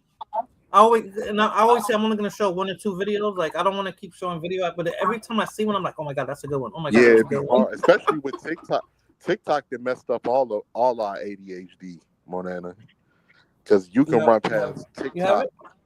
You can watch 10 videos in about 10 minutes on TikTok. So well, that's my attention span. That's why I rather, instead of just playing a YouTube video, I like these shorts. yeah, you're gonna have to start doing you're gonna have to start doing TikTok lives too. I can go live. Before you used to have how many You don't have to have. I don't think you have to have anything now. You can just not start anymore. going live. Not anymore. And That's TikTok is really better depending on what you want to talk about. Yeah, because remember, once the United States got a hold to it, look, man, we need y'all to start making accounts as quick as possible and going live. We need more money. So Exactly. But they censor you a little bit more, but yeah, but you start learning how to speak in coded language. Like if you're talking about a firearm, you just say pew pew. Of course, the M word is deletion and different things. You start learning how to you say like the K. You just say the triple K, and HIV houses in Virginia, and you start learning how to say different stuff. But you'll start blowing up quick, depending on the rooms that you make. You make one of them. I think I might have more success on that, but it depends on what you're talking about. You got to talk about a real, toxic topic. Yeah. But you just hosting those don't. But they be off the chain too. I gotta warn you. They be like a lot of them people. They be running. I watch them. I be watching them. Yeah, they be running rampant. Sometimes, so they be running rampant. But yeah, it's fun though. It depends on what you're watching and everything. It's fun. Let's see. I'll think about that one. When Xtina gonna come do a live and come back to YouTube and do one live? I don't think she want to do lives anymore. Yeah, she probably not. YouTube got way more wild than now since everybody got introduced to StreamYard. And there's no need to be that way, but people choose to be nasty. Yep. And a lot of people do that online for some reason. Because some of those people, There's anonymity on that. They troll. They create mad accounts. So even the people that are in your stream as trolls, and they're trolling you. I'll be like, I can tell that women and women troll as men, huh? I'll be like, I can tell that you don't do this in your personal life because you still living to keep going. You have to. I mean, you have to. I mean, sometimes you got. That's why I said people have personality disorders on here. It's just one dude. Crazy shit. Yeah. It's this one dude, right? He be always talking about something. Yeah, man. I'm up here. I wish somebody would do something to me. I'm in Chicago right now. I'm like, dude, first off, you're not in Chicago. You in Zion, Illinois, an hour and a half away. I'm like, because he did a thing where he was driving past O Block one time. He was like, I'm over here by O. I was like, first, dude, it's like 6 a.m. You ain't nobody outside. You ain't go up in them gates. You talking about 6ix9ine? No. 6ix9ine did some shit like that. No, and he admitted it too, because they asked me, like, I heard you went to O. He was like, I went there 6 a.m. and I stood out there for 2 minutes and got back in the van and left. Miss you too, Moon. Wait a minute, isn't 6ix9ine too old for that? Oh man, we miss you too, Moon. What you say, Morena? Isn't 6ix9ine old? Is he old? Well, he's 30 Damn. now. He's still a young man. He's 30, but he was in his 20s when he was doing all that. Oh no, then I'm thinking about somebody else. Oh, okay. Yeah, people be capping. I'm like, and the dude that was doing it, I'm like, I know you, dude. I know people that caught real cases and did real stuff that be paranoid when they walk in the street. That's how I know See, you. everybody on YouTube is a gangster now. I never see so much gangsters on. Yeah, it'd be crazy, man. And don't get me wrong, it's some people on here that's really with it, but they be the humblest people that you wouldn't know because they actually did stuff. You know, 95%. Yeah, but 95% of here they just no, the rap. ones that be super loud, they just be running their mouths, man. And you know, but sometimes, but you know, DJ Hemp though, Monana. You heard of him? Who? DJ Hemp. This might be risky. No. That's who. Matter of fact, are you going to go support fighter? He's coming to Houston. Oh, he is? Yeah, he's going to be coming down there he's going to be boxing. He ain't telling me nothing. When's he supposed to be going to Houston? I don't know. I know it's coming up. He's going to be boxing CJ. But I'm an ex-fighter. Why he never? I'm an ex-fighter. Why he never turned professional? But practically. He Irby like to troll, or he laughing too? Hemp is from he's not far from y'all, Monana. I think he's from Connecticut. He grew up in New Haven, Connecticut. But when people be getting into it on his streams and everything, he set up boxing matches. He said he like. Oh, so it's gonna be a legit fight or a pull-up fight? Yeah, it's gonna be a legit fight. Yeah, but like a pull-up or I think he got about like a ticket, like a $30 ticket or something like that. Okay, TTC, I'm joking. This isn't here. I don't think you're joking. Is the guy who trained Mike Tyson? Is he still alive? Customato? No, Customato been dead. No. He would have been alive. Not Customato. It was somebody else under Mike Tyson. There was somebody else that was. You mean his manager, Don King? It was the other guy. He's still beefing with Mike Tyson to this day about something that Mike Tyson took to sister. You talking about Mitch Blood Green? Oh, his name is Teddy Alice. Teddy. He talking about Teddy. Dang, what's his last name? Teddy Alice. Teddy Alice. Teddy Alice. Hey, Moan. Apparently, I think fighters fighting down there in Houston. I don't know, some shit. One of them was Italian dudes. Mike Tyson. I'm 2 hours away from Houston. I can understand if he still hates, because apparently Mike Tyson groped his niece or something like that. So yeah, I can understand if he still got beef with Mike Tyson. You know, I can understand that. Mike Tyson can still kick his ass, whoever you're talking about. Yeah, but see, he knew that. But Teddy Atlas was about to shoot Mike Tyson. Yeah, he pulled a gun on him. He pulled a gun on a 15-year-old Mike Tyson. That type of shit that was. Nah, he was that was when Mike Tyson was young. He was still young himself. That happened in the 80s. But Gus D'Amato saved Tyson. But he probably already hated Tyson. He talked like he's still jealous of Mike Tyson. Jealous that Gus D'Amato paid more attention to Mike Tyson, in my opinion.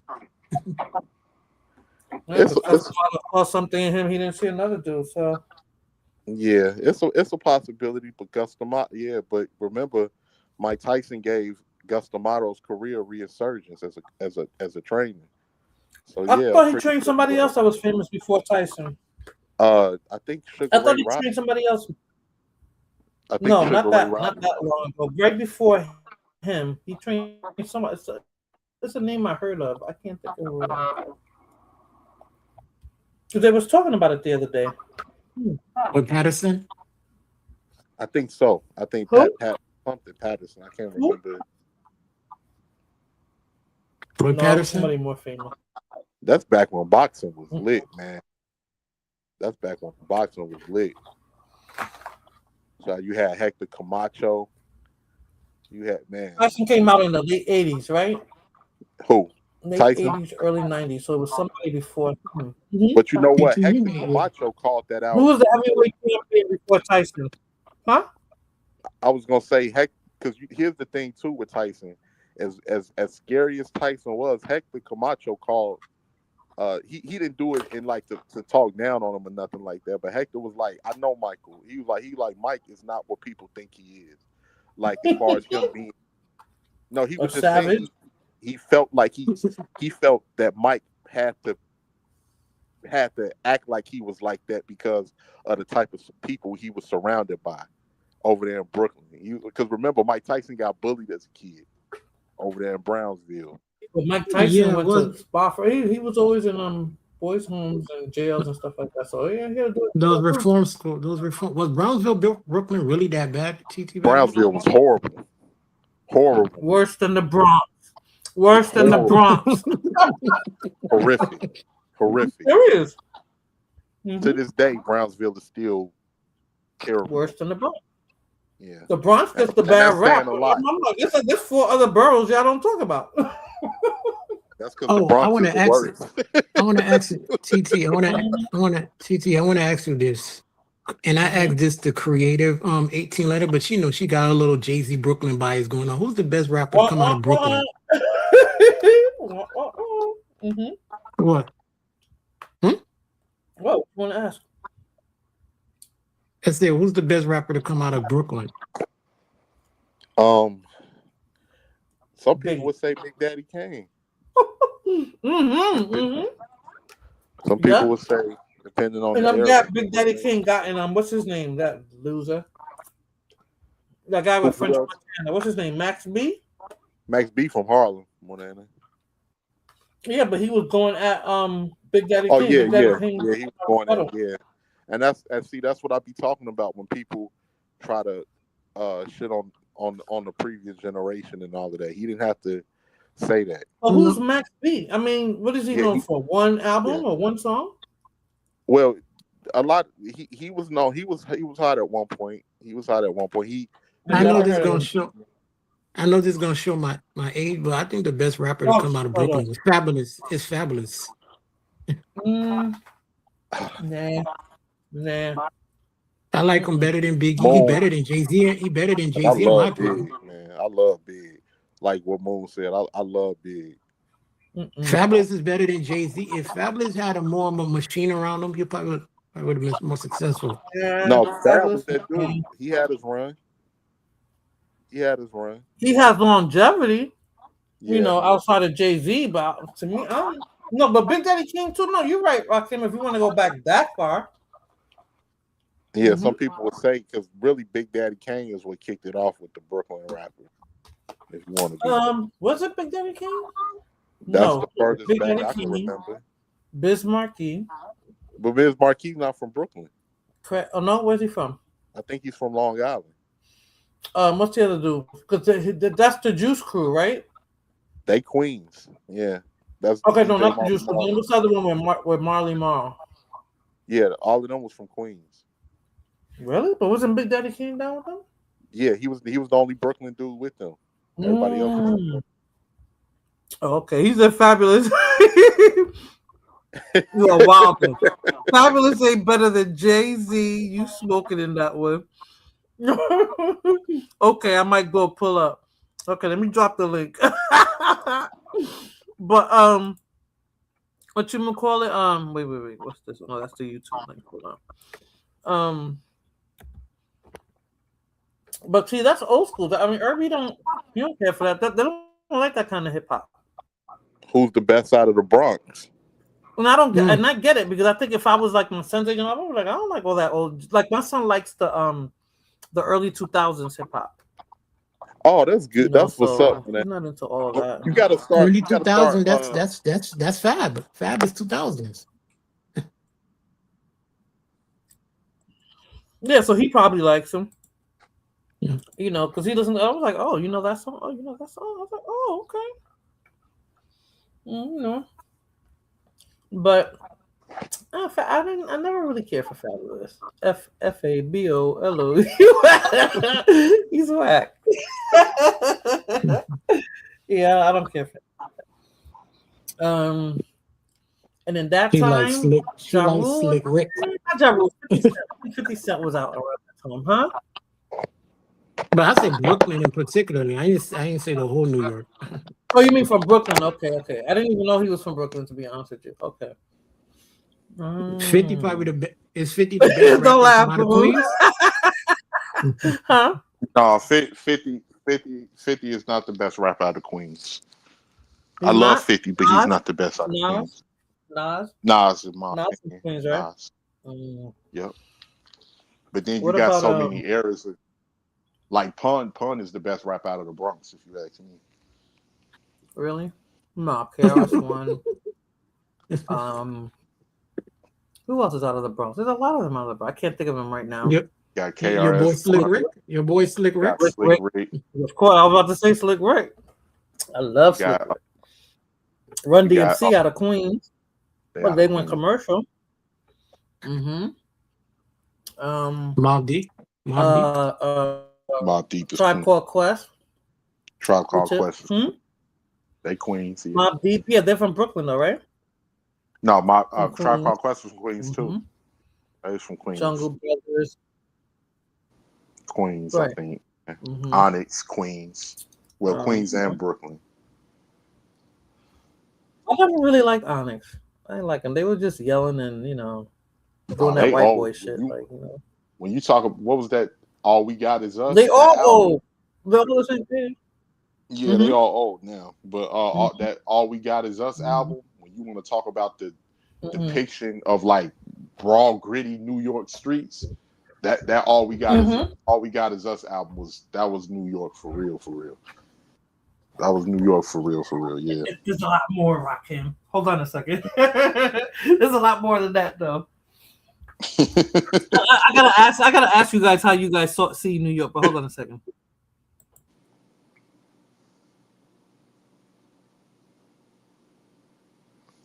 Hey, my boy Moon want me to take your hood pass, Irby. I gotta take it. I don't know. I like Fabulous. I like this Fabulous. I like this Fabulous swag. I like this swag. I like this Fab swagger. Yeah, I was a big Fab fan, but I can't say he was the best out of Brooklyn. Big was so hard back then. Yeah.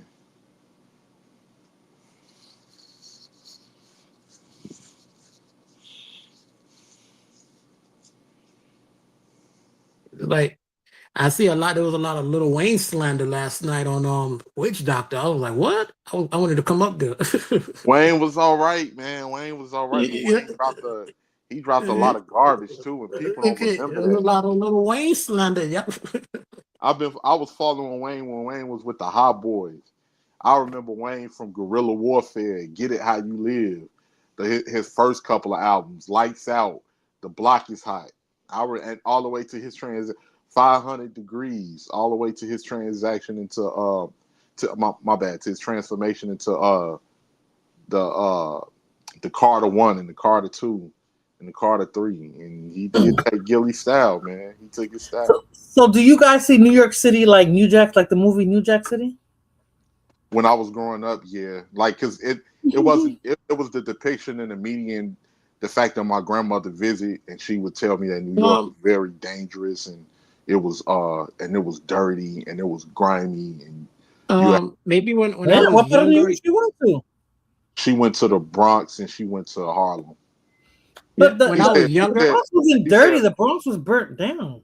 It wasn't like dirty. Well, she said the subways was bad. And she said she went to Harlem and she saw dope fiends standing in lines and stuff. Yeah. When I was a little younger, I would say yeah, but once I got older, I realized that it was like New York in a particular era, like the crack era probably. And then they say Giuliani came and cleaned the shit up. Mm-hmm. Yeah, when he started racial profiling, yeah. It was just like because we know it was known for hip hop, of course, because that's where we saw all the original. The whole culture of hip hop was from that's the New home York. of hip hop. Yeah, that's the home of hip hop. I mean, because like people, you know what it is more than the people be. I remember, even though I was little, you remember I was running around with the older people, like underneath them, watching whatever they was watching. And I remember the video music boxes. I remember watching the old 80s videos. I remember, and all of that stuff came from New York, what everybody was watching. All of it came from New York. Mm-hmm. And everybody tried to emulate it in their own way. Everybody tried to emulate it in their own way. I can But remember, they'll never admit that. They'll never admit that. I don't understand why, because I can remember JT Money from Florida with the Poison Clan, and his old songs, he sounded like a New Yorker, like he was trying to. That's the sound they go for, but they ended up sounding their own way because they're from the South. Like you can't kill the accent, right? But they tried in their own way. Hold on, TT. Everybody big up New York. Where do you get this from? Everybody bigs up Yeah, New York. everybody's trying to hate on New York now. You know, no. Everybody worships New York. That's true. That's true. No, That's I think, true. I think when people start talking down on New York was when they felt like New York didn't accept them for the hip hop that they produce, and that's when you start getting. I remember when Pimp C was saying, because Pimp C really had a grudge against New York. He was like, man, we used to look up to New York, man. We started, he was like, we'll go up there and they'll talk to us crazy, talking about some country bumpkins and y'all don't know nothing. He like, it got to the point that we was like, man, we don't want to be down with you niggas no more. Moonchase is in the back. They made their own stuff, right? Yeah, they end up making their own stuff. Shout out to Mo. I mean, that's how it is anywhere, right? Like when people. But yeah, they felt that, like, they talk down like New Yorkers. That's how Jaguar talks about Philly. You know, Philly artists think that they're the shit, right? All of them, every last one of them, sing R&B, hip hop, whatever. Because Philly has its own sound, so it's the same thing with them. Outside of Philly, they're not. They really like. Hello, Moon. My boy, Moon, man. It's good to see you, bro. Yo, AT, what's the deal, brother? What's We're gonna have the Body Take ghetto cars now. But and remember, Morena, like remember the first Source Awards that was in New York, and a lot of artists from out of town, they got booed. They got booed bad. That's when Outkast. I don't think I saw that. I remember. I only liked Outkast, to be honest with you, and they didn't sound like New York rappers to me, but I liked Outkast. Yeah, no, they're just like, they got a lot of people from the South. They got booed in New York bad. Hold on. Let me say this real quick. Can y'all hear me good? Yeah, we can hear you, Mo. All right, I'm on my phone. So first of all, I just want to say this, bro. You came... yo.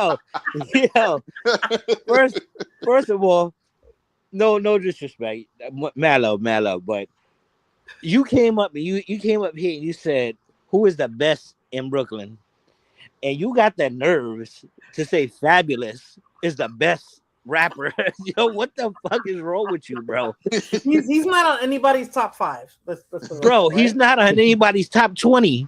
Come on. Oh my God. Fabulous is good. I like him, but he ain't no top nothing, bro. Like, no. Okay. So who would you say from Brooklyn? Brooklyn, Biggie. Come on, you got Biggie. Okay. You got Rakim. You got fucking No, Brooklyn can't claim Rakim Woon.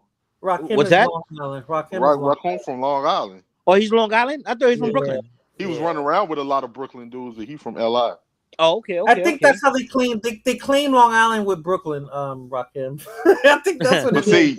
They said who was old boy? It was somebody, I forgot, but he said he was from Brooklyn too. He said Rakim was afraid to claim Long Island back then. Long Island isn't even part of the 5 boroughs. Yeah. They're not. So, yeah, Biggie. Nah, but bro, if anybody ever asks you that again, my brother, don't say do Fabulous. not ever say FOBOLOUS. At least nobody from New York, right? Nobody from New York, right? Don't say that to nobody. They're gonna eat you alive, brother. For real. Don't do that again. We was like, what? Yo, that shit woke me up, bro. I'm falling asleep. Yo. Mo said, I'm about to come up here. Hold on. I said, hold on. Yo, But nobody mentioned. Oh no, but we talking about Brooklyn. Okay, I was about to say this, but do you know what it is? New York has a lot of dope rappers, though. I Yes. mean, Yes. we have the right to be cocky and egotistical. I'm not saying that no place else has them, but New York has so many like dope artists, like from the inception. Because Go ahead. even Scarface said he was like, man, when we was watching New York down there, he was like, I tried to get a deal. He was like, I called Cold Chillin' Records in New York, and I was talking to him and everything was going good. They was like, hey man, so what borough you from? Where you coming out of? He was like, oh man, I'm from Texas. He's like, they hung up the phone. He said Well, guess what though? Jay-Z said he loves Scarface. Yeah, but that was way later. He said that was like in the late 80s when he tried to call up Cold Chillin' Records. But yeah, the fashion, everything that came from New York had a big influence on the rest of the country. Because everything was birthed there, right? So that's Yeah. just like if I birthed the president, if I birthed the captain of the military, if I birthed the, you know what I'm saying? I'm gonna have bragging rights, like I'm the mother to all of this, like as we should. Hell yeah. Which is true. So that's how it is with hip hop, and then other places. And I'm not taking it from other places because I like Snoop Dogg. I like Scarface. I remember when the guy I was talking to at the time and that Scarface album My the mind's first one, playing tricks on me. yeah, that was like a time in my life that I can remember. When I think about those times, that's the song that plays in my head. That's what I was thinking about when LB said that Fabulous is better than Jay-Z. I said your mind's playing tricks on you, LB. All right, yeah. So With who's the Scarface, best you're never rapper? gonna let me lift that down, Irving. So who's the best rapper to come out of New York? Period. Period, Biggie, bro. Oh. Come on, Biggie. You know why people don't like Biggie when you say Biggie? They said Biggie only had Biggie had 2 albums, right? Or was it Tupac that had what? All right, Who but had let me one album? explain. But Let me if you explain count though. the Junior Mafia album too. Yeah, Conspiracy. exactly. Let me explain Oh, though. okay.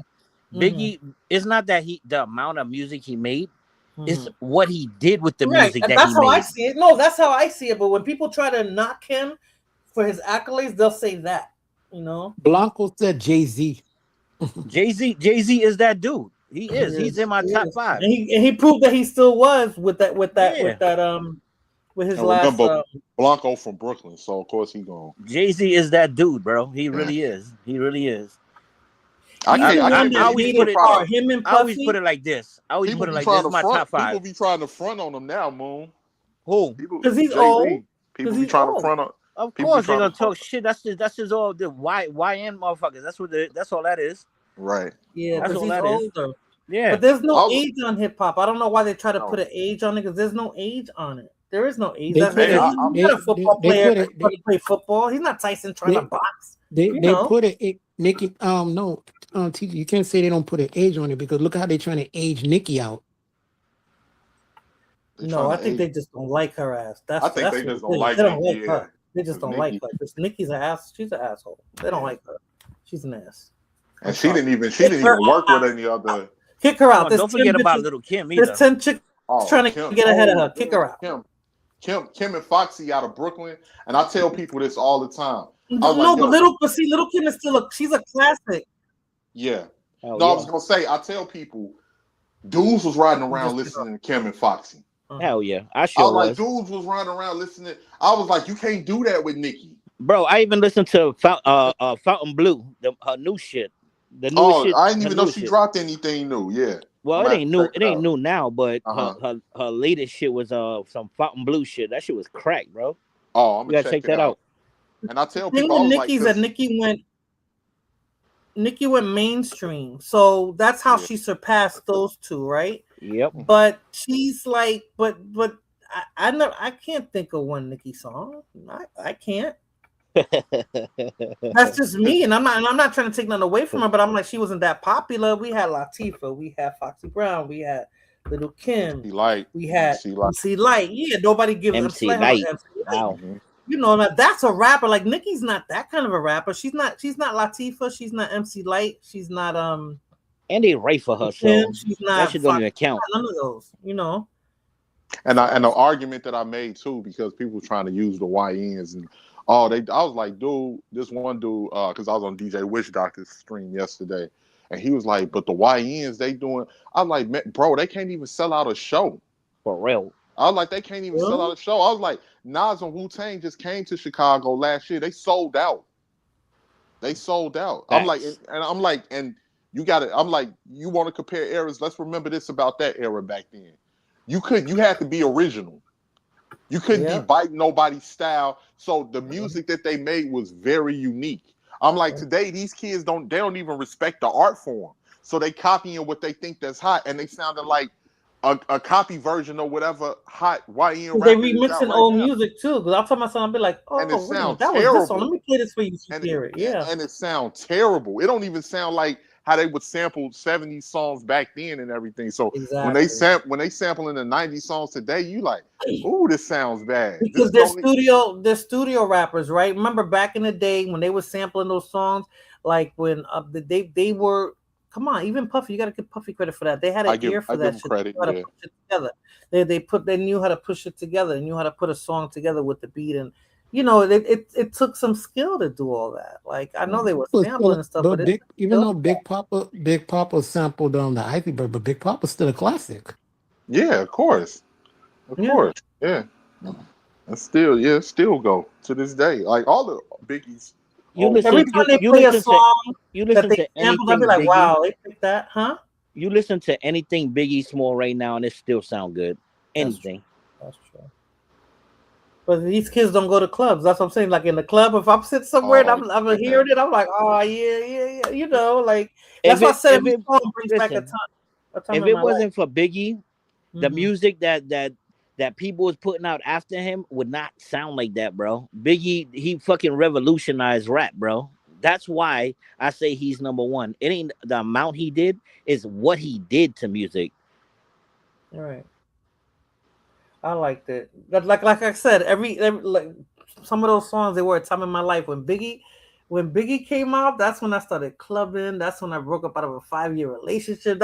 Everything was it was like dope. Everything was new. When I first heard Method Man, that's when I was like, and I was Bring the Pain because before break when he was with Wu-Tang. When I first heard that first album, and I was like, yo, who is that? That was around the same time when I broke up with my ex at the time and everything, and I was like, I never liked hip hop like that because Wu-Tang was like straight ghetto, gutter, but I liked it. Like that was like what was going on in my life at the time, so it was fitting. And that's another, when I used to watch they videos as a kid, that's when I was seeing like all of the projects, and I'm like, dang man, New York looked bad.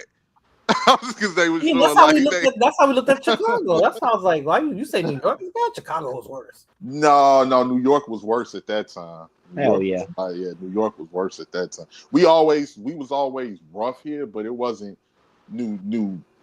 Like y'all had like 2,000 homicides, Morena, at one point. Like I'm thinking about the gangs and all the stuff you guys had over there. Oh so. yeah. Bro, I'm from the Bronx in the 80s, bro, when the Bronx was burning. I remember I loved the Bronx. I mean, I loved it back then. Growing up, I had a dope childhood, so I liked it. You saw the tecatos and everything. The hookers on Jerome, like see bodies in boxes. Yes. Park Avenue with all the burnt buildings, and they would put the mattresses together, bouncing off the like. Bro, we was doing backflips, breakdancing. Come on. that was a real dangerous time at that point. Going up in the abandoned buildings. I mean, guys had their people up there. Huh? It was no cameras back then. None. So people was doing whatever and getting. That's why murder rate was high. Yeah, that's true. Let me ask you something. I want to see if y'all do the same thing in New York they do here, because down here they like to compare the worst of projects. Like, what's the worst of projects over there in New York back then? Foster Hill, Baisley projects. No, somewhere had to be between the Bronx and Brooklyn. Yeah. What was the worst in the Bronx? I mean, I used to go see a friend of mine, but I don't know if that was the worst project. I don't know. Edenwald? Edenwald, yeah. No, Edenwald? That's where all the West Indians at. Everybody mentions Edenwald, and I'm like, really? Edenwald was the guy in the Bronx? and Ogden by Ogden. That fucking project by that side in Ogden. I forgot the name of the fucking University project. by University. Is that Ogden? Ogden Avenue is by University, right? Yeah, They're they the worst over there, bro. What about Soundview? Soundview, back in the My days, cousin yeah. lived there. Yeah, that was kind of bad. Webster, all the projects in the Bronx were bad. I mean, all. I mean, keep it real, yeah. Pretty much all the motherfuckers. I think it was Projects all. was bad. Are That they never being called teared Eden Walk. down? That never even heard of Eden Walk, huh? Are they being teared down now? Like you see all the projects all over the place being teared down because they tear down a lot of no, them they're shit. not. I know They're in not Harlem tearing they down. turn them into condos. Yeah, they not about to tear down no projects in New York. That's Do you too know much that, land. Moon Chaser? Did you What's know that? that? There's projects, there's Amsterdam projects. Is it Amsterdam? What right by the one train? Oh, is that Amsterdam? We Is that talking about the Amsterdam co-ops? projects? Yeah, co-ops. That's what they made them co-ops. Yeah. Yeah, that's all. I was like, what? I said they got a doorman in here. There's white people. Yeah, in here? yeah. I'm like, oh, That shit. co-op, they make a lot of money in that building. That's like, yeah. They're trying to gentrify that area, and Columbia University is buying a lot of property. It's the university that's buying a lot of property out there. Yep. That's how it start. That's how it start. Because that's what they did over here with Jewtown. Columbia University been out there, but they just started buying more property in the last 20 years. They've been buying a lot of property. They weren't doing that before. Columbia University been there, like, you know. Yo, so what was that story about you was talking about? Not to change the subject, but the first story you was talking about that some about a 52-3-year-old man or some shit. Yeah, that was my sister's father. Whoa. Couple For real? Yeah. He got damn. They Like killed some young guys, yeah. got shot. That's Like some crazy. YNs came in there and they were stealing, and he tried to stop him, and somebody drew a gun and he drew his. They got into a back and forth shootout, but they had hit him, but he had got one of them, but he didn't see that it was somebody behind him that was with them, and he drew a gun and he shot him in the back of the head. Oh damn, man! Sorry to hear that, brother. Yeah. Fuck. That's crazy. So I know we were on this hip hop thing, but I wanted to play my last videos. Go ahead, do your thing. And this one is about the wait. Yeah, I hate when I have these senior moments. Carmelo, the Carmelo case, the one here in Texas. Have you guys heard about that? Nah. I don't really watch the news, to be real. I stopped watching the news years ago. Yeah. Well, this happened last year. Oh, you talking about? Oh, yeah, with the Carmelo case with the boys. Yeah. Yeah, I think his name is Carmelo Anthony too. I think his last name is Anthony too.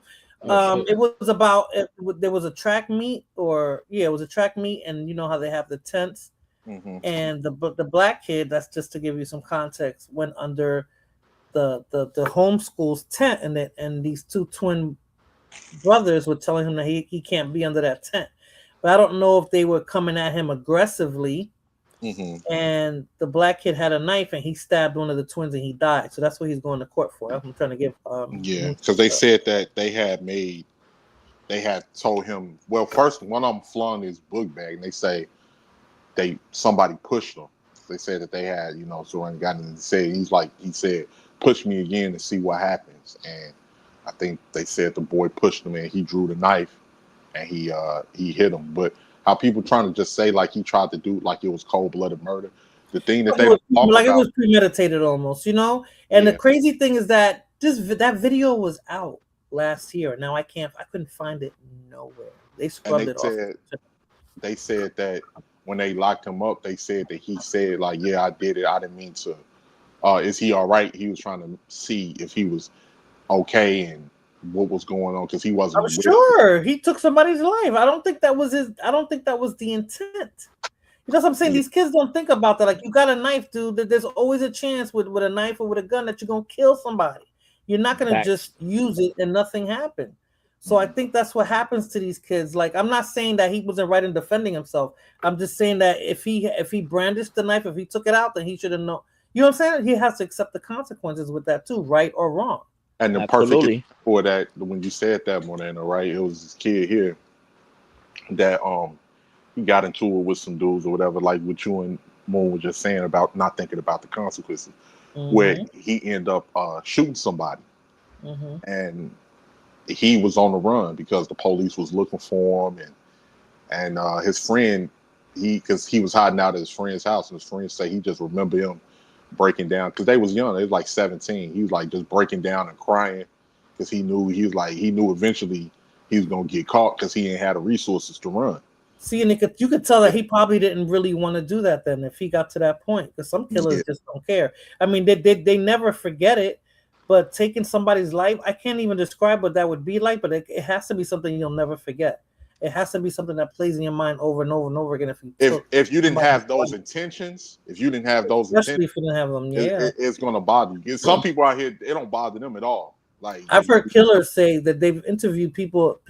What do you call those people that take people out? Yeah, hitmen. They have said, like, I forgot what hitman it was. I heard that he said he remembers everybody he killed. Like that. It was like almost a nightmare, like type thing. Like you can do it, they pay you for it, but you don't forget. It's something that it does to your mind when you take somebody's life. I mean, you're still human at the end of the day. That's a fact. That's a fact. You never forget that shit. I think you're still human at the end of the day. Even these young kids, like the ones that did that to your sister's father. Come on, B. Like, you know, if he has kids, like when you have kids too, you're gonna be thinking about that. Like, I took somebody's life and I have a life. What if somebody takes my kid's life or something like that? Like, you can't be that. You can't move around the world that cold-blooded. Like, you know. And the fact that I couldn't believe that it had happened because Fontaine was in the streets when younger, you know, when he had survived the streets. He was 50. How old was he? 53 years old. I mean, to them, he's an old man. He might as well be a granddad. Yeah. You know? I was when I was growing up, he was in the streets, you know, in his younger days, you know, like in the early 90s and stuff like that. And it's just crazy to see he has survived all of that and only to, you know, lose his life from some bullshit, right? Yeah. That's and that's sad, and it was over bullshit, right? Those guys. That's what I'm trying to say, and it falls on the youth too, right? Because like Rick Chow, he should have thought about that before he shot that 14-year-old. But just like those YNs went after your sister's father, they should have thought, I probably took out somebody's father, somebody's grandfather, somebody's brother. Like then nobody thinks like that. And they should be. I'm saying that they should be thinking about that because maybe they won't be so quick to take somebody's life. Like, and another thing too, the difference between back when y'all was coming up versus today, like a lot of people back then just smoked weed, right? Yeah. These kids today they high on these pills, they taking these Percocets, they sipping this lean. A lot of them weed and mishaps. Like it's kind of like. Because it was a clear line. Either you just smoke weed or you smoke rocks and did heroin, you know. But now it's a great area because these kids are kind of like walking dope fiends today. Some of them they be popping these pills. Yeah, they ain't even in their right state of mind. They're not even in their right state of mind. Yep. Sometimes they'll do something and go and still don't realize they done been locked up and everything. They gotta wait for the high to wear off to realize. Yeah, and then they be like, "What the fuck did I do?" Yeah, that's crazy. Especially on them perks, you know, they didn't became addicted to that perks and Xanax and all of that stuff. Yep. Yeah, we didn't have that. And Morena, you hit it right on you hit it right on the nose without even realizing it. You said maybe if they thought about it, that's the whole thing. They don't think about it because they can't think. They have no thought process when they doing shit. That's crazy. It's just none. It's just none. Like that little boy. Like when we were younger, right? When because like he said in the Bronx, we had the highest murder rates. I mean, but were they drug addicts? Was that gangs? Because growing up, that wasn't the everyday. I didn't see that every day. Even if that was the statistics with the Bronx, I'm not saying it didn't happen. I just didn't see it every day. We knew who the heroin addicts were when I was real little. We knew who the heroin addicts were. We knew where not to go. We had one bum in my building. Like, we didn't see a bunch of homeless people all over the place. There was one, and we used to give them food. Like, there was a store next door called Santos, and Santos, they used to buy him a butter roll and coffee. Like, you know, he he lived in the. We had 2 entrances. He lived in the back entrance. We was like, oh God, we don't want to go back there. Well, we know. I know it was nice areas in the Bronx more than, but remember at the time that was the height of the drug trade, so it was a lot. No, like I lived in a nice building, and I went down the street to like Burnside or something, and it, ironically, it was called Burnside, but all the buildings were burnt down. You know? But it's like, you know, but the building I lived in, that was a nice building, but you can go up the block and it was bad. You know, either way, if you went, you know, towards the Grand Concourse, or if you went towards University, like Aqueduct Park. I think Blood Moon sent me something about Aqueduct Park. Somebody got I used to live right there in Aqueduct. Right, and I wasn't too far from there. Aqueduct Park was always, I told Blood Moon Aqueduct Park was always dangerous. Yep. Like you didn't want to be in Aqueduct Park. That's why I smoked my first cigarette. I think I was like 9 or 10. I tried my first cigarette in Aqueduct Park. I remember Lucy was 10 cents, and I could say I'm getting a Lucy for my mother. For real. You know what I'm saying? And we went outside and we were smoking in the middle of the winter, trying to smoke a cigarette to act like we were adults. Like, you know. I remember that's why I was like, Aqueduct Park? Oh hell no. Yo, why Blood Moon ain't talking to me, bro? Like, what the fuck is up with that? I don't know what you did to her. I think Blood Moon might have walked away or something. Moon. Now she did. But she's like, damn. I was trying to get her attention the whole time. I saw that. So I was like, okay. But all the time. I loved my childhood though in the Bronx. As bad as it was, I mean, like I said, the abandoned buildings, the guys that had their pigeon coops up on the top of the roof, those buildings. Oh, that were I abandoned. missed that. Hell You ever had a pigeon coop? yeah, I did. Yeah, they used to have pigeon coops up there. We used to hang out in abandoned buildings. Like, you know, that was like an adventure for us. Hell you know, we used to go outside. I'm like, my son, no, he was able to go outside and just roam the streets like that. Like we were.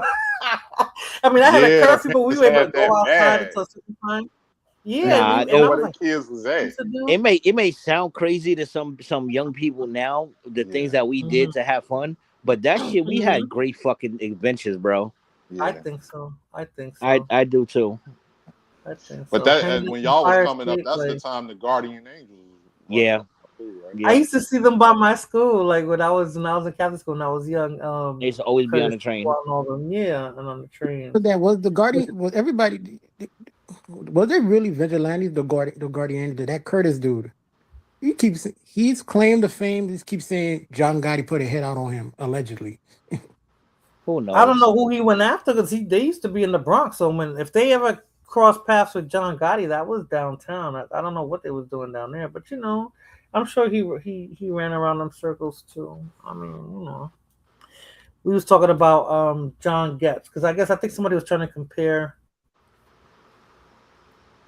Rick Chow. I know y'all was kids at Bernard the time. Getz.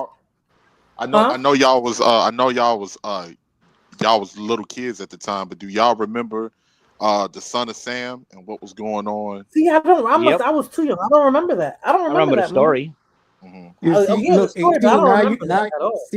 See, now 18, you're trying to make TT old because that was the 70s, I think. No, but I thought it was like the late 70s. No, I thought it was the late 70s. I thought it that probably was but how young was I? How young like was I in the late 70s? Like I was a kid. I didn't know about. That motherfucker was a I heard about it in lunatic. the movie. I was like, oh, that happened when I was younger. Really? I didn't know that. Just like what's the movie with what's his name? Oh God, what's his name? Paul Newman. They did that movie in the Bronx. I didn't know about that either. Oh, Fort Apache. Hell yeah. Yes, Fort Apache. Hell yeah. And I was like, wow. Hell yeah. I remember those. I remember those stores, bro. I remember those stores. Like everything in that movie, yo. I reminisce so bad, yo, because I remember all them fucking stores, that precinct, all that shit. Where was that precinct at? That's 42nd precinct. That's 42nd, but they called it Fort Apache was where? Fort Apache was really under the train station on Southern not Southern Boulevard. On 3rd Avenue. It was more closer to the train station, but see, I was never really on that side of the Bronx anyway. They made 42nd the Fort Apache, which wasn't the real Fort Apache. Okay. Yeah. PT, you asked us when we think of New York, do we think of New Jack City? In my parents' era, when they think of New York, they thought of Taxi Driver. What the fuck?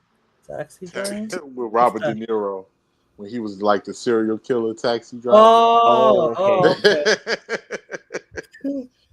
Oh, thought, okay. yeah, No, I and I like thought, when New Jack City came out. I was like, I never really been in the building like that. But when I remember when Washington Heights was like that bad, like that's where everybody Yeah, was. Washington Heights is bad. That's where I It got was all my that drugs from. bad then. I remember then. I But got family that lived out there. I looked up New Jack City. They said that they took it from a real life people in Detroit. yeah, they made it in Harlem. Yeah. The story was created like in Detroit. Yeah, living just enough for the city. I remember we bought the CD, was it the CD or the soundtrack of Yeah, New Jack City China, soundtrack. off the Chinaman in the street. We got two Man, that was like my grandfather and grandmother, especially my grandfather, used to watch the mess out of New Jack City. Oh yeah. Yeah, that was a hell of a Especially movie. remember that It's part when it's Ice-T told him. probably my unpopular opinion. I don't think they should have had that old man clap Nino Brown. I think it should have Bill made Cobbs. it should have made Ice-T character. That's how it would happen, though. It was so much. That's how it would happen. It was tight. Like again, he's gonna get away with that shit. Oh hell no! He told him, and the way he looked, he said, "All he gonna get is a year." He was like, "I should have killed you myself, bitch." Yeah, he was like, "Don't be mad." That movie. He was like, "It's the law." Yeah, I think they should have made Ice-T character did it. I think they should have made Ice-T character did it because of revenge. You Because see what he you did to just his said, mom. Rakim? You see what you just said? Yep. See what you just said, Rakim? Don't be mad at the law. That's just how the defense attorney did with this case with that little kid. It's the law. The way he played it, it's the law. That and if you know the law, sometimes like how the supposed Nino Brown did, he knew at the end of the day, if he was gonna do some time, it wasn't gonna be nothing. What they got him on? They didn't even get him on murder. What they got him on? They got him on something. I forgot him on I think taxes or something like that. Yeah, tax evasion. Tax evasion. Yeah. That's the same shit they got Al Capone on back in the day. Exactly. When they can't get nothing on you, they get you for that. And he blamed that the light skinned dude who was in the court, Kareem Abdul. Kareem. He's the real big leader. Yeah. And he was a rat. He turned into a straight up snitch. He sure did. That's what I would do. I'm not taking the fall for nobody. Hold up. What you want to know? You can't be. That's like the don of a mafia. You can't be a snitch. You the don of the family. How you gonna be a rat? And Chris Rock, that he played the best crackhead ever. Oh yeah, that was his claim to fame. It was that role. I suck your dick. No, when he was talking to the chick he was with, she say, "You can't talk to me like this. I used to be a prom queen." He say, "Now look at you. You just a prom fiend."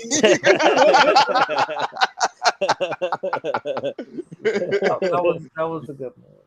Yeah, remember Bill Cobbs, he was like, "All you kids, get out of here. Get out of here." He say, "Look at you. These people standing around you like you God Almighty. You keep calling that man Bill Cosby? You keep calling that man Bill Cosby, the old man? No, his name was Bill Cobbs. That was it. Not Bill Cosby, Bill Cobbs. He saying, "What you got to offer him, old man?" He was like another "I have a dream" speech. He say, "Look," he said, "Look where we at. We ain't got a your ambition, Willie, but you got to have vision."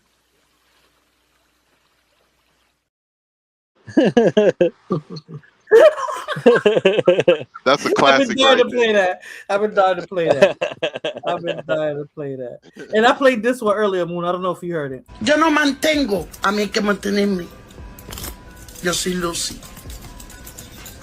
Yo no tengo chulo. Yo no tengo perro ni gato. Yo no doy explicaciones, amor, para donde quiera. Okay. Yo soy soltera. Okay, let me ask you another question. Wait, before you start that, and this is what black people think we sound like when we speak Spanish.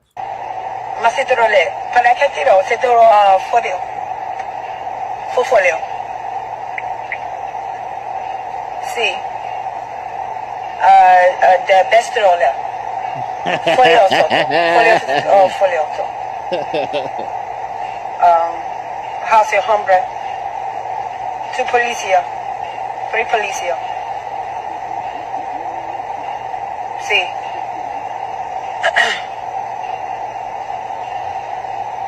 Okay. O Gracias. policía. That's Jocelyn. I'm just playing. She's Dominican, right, Bone Chaser? That's why I Yeah. really played it. 'Cause she said she's Dominican. I was like, look at her. She trying to act like she's speaking I thought it was pronounced policia. Not Yeah, but police. she's trying to act like she's just throwing words around. So that's a word salad. She's not even having. She acts like she's having a conversation, but she's not. I don't know what the fuck she was talking about. That's the thing. That was the only Spanish word she said was policia. I think Even it was. And sí. And you know, y'all know And what's sí. crazy? Even What? the comedy from back then was so much better. I was watching y'all remember the comedian you remember Ronaldo Ray? Of Morena? course. He was like, yeah, you remember Moon? Light skin? Yeah, like Yeah. Uh-huh. I was watching that movie with him and dang, what was their name? Cheech and Chong. Oh, And they shit, like yeah. and they sold him some work. And then he was like, he was like, come on, man. He like, you selling me all of this for $1,000? They like, he like it got to be stepped on. They like, no, man, that's good stuff, man. He was like, I just don't believe you, man. He was like, what you think I was born yesterday? From Baltimore to Moscow with blow. I don't know. The only comedian I really like is Dave Chappelle. That's my comedian. I mean, I didn't care for Eddie Murphy. I didn't care for Martin Lawrence. It's Dave real? Chappelle. I could You watch never Dave. like. No. Hold on, you didn't like Eddie Murphy? Oh wow. Mm-mm. What about As Bernie? as a comedian to make me laugh to do stand up? No. What about Wow. Bernie? So you didn't like none of His that movies, delirious? yes. You didn't like movies. Delirious or Raw? No, he wasn't. Wow. That, he was that Unfufu joke about the "No, you love me long time." Yeah, that's about it. Wow. But Did you watch him on SNL back in the day? No, I didn't find him funny. Like Dave Chappelle is funny. Dave I'm Chappelle. I'm surprised you didn't find Eddie Murphy funny. What Yeah, about I'm Charlie? surprised. Charlie Not Murphy like was that. funny. Not like how everybody else did. I think he was overhyped. They Oh overdid no it. no with no him. no. He wasn't overhyped. Yeah.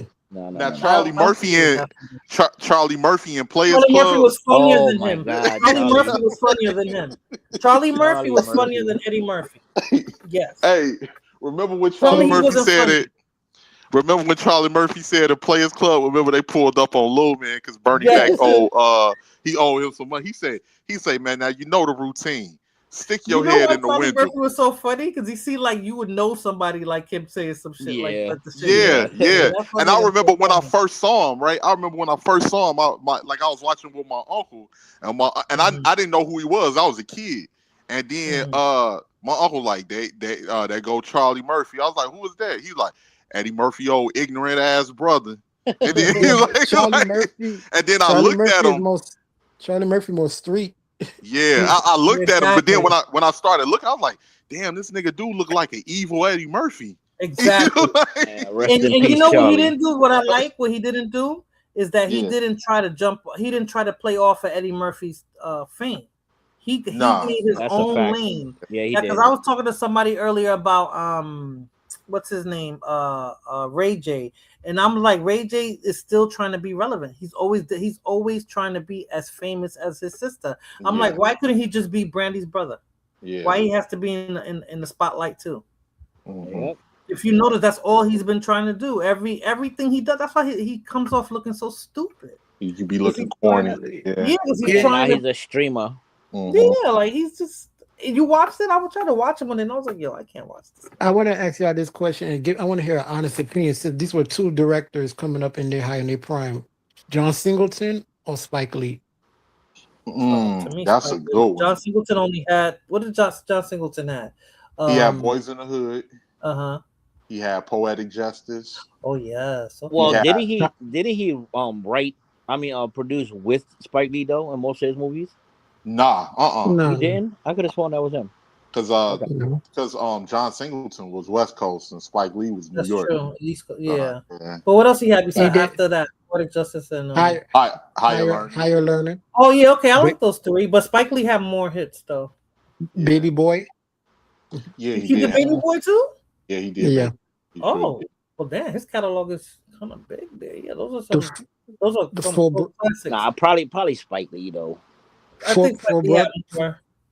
He did the Four Brothers. He did the Four Brothers. Four Brothers was I good. didn't I like like that. that. I didn't like that movie. Yeah, I didn't like that. Baby Boy was a trip. Hey, because Ving Rhames was, man. What's crazy about Baby Boy is that he hit some real boys with Baby Boy. What else? And Boys in the Hood. Yeah, but that part, that part in Baby Boy. Baby Boy, he showed the reality of that son husband thing. Yeah, yeah. Remember that part when he told when Tyrese told him, he was like, "I don't like you around my mama. You a dirty, grimy, low down motherfucker, Mel." Yeah. And he's like, he's like, youngster. He's like, yeah, get your ass up out of here. He snuck up behind, put him in that motherfucking jump. He said, yeah, that's right. Call for your mama. Melvin was beating on the YNs. Yeah, but see, he was a real killer though. Jody didn't understand that. He was a real killer. He was a real. He was like messing with. And then he told him, he said, you know what? He was like, if we was behind the walls, I'll make you get on your knees and fix it. I was like, damn, I know that scared the hell out of Jody. But you saw how he got when his mother walked in? He was like, yeah, baby, there ain't nothing going on. He said 5 years from now. Let's see where you at 5 years from now, Jody. Nah, those are some good movies. Yeah, that was though. a good movie though. Yeah, you're right. He did, but Spike Lee had Do the Right Thing. Spike Lee had She's Gotta Have It, School Days, Jungle Fever. Remember, PT was talking about he had a lot of content back then. He was Clockers. Spike Lee had Clockers. Irby, I swear when we try to touch you, yo. Shut up. Yeah, Crooklyn, yeah. Clockers. Yeah.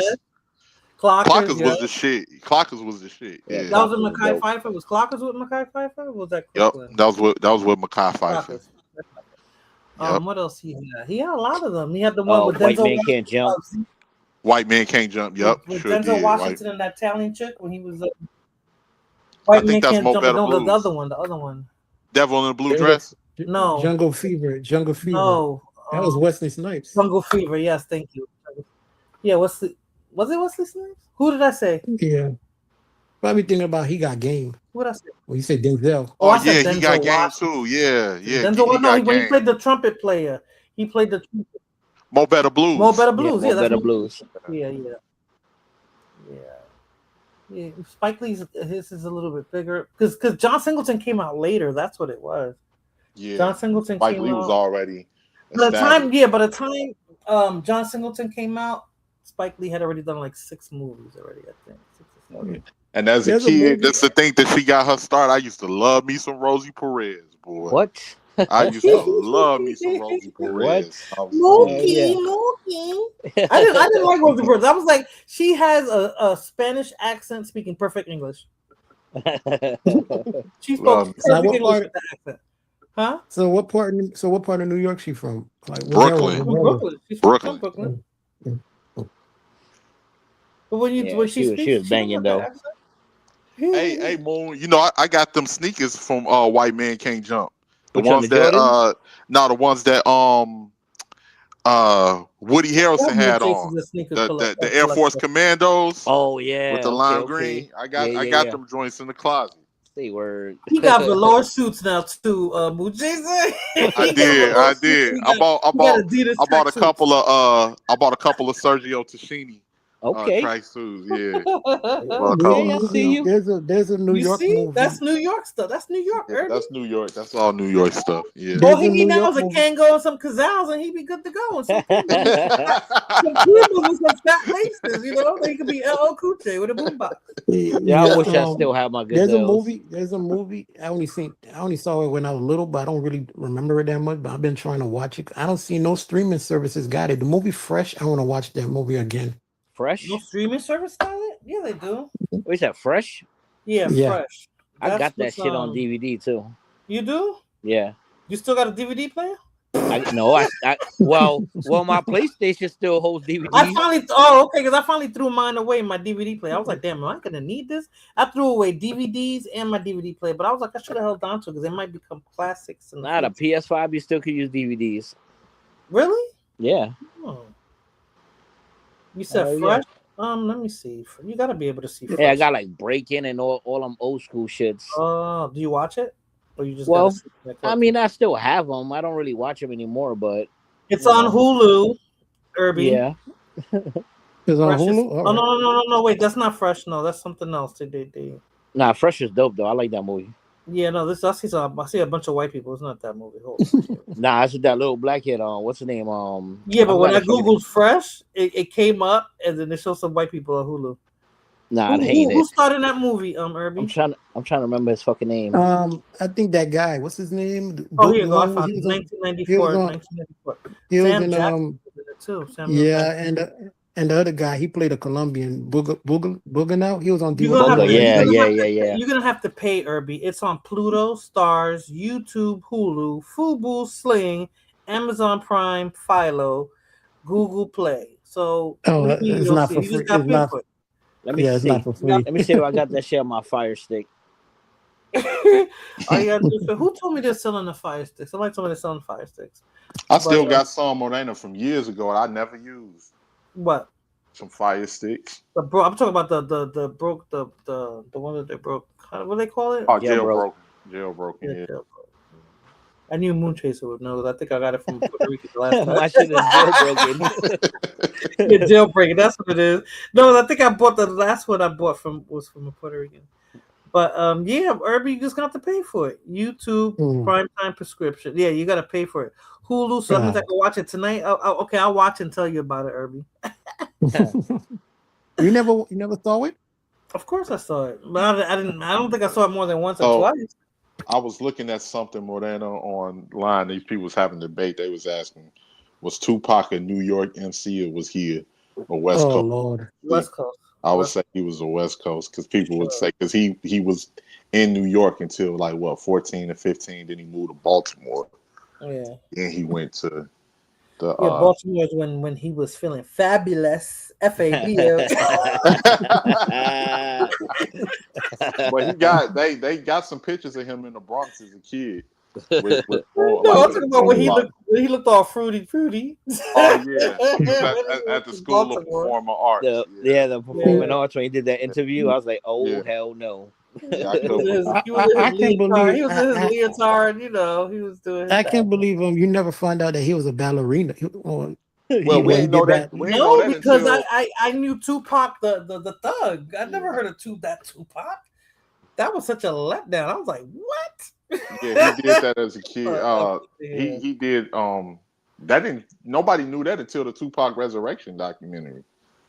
Because that's when they put it at. That's why they used to always pick on his ass. Yeah. You know the crazy part is if Tupac was coming out now, you would have found that out about him. But right now, since it was social when he came media, out, yeah. But I remember watching the Tupac Thug Angel documentary, and they said some of the dudes they end up being cool with him, but they used to try to bully him when he first made it to California. Yep. He said they was like the dude was saying he used to come around trying to talk all of that New York shit and all of that, man.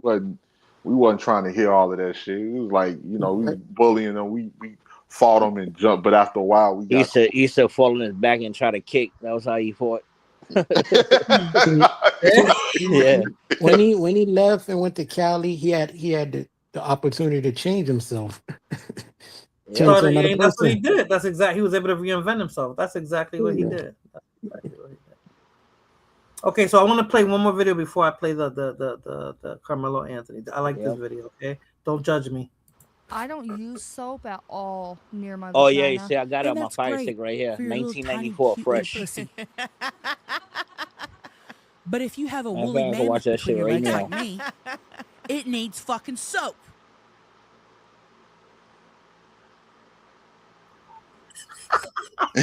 You gonna watch the movie? It's Irby about it. I'm playing it I right found now. it so funny. Nobody laughed. You didn't hear this? Let me play it one more time. Let me see. I don't use soap at all near my vagina. And that's great for your little tiny cute little pussy. But if you have a woolly mammoth between your legs like me, it needs fucking soap. Oh shit! The woman with the black hair, she looked like Kris Jenner. She sure does. No, because she was like, I don't use soap. How do you Yo, sober? bro. So This movie, Fresh. So, do you guys want to talk about it? Or you want to keep talking about hip hop and stuff? Because maybe I could play this on my next. yeah, like I'll be for your name. I'll be for your name. I Whatever already you told want him to where do. he could watch it. Yeah. But what Moon? I just wanted to So answer. maybe what I could Moon- save it to next. If you wanted to save it to, and then the case would be progressing more too. By then, Yes, if you because but I want to show one. Okay, so let me show one Yeah, because video the then, prosecution, this rests part to yesterday. What did you say, Irby? I was gonna say the prosecution rests today, but All right, let me because you know defense there's gonna go. there's no black jurors on the case. You know that, right? Yeah, There's all not white. one They're all black white. juror on the case. Right. So okay. So and this is in Texas now, McKinney, Texas. I don't know if McKinney's a sundown town or is next to a sundown town, but there's a lot going on over there. But hold on. Carmelo Anthony should be swinging from a tree outside this courthouse. Carmelo Anthony should be hanging from a tree. He wants to reestablish race relations in this country so that we can get along. Tensions were high today for the Carmelo Anthony case, who is on trial for the alleged unaliving of Austin Metcalf. We love our black youth. They deserve protection too. So, excuse me if I use colorful language like Carmelo Anthony needs to be swinging from a tree. Our people are being hunted by your people. It's the other way around because for years and years and centuries, white people have killed black people. Do you deny that? Like to have hung black people in trees. Like you said, have enslaved black people, have mass incarcerated black people. I think it's victim culture. I think it's victim culture and there's too much. You crack ass motherfucker, you barely made it to the... You got one foot in the grave and one on a banana peel. I'm gonna push you if I get close enough. I give everything to Almighty God. Many supporters from each side showed up and gave their side of the story, including Next I Gen. don't want to put out how Carmelo feels. He feels like any 8, 19-year-old child is fighting for their life. That's one of our sons, Yeah. you know. That's one. I'm just coming here to support one of my family friends. You know, I think it's messed up what they did. I'm not saying anything racially, but I'm protesting that somebody that did a crime should be in prison for that crime. Because if the shoe was on the other foot, they wouldn't give a damn. Let's say the community. I just want to make sure that I capture, like, in my mind, like, everything, how it happens. I'm Native American. I believe in Christian values. I'm here to stand for these people over on this side. They're animals. They're heathens. They're fucking, they shouldn't even be allowed in this country anymore. They are agreeing that an innocent person should be murdered and the guy should get away. I don't agree with that. Yeah, it was pretty wild, but I put some details below about the case. Let me know your thoughts on this.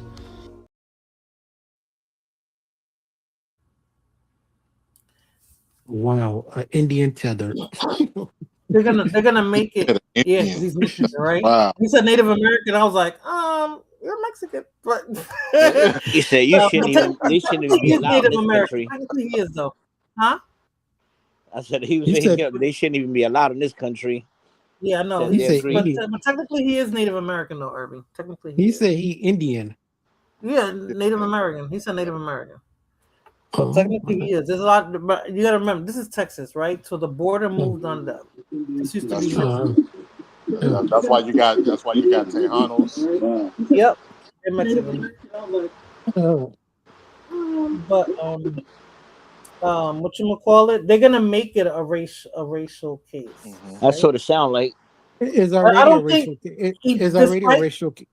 It's already a Yeah, but racial despite case. the situation, I don't think it was a black and white thing when everything went down. I think they didn't. No, I don't think they no, said it the turned- N word, like get but this see- N word out of here. I think they were just they were flexing. They're But- teenagers, they're boys. You know what I'm saying? Like that dude from the beginning, and that punk motherfucker. What's his name? Andrew Mm-hmm. Lane, the one that said he need to be swinging from the tree. I applaud. I applaud the I don't Metcalf know who brother. that is. Who's Andrew Lane? I didn't know who that is. He's Who is a he? white supremacist. I applaud the. I know the Metcalf- Proud Boys are out there too. Yeah, the Metcalf father, when this first happened, the father of the boy that was killed, he said he was like, "You're not gonna use my son as a model for no fucking white supremacist racist issue." Oh, he He was just like, "This said is that? not a racist issue." His father said Yeah. that, and Oh, he had okay, to got it. tell this man that his father was looking weak.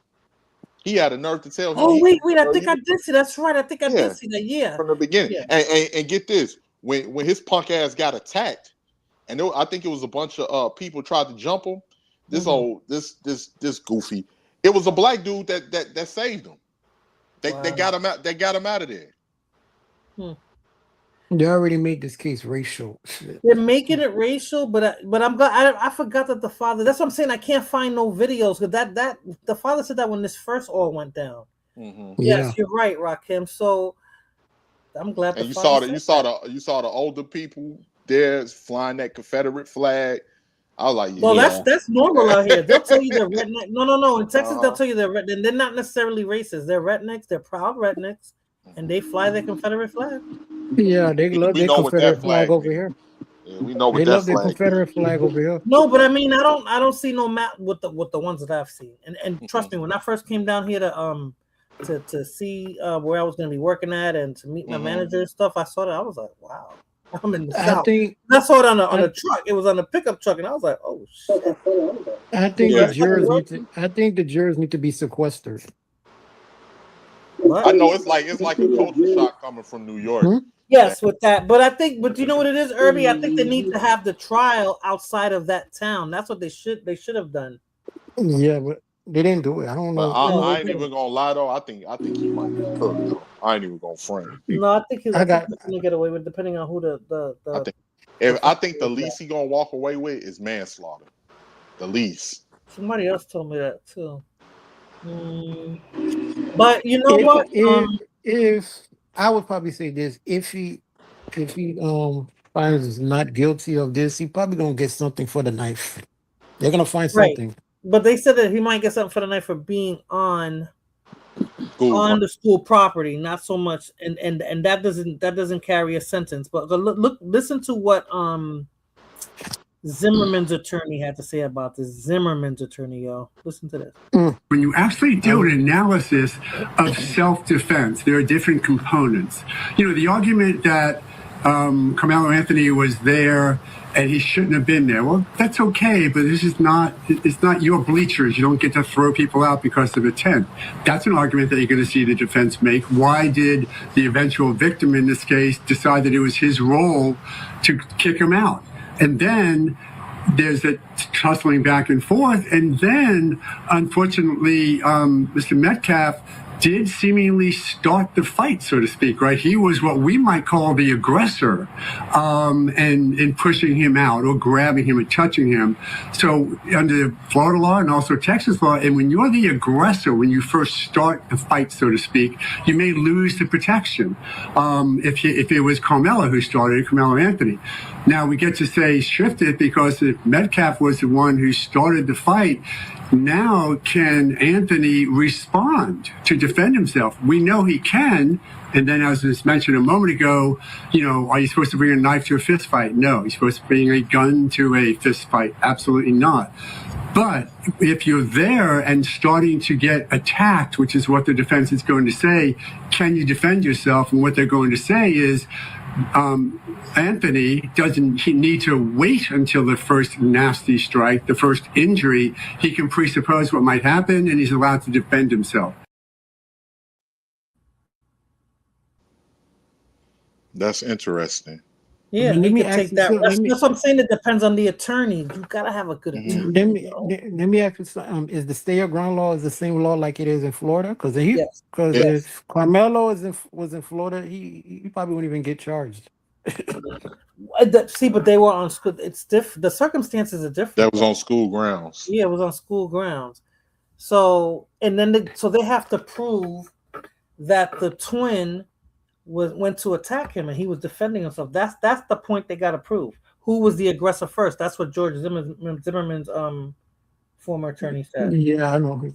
I hope the lawyer subpoenaed the brother, the victim's brother, because you see the prosecution. You see the prosecution didn't use them. No, because he was in a good witness. But if you come and ask, if the lawyer subpoena him and tell him about his brother's character and catch him in a. You gotta be attorney. He's gonna defend his brother. I feel bad. This is all gonna be pinned. You gotta show a pattern. You gotta put the man's character. You gotta put I don't the even victims. think they're gonna need all that. They just need proof of what happened right then and there. That doesn't matter what his character was like. If he was the aggressor, if they could prove that he was the aggressor and Carmelo was defending himself, that's all they need. Yeah, but that's let's see the witnesses, because so far all of these witnesses, all of these You his see, friend. Rick Child got off, and they didn't even use his past transgression, so you technically don't need it. Yeah, but they're gonna they didn't have footage of what happened in that shooting. They do have footage. They claim No, that no, it's blurry and you can't see it and all that crap. I'm gonna play the next video. Yeah, you're gonna make me think. The footage is blurry. 18. That's what they claim. In this day and age, you can see anything from anywhere. So that to me, that's BS. I'm sorry. I think that's BS. Hold on a second. Let me. Where's that video? I don't want to play his mama. Here we go. Cover under a team tent during a rain delay, but Anthony says he was acting in self-defense. NewsNation's Rich McHugh has been tracking this case, and Rich, you are one of the reporters who got to view this important piece of evidence. Yeah, Nicole, they allowed me to view this video under strict conditions. I couldn't record anything. I couldn't take pictures. I could take notes, but that's about it. They would play it one time, and they wouldn't even rewind it or play it again, even the moment in question. So what I saw in the video was ultimately it's from the press box across the field on the 45-yard line. You can view a yellow tent across the field. That's where this incident happened. There's no sound on the video, and it's raining, and you can see about 30 to 40 people around the field. It's a track meet that morning, so they're preparing for this track meet.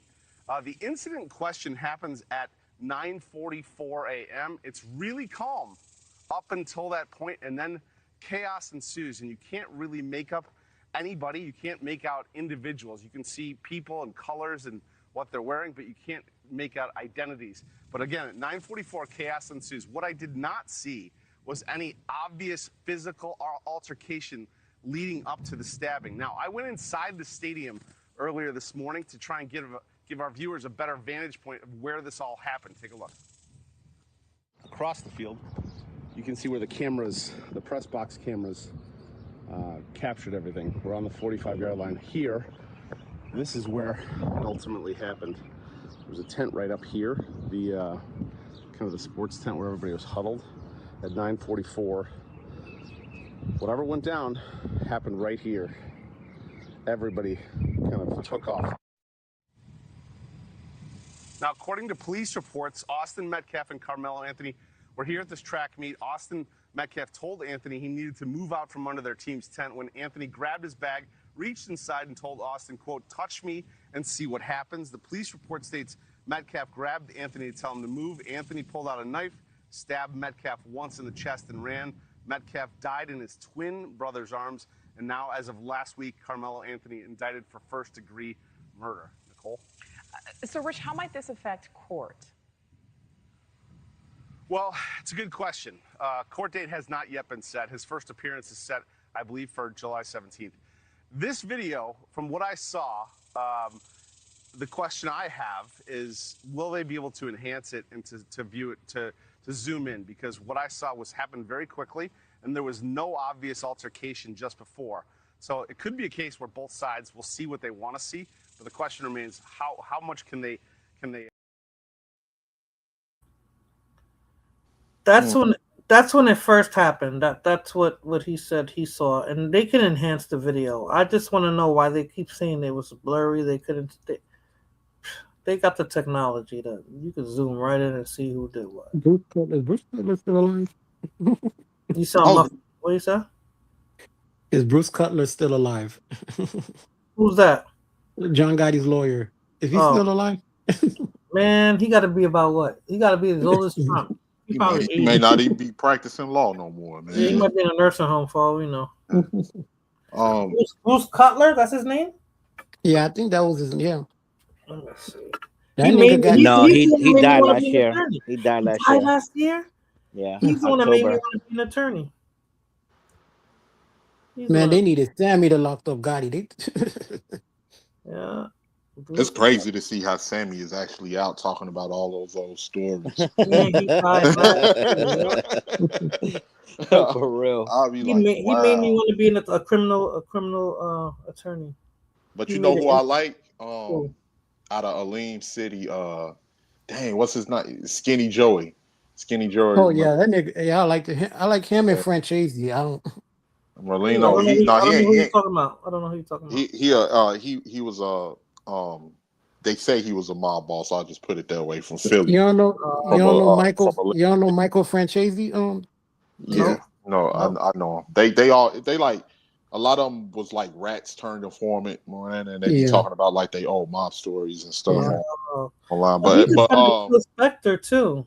Okay, you guys don't know. Skinny Joy ain't no. He hate rats. He is not no rat at all. None of them He's are one of- rats though. He's one of the 1% mobsters. That's Yeah, he hate rats. He be quick to call them out. yeah, but he got to realize that 90% of these mobsters that's talking now, they all turn rats. Everybody Vlad interview, all the mobsters Vlad interview, they all rats. That's why they can talk like that. That RICO law, man. That RICO law fucked a lot of people up. Oh yeah, they ain't trying to do forever. Conspiracy. It's like when the feds can't get you on one rule, they'll just make up a rule to get you. Yeah. That's why And when all else fails, they get you for tax evasion. I mean, that's the way to go. Like, we got something. And why y'all think they picking up these cases with street gangs and stuff now? Because they done locked up all of the mob bosses and all of the big kingpins and stuff. They ain't got nobody else to lock up. They're like, we still gotta keep making money off of Right. cases. So they're gonna start targeting. Once you eat all of the big fish, ain't nothing left but the little fish. Look like we having sardines for dinner now. Yeah. But yeah, with this video, like I said, there's ways to enhance it, but they claim and you can't find it anywhere. You can't even find the blurry video that they claim they have because somebody can enhance it. You can still. I'm surprised nobody hasn't leaked it. It came when the incident first happened. It was all over the news. I saw the video and I was trying to look for it again. I said they must have scrubbed. You know they scrub shit off the internet. Now they're starting to. If this YouTube- was about 5 years ago, that wouldn't have happened. But now that they see how much of an impact the internet got, now they're starting to get, they're starting to mobilize to be able to scrub stuff off of it. And trust me, They'll put it back after the case. Go ahead. Yeah. Trust me, YouTube probably scrubbed that off. No, I wasn't just looking at YouTube. I was looking everywhere for it. It's not. They You can't probably find it. No. they probably scrubbed all of it. Yeah, that's what I'm saying. So you can't find it. No, you're not gonna find it till after the case because they keep saying it is blurry so that we can't see. I'm telling you, that there's enough technology for them to enhance it. Somebody can enhance it and show you exactly how it happened. You won't hear the audio, but you can see exactly what happened. Just like with this kid, Casey, that was his name, in South Carolina with the Asian dude. I wish we could have heard audio. There's no audio, so it's just their word. Mm-hmm. You can't. You There's don't. the You audio. don't see the. There's an audio out there. No, not with that one. When he was running 150-yard, there ain't no audio with that. No, the 911 operator. No, Yeah, you're talking that part about when they called the 911. I'm talking about when they chased at him the out scene. the store. At the scene, there's no audio. Yeah, like if you can It's hear not- what's going yeah. on as they were chasing him, that would be a big indicator as to who was wrong, who was in the wrong. But there's no audio. We'll never know. And with these guys, and there's no audio. We'll have the visual, huh? And that's the store owner's camera. Yeah, but that camera only records the property. Once they got off the property, we couldn't see that. That's what we needed to see. We just saw that he ran out, but we didn't see I'm him. surprised fall. there's no We didn't see him cameras all over. run. I'm surprised there's no cameras all over in the streets because It's not like New York. It's not like New York. Florida has it like that. Yeah. In the Well, city, in though, that was in like the parts, yeah, suburbs. the where they were at. All I know is that Florida has Casey Anthony. Oh yeah, I remember Casey Anthony. Yeah, he got yeah, away yeah. scot free, man. Got Uh-huh. away scot free. Low down dog. Oh yeah, I've seen that coming though. And then sat there talking to her family on foot. I'm just concerned about where is she. The only thing I'm saying, knowing damn well you didn't did this to this little girl. Oh, Come on, him, George Zimmerman, and then there was people online talking about they're gonna boycott the store. They're gonna do this, and that. And there was a comment saying Zimmerman is walking around free, so y'all ain't gonna do shit. Hold on. Zimmerman is not in Florida no more. He moved out. They paid him to move away. He almost got shot, but it was a different case. He almost got shot in the gas station. How about Amy Fisher? She's from Florida. Amy Fisher. I don't know who that is. That's the one that shot Joey Buttafuoco's Who's this from Long Island? New York. Boy, you went back. Oh, I was like, wait a minute. Is that the one that shot that lady? Yeah. But if a New Yorker do go down south, more than likely they're going to Florida. So yeah. Yeah, and they always say they hate Florida. Every time I see a video one of those funny videos, they talk about how much they hate Florida. But hello, how can you go to Florida thinking that Florida is like New York? And I've seen some videos of Floridians talking about how much they hate New Yorkers coming down there. Yeah, but all those Floridians are from unless you they're all transplants from New York, and it started with the Jews. The Jews used to go down there. Mm-hmm. So they're moving into Orlando area a lot. Who? The New Yorkers. Yeah, they are. That's why I saw. Yeah, that's why I saw. I saw some boaties from New York when I was in Orlando. I saw them at Universal Studios, and I knew they was from New York. I was like, man, these niggas got on jeans with Timberlands. And I was like, and Yankee fitteds. I was like, they from New York. Yo, you can't change the uniform no matter where you go. You got it? No. You gotta keep the uniform. But I believe the Puerto Ricans from New York moved to Orlando. And that's why I was at too. Yep. Look, I have no problem long as y'all turn the state blue.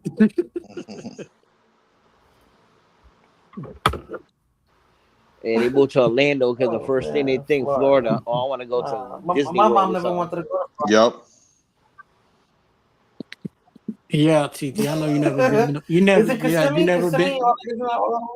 Yeah, TT. We have it. Yeah, you never visit Florida for some strange reason. I liked it though. I don't know why. I don't got that much family out there. Why would I go to Florida? Yeah.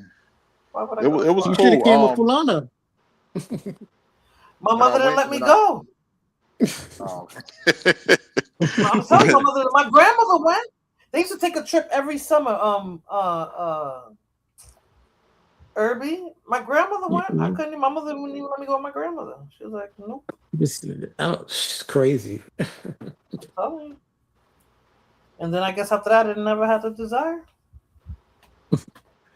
But you came to Texas. Yeah, that's my job. Ninja, that's my job.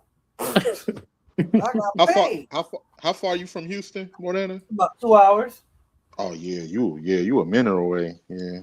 No, but for Texans, that ain't nothing. They're like, oh, that ain't nothing.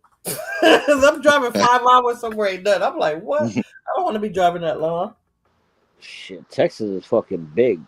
Yeah, it takes you about 7, 8, 9 hours just to get out of it. If you go from the north to the tip, from the top of Texas to the bottom, it'll take you about maybe 9 or 10 hours. So Moon Chaser, you happy the Knicks is on the verge of winning the finals? Oh yeah, I know. Fuck y'all the wild. Knicks. Fuck the Knicks. I'm a Bulls fan. Fuck the Knicks. What? Get the hell out of here! Oh no! Throw the Brody off the boat. Throw him off the boat. Fuck the Knicks. Throw him off the Bum-ass boat. niggas. Kick him off. Listen, I'm gonna tell you this right now. Kick him I'm gonna out. tell you this right now. Hold on. Time out. I'm gonna tell you this right now. Be happy now that they got 2 wins. I guarantee you by the end of the series, they're not gonna win. Moon Chase, I don't even Damn, watch you sports. talking I don't give crazy, shit Moon. about sports. I'm just being You're real. supposed to rep New York, yo. Nah, I hope they win. But I ain't a Knicks fan though. You're supposed to rep.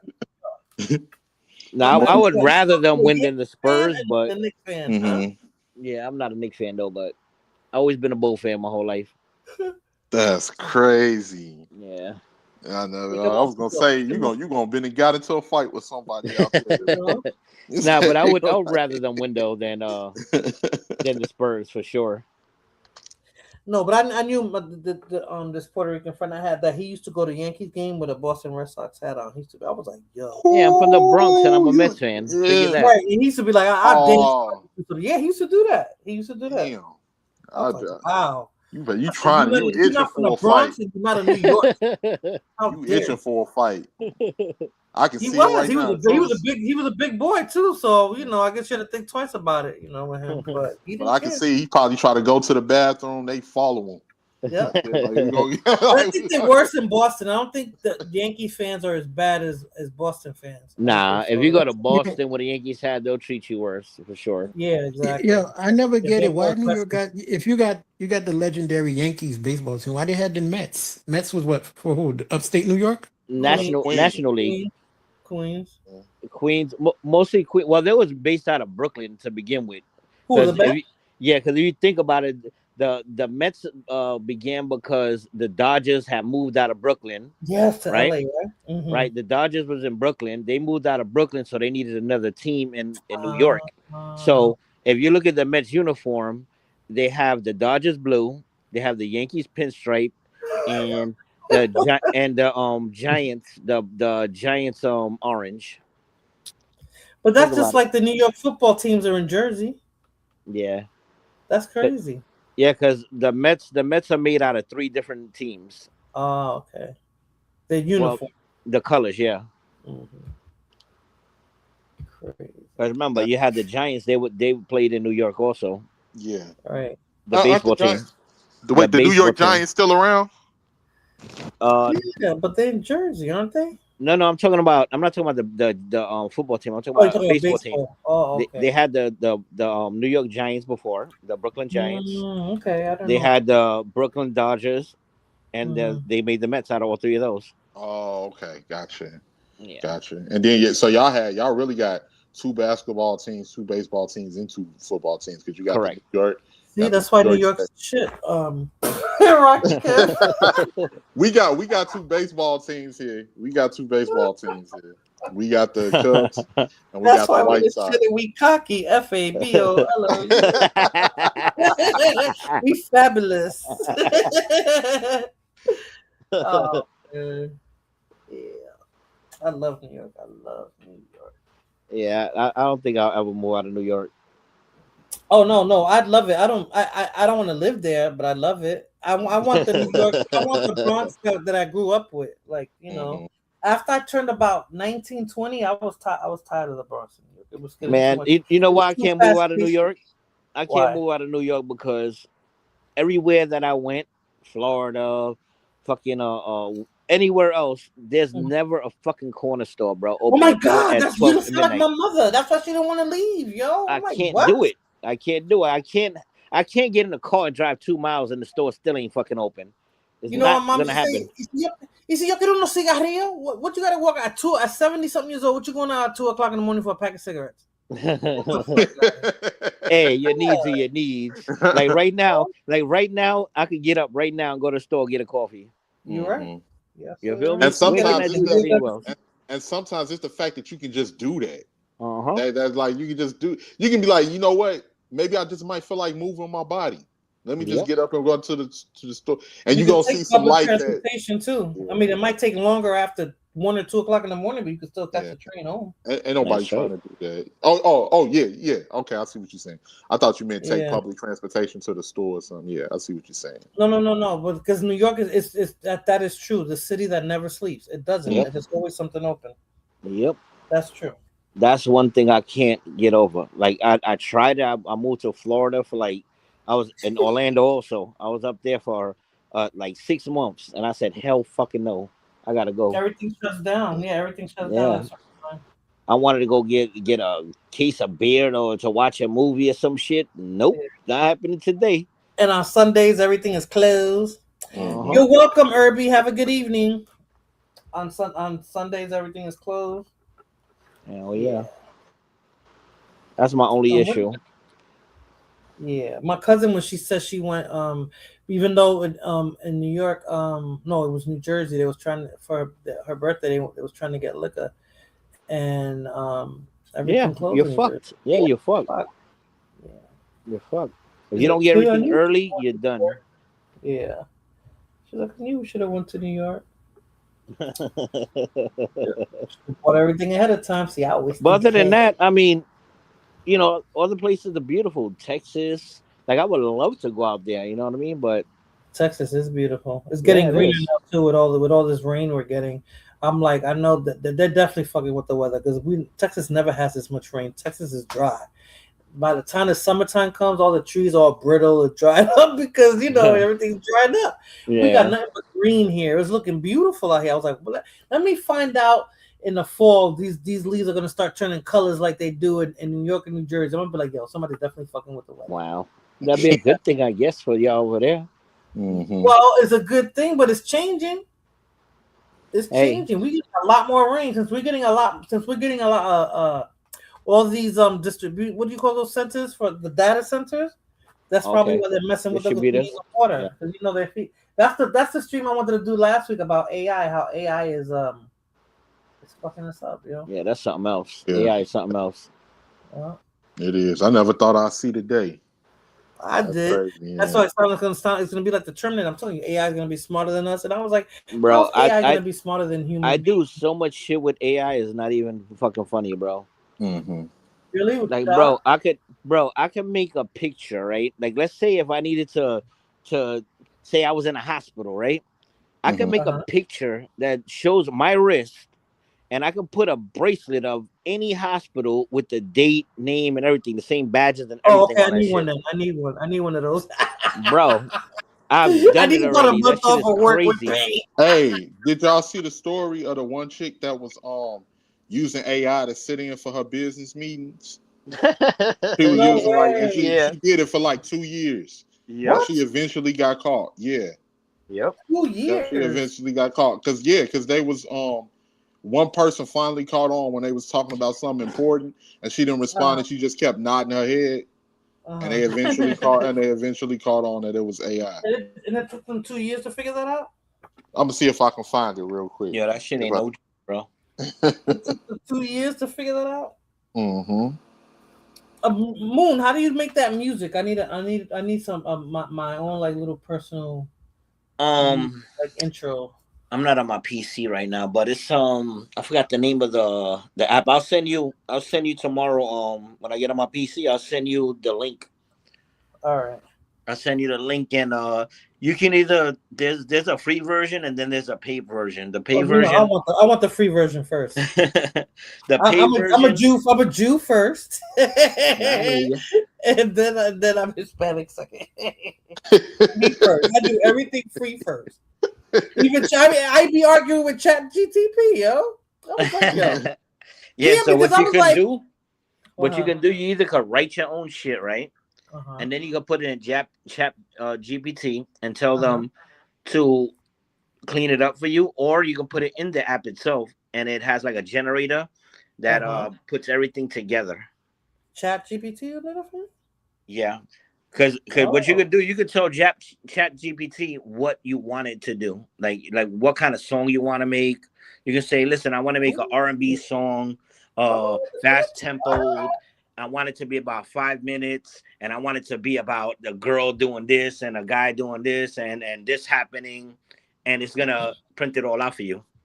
Because and then where I gotta take that out. Then you take that, you copy and paste it, and you put it into the app that I'm gonna send you. Oh, okay. You put it into that, and then it cleans it up a second time and puts it in verses and all that shit. Okay, because I use ChatGPT for like my thumbnails and stuff, right? So when I throw ideas in there, ChatGPT is like my buddy saying, "Oh, TT Juju, and you could do this, and you could do that," and then it uses up all my freaking tokens, and be like, "Oh, you used up all your time for the new chat, or come back, in 6 hours," and I'm like, I need you to stop giving me more information than what I'm asking you for, and just answer my questions.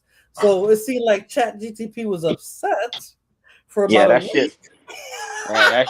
Listen, I do so much shit that is unbelievable. It's like, yeah, but I don't pay for it. Do you pay for it? I don't pay for it. I pay for my Chat GPT because I get unlimited because I do a lot of thumbnails and shit like that. But okay, so it's unlimited when you pay. I thought you only get to a certain amount. It wasn't unlimited. Nah, the one I have, I mean, I never ran out of shit to fucking do. So. Really? I don't know. I don't know if I want to pay for it because everything I see out there, I always look for a free version of everything. And then what I hate is that it'll tell you it's free, but then for 7 days. Yeah, then you gotta do this. Yeah. ChatGPT is like I think you get like 4 or 5 images you can make. But if you pay for it, you can like you do whatever. Okay. You No, do so whatever. it seemed like it was doing it on purpose so I could end up paying for it. That's why I was like, oh, no. See, I didn't ask you for that, and you doing this. And, and it was like I was having an argument with the AI. And then it's like the AI got it, and then every time I would plug something in, then it would only answer exactly what I asked. And I was like, oh. Yeah, I use that shit for everything. Hey, Moreno, I'm going to read it to you. It said, woman fired after IT audit reveals she had been attending all Zoom meetings via AI looping 4-second nodding video for 14 months while working crazy. A second full-time job. That's insane. Michelle Carver, 41 of Charlotte, North Carolina, was terminated Wednesday after a routine IT audit discovered that her Zoom camera feed across 14 months of remote employment had been a single 4-second AI video of her nodding with quiet professional conviction that she had filmed on a Saturday morning, refined across 3 takes and deployed on an automated loop for every scheduled meeting while she worked the second full-time position 11 miles away. According to the termination report, the video has successfully represented her at 312 meetings, including a company-wide strategic planning session, 2 client presentations, and a Zoom call specifically about improving employee engagement. Detail from insane. Yeah. That's the company's fault.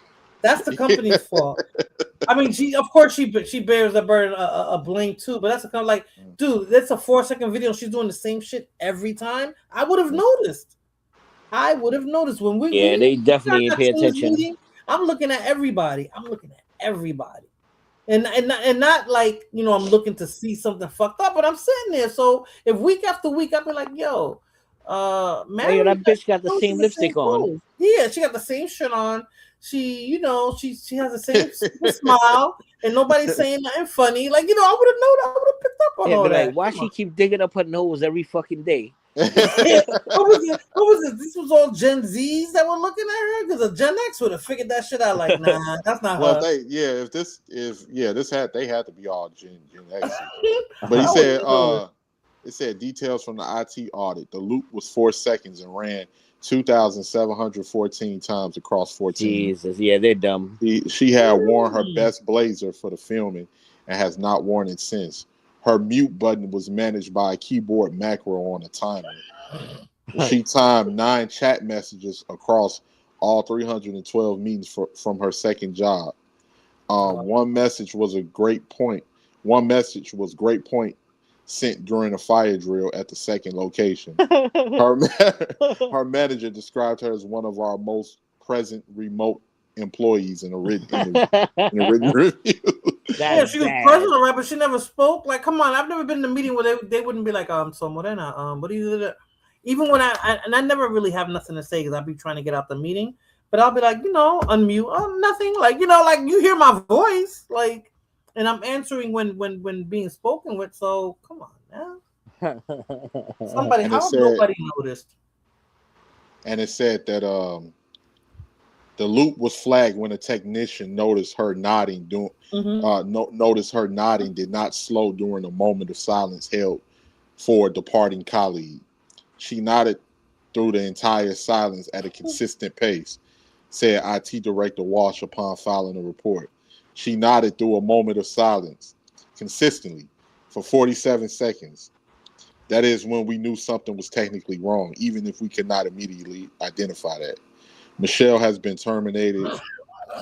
I hope she was saving her money and not living up her life, not living it up and traveling and shit like that. I hope she banked every check. Nah, she probably didn't. She had had to know that eventually. I mean, if that was like a me drug doing that, I dealer. would know eventually I would get caught.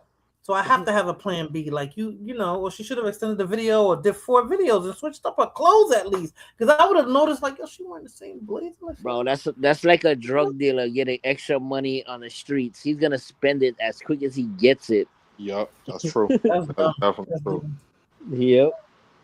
I ain't gonna say You gotta think that you're gonna get caught. Nothing good lasts that long. This eventually someone's gonna catch you.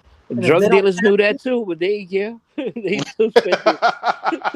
Okay, but if you're a smart drug dealer, If you're a smart drug dealer, you'll have. I know people who did that. They had attorneys on retainer, and they saved their money for in case they got caught. You gotta think like that. Come on, That's Moon. true, though. No, that is true. You're right about that. 100%. You can't be a day by day ninja. Like you got to think about tomorrow. I'm always with a plan B just in case shit happens. If something happens, I have to have a plan B. See, the motherfuckers that was giving the workout, yeah, they would save, but not the one that was on the street hustling. They would spend their money every day. They counted on them, so that's why they always had workers, because you only gave them just enough to, They would make a lot of money, go buy a pair of sneakers, go out clubbing. Yeah.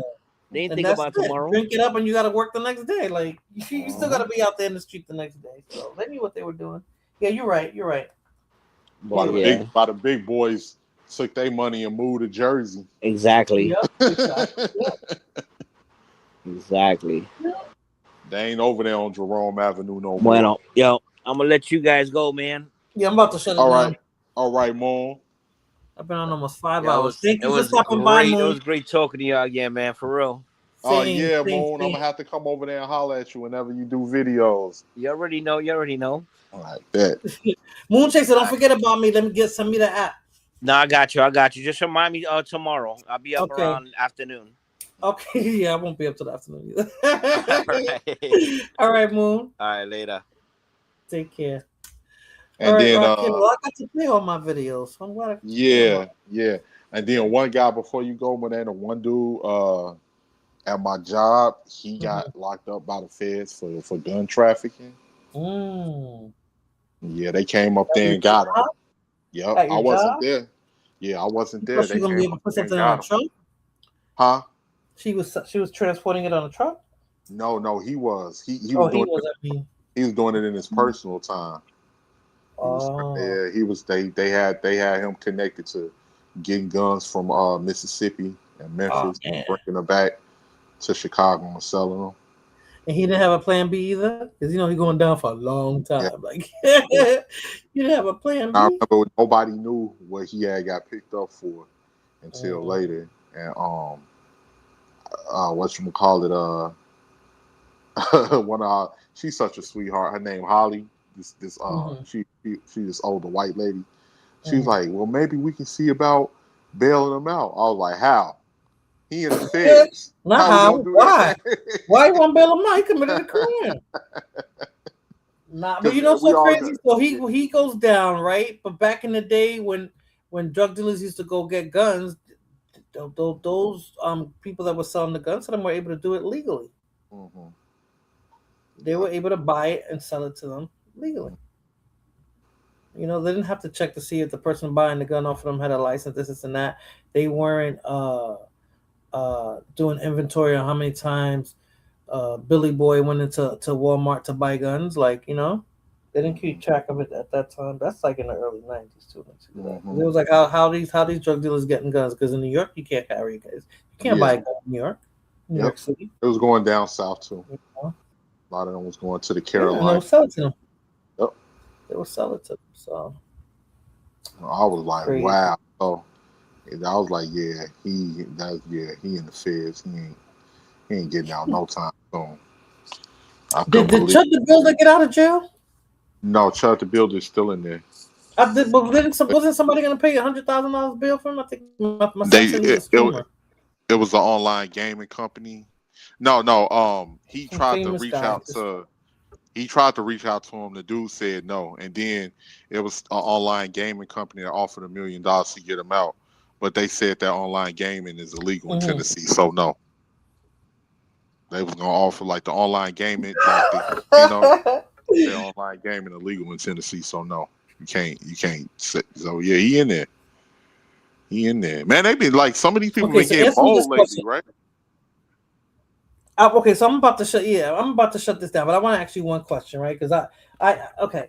So if somebody says to you, and they're getting pissed off at you, and they're like, "Yo, what's wrong with you? You about to chimp out?" You're gonna get upset if they say that? Yeah, I am, but why? I don't know, because it's a racial remark. You trying to insult me? You trying to disrespect me? I don't know if it's. I can't. It's a white person saying that. That's the only way I could put it, because Okay, so why Uh, can't you flip that? Like why would you allow somebody like like why wouldn't you throw it back at them like what? Well, no, are you gonna chimp out? Like you understand what I'm saying? Like why I think take on all the energy of that phrase or that word? you're right. You're absolutely correct. I'm just asking. I'm just curious. No, Like, you're right. You're absolutely correct. I think it's because that's because not the N word. He used it along with the N word, but he added more yeah, shit to it. That's not the N word. because like you really calling me a monkey. You calling me an ape. But you That's call why. him That's the yeah, person that ate as well. yeah. Like, and I know what you're saying. I was trying to Okay. explain it Yeah. to my son because I was like, I guess it's not the same because my ancestors' history is not in this country, and I'm not saying I never used it against any other Uh-huh. peoples of African descent from different countries, but it's like it's more sensitive here. Yeah. Calling people a monkey. Yeah. Yeah. But why allow them and I'm talking about this day and age. I'm not talking about Yeah. back then and Jim Crow and all that. I'm talking Uh-huh. about this day and age. Why give people the power of controlling your emotions with words? You're right. You're right. It depends too because I guess too black people been called that for so long or like talk crazy too from back then till it's just like, no, you're not about to talk to me like that. You know, for some people, it's like you're not about to talk to me like that. Imagine if I'll everybody would be like let's say a Chud the Builder, right? Imagine if instead of people getting angry at him, imagine if they just be like some stupid ass white boy and just yeah, like kept the movie, like just ignored him the whole time. How long you think that would have lasted? Like probably, how yeah, you're long would right. he have kept on doing if he wouldn't have gotten a reaction? If he wouldn't have gotten a reaction out of people, there was nothing for him to do. Yeah, you're right about that. You're You right know, about. and But but I then know. too, then too, when you let that slide, then what you're starting to see more because you know how some of these racist people are, right? Then they start pushing the envelope further, further, and further. Then they have to go. You have to force them to go further to the point where now, if you're putting your hands on me, then I got to defend myself. But a word isn't going to get me. It's not going to get me going because I'm gonna look at you like you just as ignorant as the, the and then action. too, it depends on the day.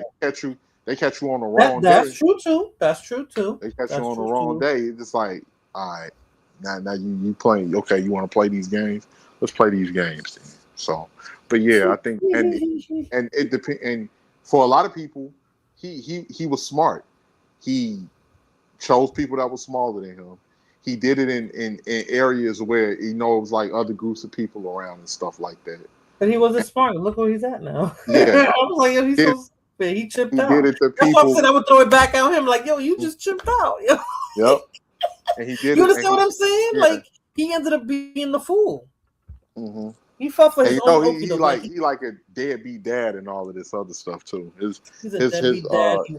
He wore a fairy costume. He had some Yep. black girl plugging him, sticking stuff up his butt. Like there's just so many things going on with that dude. That's why I would have thrown his word right back at him. I would have been like, "Yo, you chimping out? Yo, you all right? You chimping out? You good? You thinking about all that shit? Like I would have just threw it right back at him and been pissing him off with words, his own words." You're right. Because look where he's at right now. Look where he's at. So he had $1 million bail, and they didn't allow these people to bail him out. No, because it came. If online gaming is illegal in Texas, not Texas, Tennessee, they're not going to allow. What difference does that make, though? What difference does it make where the money's coming from? People put up their houses. What's the difference? I don't know. I guess it's just something with they laws.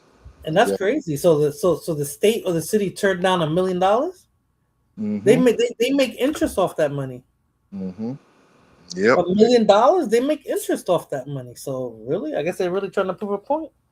And he trying to get out of there. You can tell you really trying because you just see his face. He all humble and stuff of now. Course, but there's people there trying to get him out. I gotta look into that because the state usually never. That's why they give you bail. You know what I'm saying? They give you bail so they can make money off that shit. Matter of fact, while you're still here, let me look it up right now. See if Chud the Builder is still incarcerated. All right, you got 7 minutes because I'm going on 5 hours. Okay, I hear you. Let's see. Chud the Builder.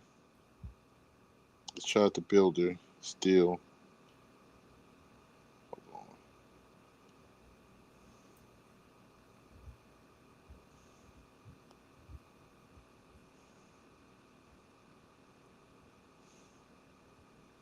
God, dog. Let me see. I'm looking up. Hold on. Shot the Builder still in jail. Here we go. See. Yes, internet personality Dalton, easily known online as Shut the Builder, is still in jail. He has been held at the Montgomery County Jail in Clarksville, Tennessee, since his arrest in May. He is being held on a $1 million bond following the shooting outside the Montgomery County Courthouse. A judge refused to reduce his bond amount, and his release has been stalled, even though other streamers offered money to help him pay it. That's crazy. Mm-hmm. That's crazy.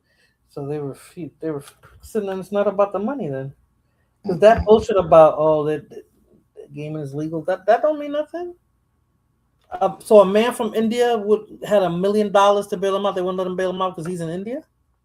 I have no idea. If he's paying in American dollars, they're not gonna take the money because he's you're not an American citizen. You're not an American. He said citizen. New details surface as Chud the Builder release bid stalls despite Alex Russin offering $100,000 towards his bond. Dalton, easily better known as Online Chud the Builder, remains in jail after a Tennessee judge refused to lower his $1 million bond during the court hearing on June 3rd. Okay. The decision came even after the YouTuber Alex Rawson appeared in court and offered to contribute money toward easily release. And because you got to pay 10%, so $100,000. So he did have a 10%. So he did have it. So why didn't they take the $100,000? They make money off of that. I'm surprised. Easily 28. I thought he was older than that. Easily 28 appeared in Montgomery County Circuit Court in Clarksville. They dumb. where he faces serious charges linked to a shooting outside the Montgomery County Courthouse on May 13th. He has been charged with attempted murder, employing a firearm during the commission of a dangerous felony, aggravated assault, and reckless endangerment with a deadly weapon. His attorney, Jacob Finley, asked the court to reduce the bond, arguing that Etherly has strong ties to the community and has not been convicted of any crime. Etherly's father also attended the hearing and was available to speak on his behalf. Despite those arguments, Judge William Goodman ruled that the bond will stay at $1 million. The judge also said that if Etherly is released, he must follow a curfew of 9 until 5 a.m. So yeah, he's still in there. Well, I mean, and this is the South, and you would expect them to show favoritism and stuff, and they're really trying to uphold the law, I guess. Mm-hmm. You know, because it's probably even with this Anthony dude too. They did too. They let him out. Yeah. That kid didn't stay in jail. No, they did. He didn't. And the thing is too with that situation, probably it's because you got the footage of what he was doing. You saw how he was antagonizing people. But I think too, that's another thing, because he tried to use the stand your ground. But in Tennessee, you can't use your stand your ground if you're provoking somebody. Right, and then the person didn't even have a gun either. Like, they wasn't doing I don't know. He just fucked up. He just did everything all the way fucked up. I think this generation is so hell bent in getting clicks and views and shit like that they're willing to do all this shock value shit without thinking about the consequences. Because like what you were just saying, Monana, this is their opportunities for them today is in the internet. It's not like back then. So they feel like if I got to be a shock jock and make people pay attention to me in the internet, it's money that's going to come from that. But see, now that's how that Casey kid, I could throw right, because they knew that he had a gun because he brandished it online. Why would you do that? What are you doing that for? Whose attention are you trying to get? Mm-hmm. Why would you do that? And him being 14, that makes it worse. Boy was born in 2012. That is crazy. Yeah, it's crazy. My son is older than him, but that tells you how much of a baby he is, right? Yeah. So it's like it's crazy. So and that's one thing that his mother didn't address. I mean, I wouldn't want to get on her while she's down, but how your 14-year-old got a gun? Even though it's the South. Here in Texas, they teach the kids how to shoot a gun younger than 14. But I don't think they'll allow the kid to off their property to have a gun, to take a gun. They don't do that. I don't think so. So it's like, the fact that he might know how to use a weapon is not the problem. The fact that he's riding around or walking around with it, that's the problem. What are you doing with it? You're not going to go on a range. You're not going to go shoot ducks, or you understand what I'm saying? You went to the store with a gun. You know, I'm not saying he deserved it. I'm definitely not saying he deserved it because he was a little boy. But damn it, if you didn't have that gun, maybe the outcome would have been different. Right. Had you not had the gun and that man shot you, then that's the problem. But they keep talking about this gun, so the gun had to have been there for them to use it in his defense. Rakim. Right. It had to have been there. Now, all they had to do was prove that he pointed it at the son. I don't know how they did that. Well, and that's one thing that Fighter was real when he said that the gun changed everything. Had he not had that gun, they would have been cooked. Had he not had that gun, they would have been cooked. They would have been cooked. Because not only did you not find he didn't have a gun, but he didn't steal anything. Exactly. That would have been they would have been looking at murder. So imagine if he had the gun. So you think he had the gun and he didn't do nothing with it? I think he was running because they said his shoe fell off and he fell. I think as he was running, the gun possibly fell out his hoodie. And I don't know if he was. Yeah, but he had the gun in his hoodie, so he didn't even have it in the bag. That's what I'm trying to say. If Yeah. you had it in the hoodie, then you intended to do something with that, Rakim. What did you have it in your hoodie for? Yeah, exactly. If let's say you had the gun, right, and you 14, and you're like, I'm gonna go to the chicken spot. Why you gotta go to the chicken spot with your gun? What you planned on using it? Why would you go? Right? Why are you gonna go to the chicken spot with the gun? Unless you be like, nah, they be motherfuckers out there ready to do something to me. Right, right. You understand what I'm saying? Yeah. Now, if you didn't have it with you and something went down, then it's all the aggressor's fault because you were just down there to buy chicken. But if you had a gun in your hoodie and something went down, you pulled it out and shot somebody, they're gonna be like, "Yo, Rocket," you know what I'm saying? Why do you go to the chicken spot with a gun? Who takes a gun to the chicken spot? Right. That's what I'm trying to I'm not trying to absolve the agent because to me, No. We gotta even take if our the kid had emotions the out of gun, he should have tried to shoot to maim, not shoot to kill. That's just. But I can't speak on it because I've never shot a gun before and I wasn't in that situation. But I would have said shoot to me. You know what else I had? I looked on here and I had to get Morena. Seen that Canada Dry, they got a peach soda. I end up buying it off of Amazon. It tastes pretty good.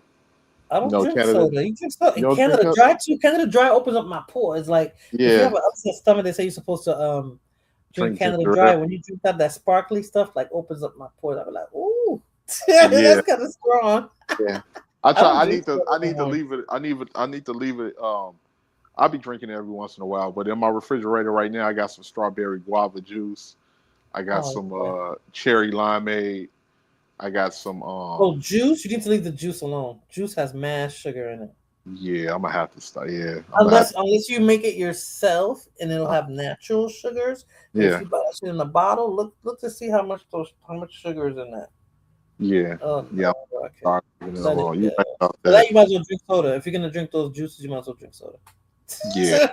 I'm serious. I ain't gonna lie, I'm addicted to that cherry limeade though. That cherry limeade is delicious. You know, you're gonna make me want to. I haven't had soda in about 2 years. I always drink soda every once in a blue moon. I think it's time. But I like Pepsi. Yeah, try that cherry limeade. I mean, no, I don't like it. That's too sweet. That's too sweet. That peach, that Canada Dry peach soda. Because this guy I be watching on YouTube. He be doing soda reviews and stuff. Keeping everybody unhealthy. Don't watch that band. Don't watch him. Yeah, Rakim, I'm about to shut it down. All right, Morena. Okay. Thank you so much for stopping by and keeping me company. Yeah, you know I'm always stop through. I see that you live. I'm always stop through. It feel like old times again. Right? I want to thank everybody that stopped by. I'm not going to go through the list because every time I go back and think about it, I'm like, oh, I forgot that person. Oh, I forgot that person. So I'm going to shut it down with a little taste of Cuba here, Rakim. You can watch it before you leave, and then I'm just going to shut it down. Where's my little video there? Even though I know YouTube. Did you ever see that? Freaking music. Did you ever see that video, Patti LaBelle and So I'm gonna say good night, huh? Did you ever see that video of Patti LaBelle and Celia Cruz? Yeah, Celia Cruz. That is a classic. Yeah, That is Yeah, a I've seen it. classic right there. I've seen it before. Yeah, I've seen it. All right, Rakim. So I'm gonna play this, but I'm not gonna come back. So you might. Well, you can stay on until they finish, but I'm gonna shut it down after this video. Okay. All right. So you have a good night and enjoy the video. All right. Have a good night, Morena. All right.